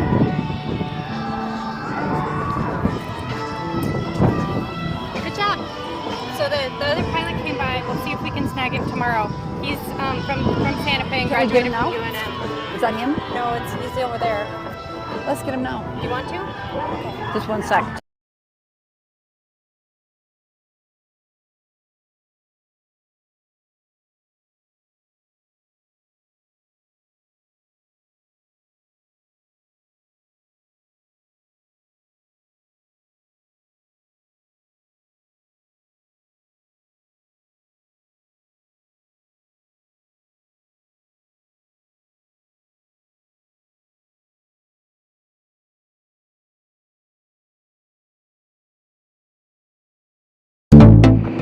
Welcome to the Kirtland Air Fiesta. I'm Colonel Mike Power, the installation commander here at Kirtland Air Force Base, and we're thrilled to have you join us, whether you're watching in person or online. We're excited to bring you this incredible air show, and we want to say thank you to the Albuquerque community for your unwavering support. We have a rich history here at Kirtland Air Force Base, spanning over 80 years. Our base takes up over 52,000 acres right here in the heart of New Mexico. And we're proud to be one of New Mexico's largest employers, with over 20,000 civilians and 5,000 service members employed at Kirtland Air Force Base. We're proud to be a vital part of this community, and this air show is just one way for us to give back to this community that supports us. At this year's Air Fiesta, we have thrilling performances, amazing aircraft, and fun activities for the whole family. We're so happy to have you join us for this amazing event. Let's have a fantastic Air Fiesta.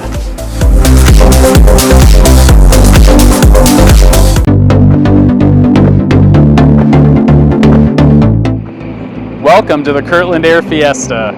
I'm Colonel Mike Power, the installation commander here at Kirtland Air Force Base, and we're thrilled to have you join us, whether you're watching in person or online. We're excited to bring you this incredible air show, and we want to say thank you to the Albuquerque community for your unwavering support. We have a rich history here at Kirtland Air Force Base, spanning over 80 years.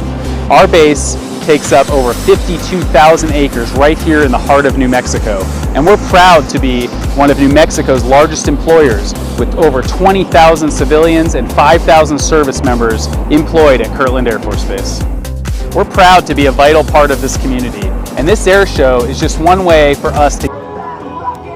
Okay, we are still here, of course. It's 4 o'clock our time now here in Kirtland Air Force Base at Air Fiesta 2025, and I found a local, someone who's near and dear to my heart. He's a graduate of St. Michael's High School in Santa Fe, New Mexico, Major Cody Gutierrez, and now he is a fighter pilot of the F-35, which is behind us. And I told you, we love to hear about the plane, but Cody, we want to hear about you. You're a born and bred New Mexican. Yep. Now a fighter pilot. Yeah. So graduated St. Mike's in Santa Fe and then a UNM grad in 2012. So I did ROTC there. So when you graduated from St. Mike's in 2008, what did you think you wanted to be? I knew I wanted to fly, either commercial or military aviation, and I took a stab at going in the military and joined Air Force ROTC, and it's kind of the rest is history there. I learned to fly during college and got selected for a pilot slot and then made my way through pilot training and flying fighters from there. So you went to UNM. What was your degree at UNM? Yeah, so I actually did general studies. But you were in ROTC at that point. Yep, I was in ROTC, so did military science, communication, and sociology. Were like my areas of focus. Once you graduated, then you joined? Yep, commissioned in the military with graduation, and then went straight to pilot training. And where was that? In Laughlin Air Force Base in Del Rio, Texas. It's just west of San Antonio. Where were you stationed after that, Major? So then after that, F-15s, so I went to North Carolina, and then Idaho, back to North Carolina, and now Luke Air Force Base. How many years have you been flying? 13 for the Air Force. What do you think this plane behind us, this jet? Great piece of machinery. It's awesome. I love it. Yeah, it's a blast to fly. Why is that? Power. It's the most powerful engine they ever made, and flies like a dream. What does it feel like sitting in the cockpit and feeling those engines rumble? Yeah, it's quiet, which is kind of weird. Yeah, it's relatively quiet, but I mean, when you throw that afterburner in, it sinks you into the seat, and it's awesome. What does it do? Sinks you into the seat. You just get thrown back in the seat. It's great. It's your best roller coaster ride that you've ever had. Have you done any maneuvers, any tricks up there? We call them tricks or maneuvers? Oh, Stunts? yeah. What? What have you done? Do loops. We do everything. Yeah. Spin, or not spins, but like fight other jets like you see in Top Gun, and yeah, it's fun. So spin, I know what a spin is. What else? A roll have you done? Oh yeah, barrel rolls, aileron rolls, we do all that, yeah. How does it feel flying upside down? It's different, but if you do it at 1G, it just kind of is normal. The world's just upside down. There's an American Eagle just flying by us. We're looking, it's not the F-16. You've flown the F-16? F-15 and F-35, yeah. What's the difference? F-15, 2 engines, actually 2 seats, so I'd fly with someone else every time I flew that airplane, and then single seat, obviously single engine, so a little bit different flying by yourself, but I like it. But it's more than just the pilot, isn't that right, Major Gutierrez? You have the ground crew, what else? F-15 is obviously an older aircraft, usually takes a lot more maintainers to maintain. Obviously a 5th gen airplane, a lot newer. The tails that I would fly in the F-15 were built in like 88, 89, and then these were built in 15, so a lot newer. But I mean, crew, we always think of the pilots, but also we think of the crew that's behind the pilots, right? Yeah, so we brought 7 maintainers out with us today for the trip, and then they're helping us with the aircraft while we're here. Wow. How many hours, what's the longest flight you've taken? It was about 11 and a half hours. Wait, what? Yeah, it was actually a non-combat mission. It was on the 4th of July when Trump was previously in office, when they did the whole flyover over the East Coast. I was a part of that, which it started in Boston, and then the ending of the flyover was over the White House, which was pretty cool. And we were in the air for about 11 hours. Well, the president was on the ground. Oh yeah, it was crazy. You flew like right over the Pentagon and the White House, and then the National Monument, and it was just full of people. Yeah, it was a pretty cool experience. 11 hours. Yeah, 11 now, hours. were you doing a mission, or were you part of the entertainment? It was all for the flyover for the East Coast. So we did Boston, Philly, New York, DC, and then came back over to the White House. But in total, it took about 11 hours in the air. What did your mom think of this? It's cool. My mom was actually a pilot, so yeah, living vicariously. Oh, yeah. Wow, to have that experience. Fantastic. Share with us other experiences that you've had that we, as civilians and non-pilots, can't experience. Yeah, I mean, I've seen the Northern Lights under night vision goggles in the jet. That's been pretty cool. I've seen a rocket launch from the jet in the F-15. Yeah. I think the coolest thing is like surfing right over clouds. you know, doing like 300 or 400 miles an hour on the top of clouds. It's awesome. What does that feel like? Feels like you're going a million miles an hour. Yeah. Oh, because of the clouds? Because of the clouds, like you get a sense of your speed. Yeah. Oh, you do get a sense of the clouds. Yeah. Wow. How about flying around mountains? Oh, it's great. That's probably the best. Low-level flying around mountains. You just create your own roller coaster. Yeah. Yeah. But I will say the most fun that I've had, maybe in an airplane besides fighters, is gliders. So I love flying gliders. So we talked to some cadets with the United States Air Force Academy. The gliders were out here today. Yep. But you were a glider pilot? Yeah, which I did on my own, yep. So what's the different sensations? And you say that's fun as well. Yeah, that's fun. That's even more quiet. Obviously, there's no engine. But yeah, you get towed up by another airplane, and then it's up to you to get back to the airport. It's very quiet. It's awesome. Quite a difference. Yeah, I love it. Of course, as you said this was quiet inside. Yeah, it's surprisingly, for how loud the airplane is, it's really quiet inside the cockpit. That's cool. How does it make you feel as an American to be part of our greatest military in the world? Wouldn't have it any other way. So why is that? Just because we are the greatest military in the world, and it's awesome to be a part of that and get to contribute and to help keep this nation safe. You know. How about all the technology changes? I mean, you graduated in 2008. I mean, things have changed tenfold, hundredfold. I mean, there's still CDs back then, right? So now you can't even buy one. I feel like I'm talking about 8-track players, but anyway, I know, CDs. You're talking about CDs. All right. But I mean, now it's all touchscreen up there. Yeah, this airplane's all touchscreen. Obviously, the F-15 was a 70s, 80s build, so that was the technology in there is vastly different than this. But yeah, it's cool to see. So you have to do continuous education and training? Oh yeah, you're always in the books studying. Simulators, getting refreshed on everything, academics. So it's a lot of studying with this job. Still. Yeah. After you graduate, you still have, because I know keeping up with the technology, the innovations, it's got to be tough. Yeah. Or maybe you're creating some of that. Yeah, not myself, but trying to keep up with it, definitely. A lot of people in the background. Again, well, I shouldn't say the glory, but you get the acknowledgement from the public because they see you climbing out of that F-35. Yeah. And they're clapping and hurraying and cheering you on. But we know there's a lot more men and women behind you that make all of this work. Yeah, that's what I love. You put the helmet on, the mask on, the visor down, like no one knows who you are. And that's what it is about, right? You just get into your job and go home. And feel safe, keeping us safe. Cody, Major Gutierrez, Santa Fe, New Mexico. What else would you like to say to the fellow New Mexicans out there? Come on, get off your butts. I mean, we just have to like settle the debate, red or green, right? I'm a red chili fan, but I will go Christmas sometimes too. I'm red too. Yeah, that's about it. But being a part of this greatest military in the world, your fellow New Mexicans, they can get out here and join you. It's possible. Don't let anyone tell you no. Yeah. Thank you. No, someone will tell you no at some point whenever you want to go do something, and just go find the person that tells you yes. Which you did. Yeah.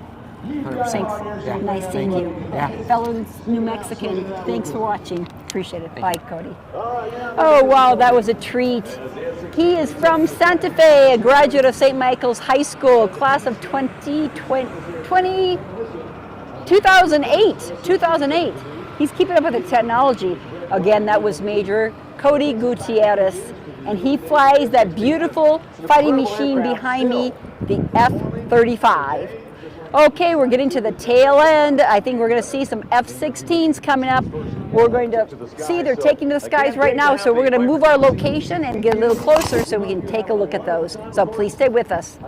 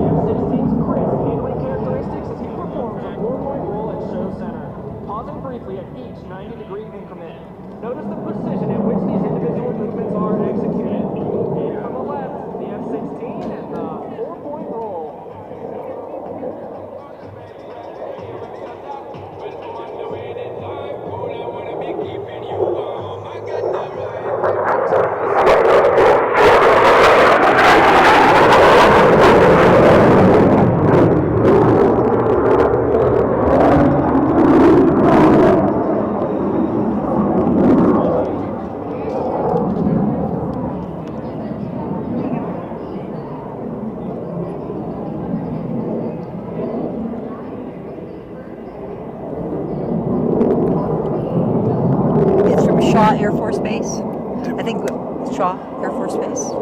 I think I'll just do a close right now. Just get this one this time.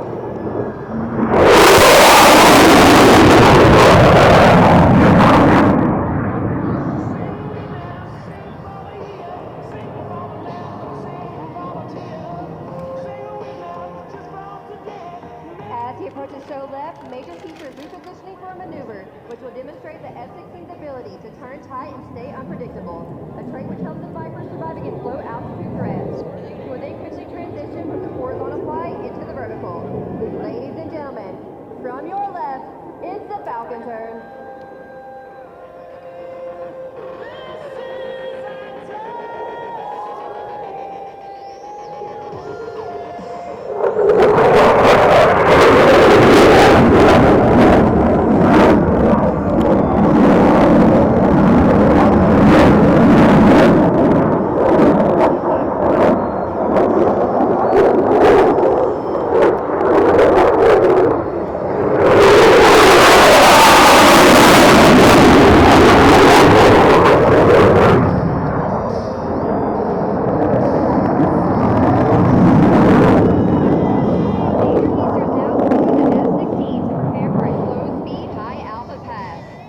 While the Viper can fly at more than twice the speed of sound, slow speed control is just as important when maneuvering in a dogfight. This will be your best opportunity to look closely at the aircraft and its flight controls. Team will be holding the Viper at 23 degrees, nose up position, and moving at only 120 miles per hour. When he reaches show center, Major Heath will apply full afterburner and pull back on the stick for a near vertical climb, demonstrating the Excuse me. also thrust to weight ratio. Okay.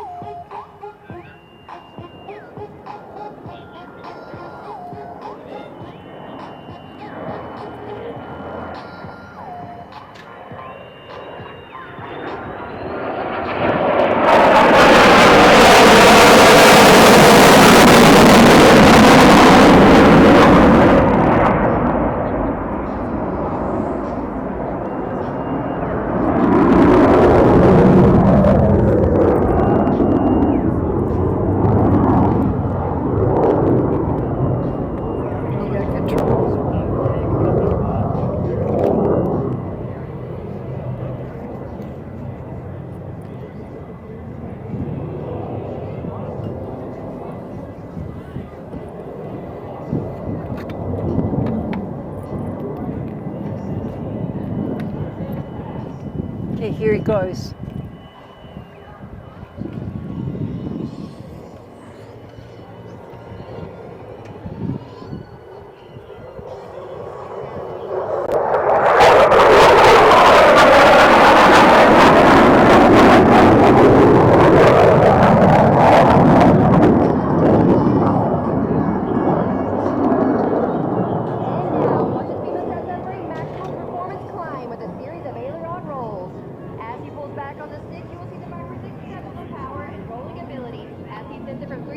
Over 3 miles in less than 20 seconds.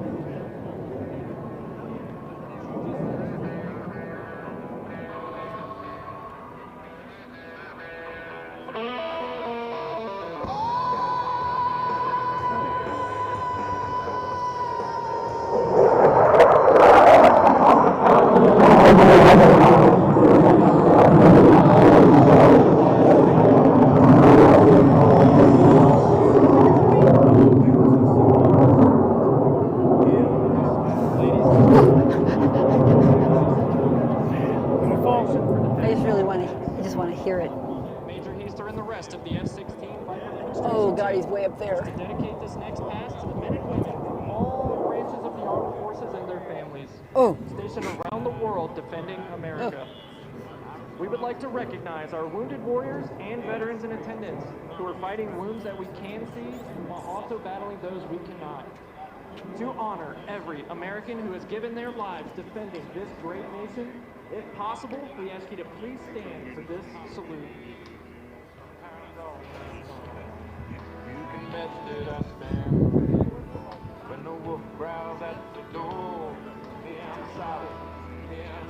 Well, there's an emergency medical operation. That's our next stop. And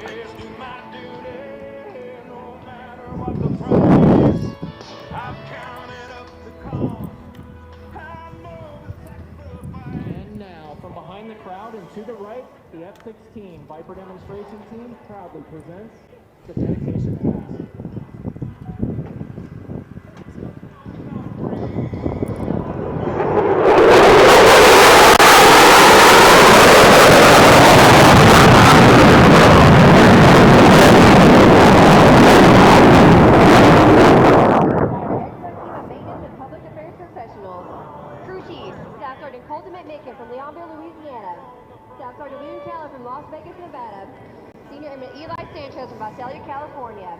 Electro-environmental specialist, Staff Sergeant Kirtland from Rocky Mount, North Carolina.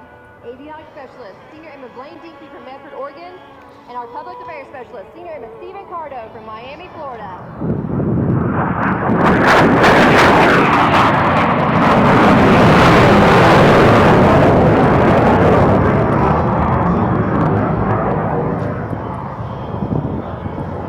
Okay, should I wrap it up?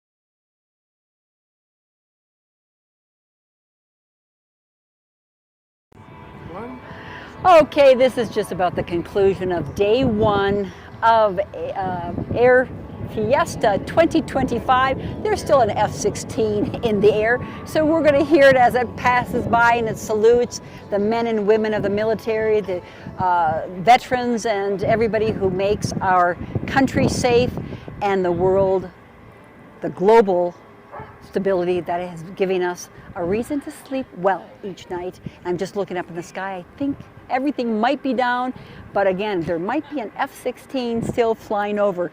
We're here at Kirtland Air Force Base, the host of this Air Fiesta 2025, soaring over the Sandias. We've been here since about 9 this morning, streamlining to you, and we appreciate the Public Affairs Department and Jennifer Lovett, who is the Chief of Public Affairs, and of course Alan Winston, who is the cameraman behind. Alan, come here with me for a second. Come over here. He's got his, you can keep here. This was, I think, maybe your brainchild, right? Yeah, it was kind of, the first time. So it's a novel event for us. So this is our first time doing it. So we'll see what happens in 2 years. First time streaming. Our air show. Our air show. First air show at Kirtland Air Force Base since 2019, 6 years ago. This is a two-day event, party in the sky, but also party on the ground. Exactly. And this gentleman has been working very hard. Well, we got a Alan great Winston. team. There's a whole team of us here, from our staff of photographers, videographers, admin people who have been working diligently for over 3 months now, working with this team. This process has been in plan and works for over 2 years. So we couldn't do this, without this great team. And that looks like it's the final call out there on the field. What does that mean, the final call? They're making that last pass. Okay, we're going to get the last pass. I'm Diane Kinderwater. Let's check out, there's the last pass.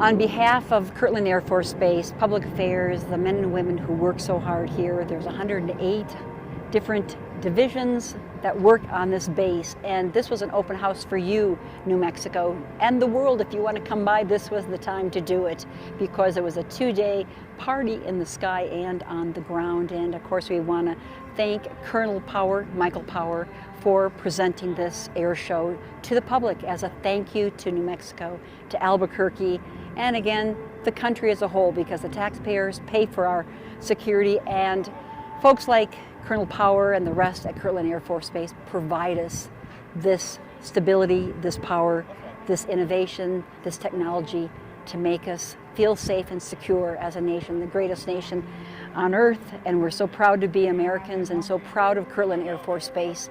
And we were proud to stream it, a little rough perhaps this year, but being able to stream this for you so you could take a look at Kirtland. And if you're not able to be here, watch the stream. But again, they're hoping to have an air show maybe every 2 or 3 years. So another open house for you to come and see what is behind the gates, what is going on, all the tremendous changes and excitement. We're going to leave you now with this last salute, and we thank you for watching. I'm Diane Kinderwater. Make it a safe, wonderful time with your family, and we thank Kirtland for this.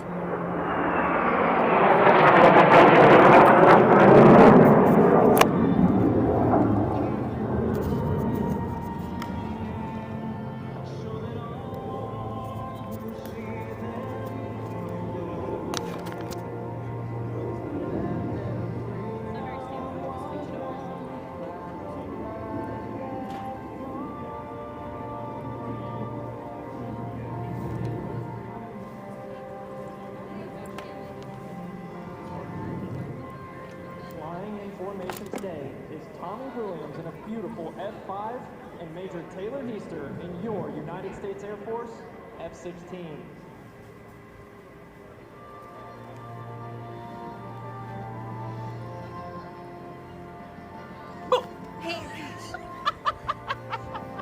You were gonna give our old man a heart attack. No, he's good. He's good. How are you? We're trying to get a cameo on this thing. You guys need a star on Oh my gosh. You know, we have a star here that wants to be interviewed.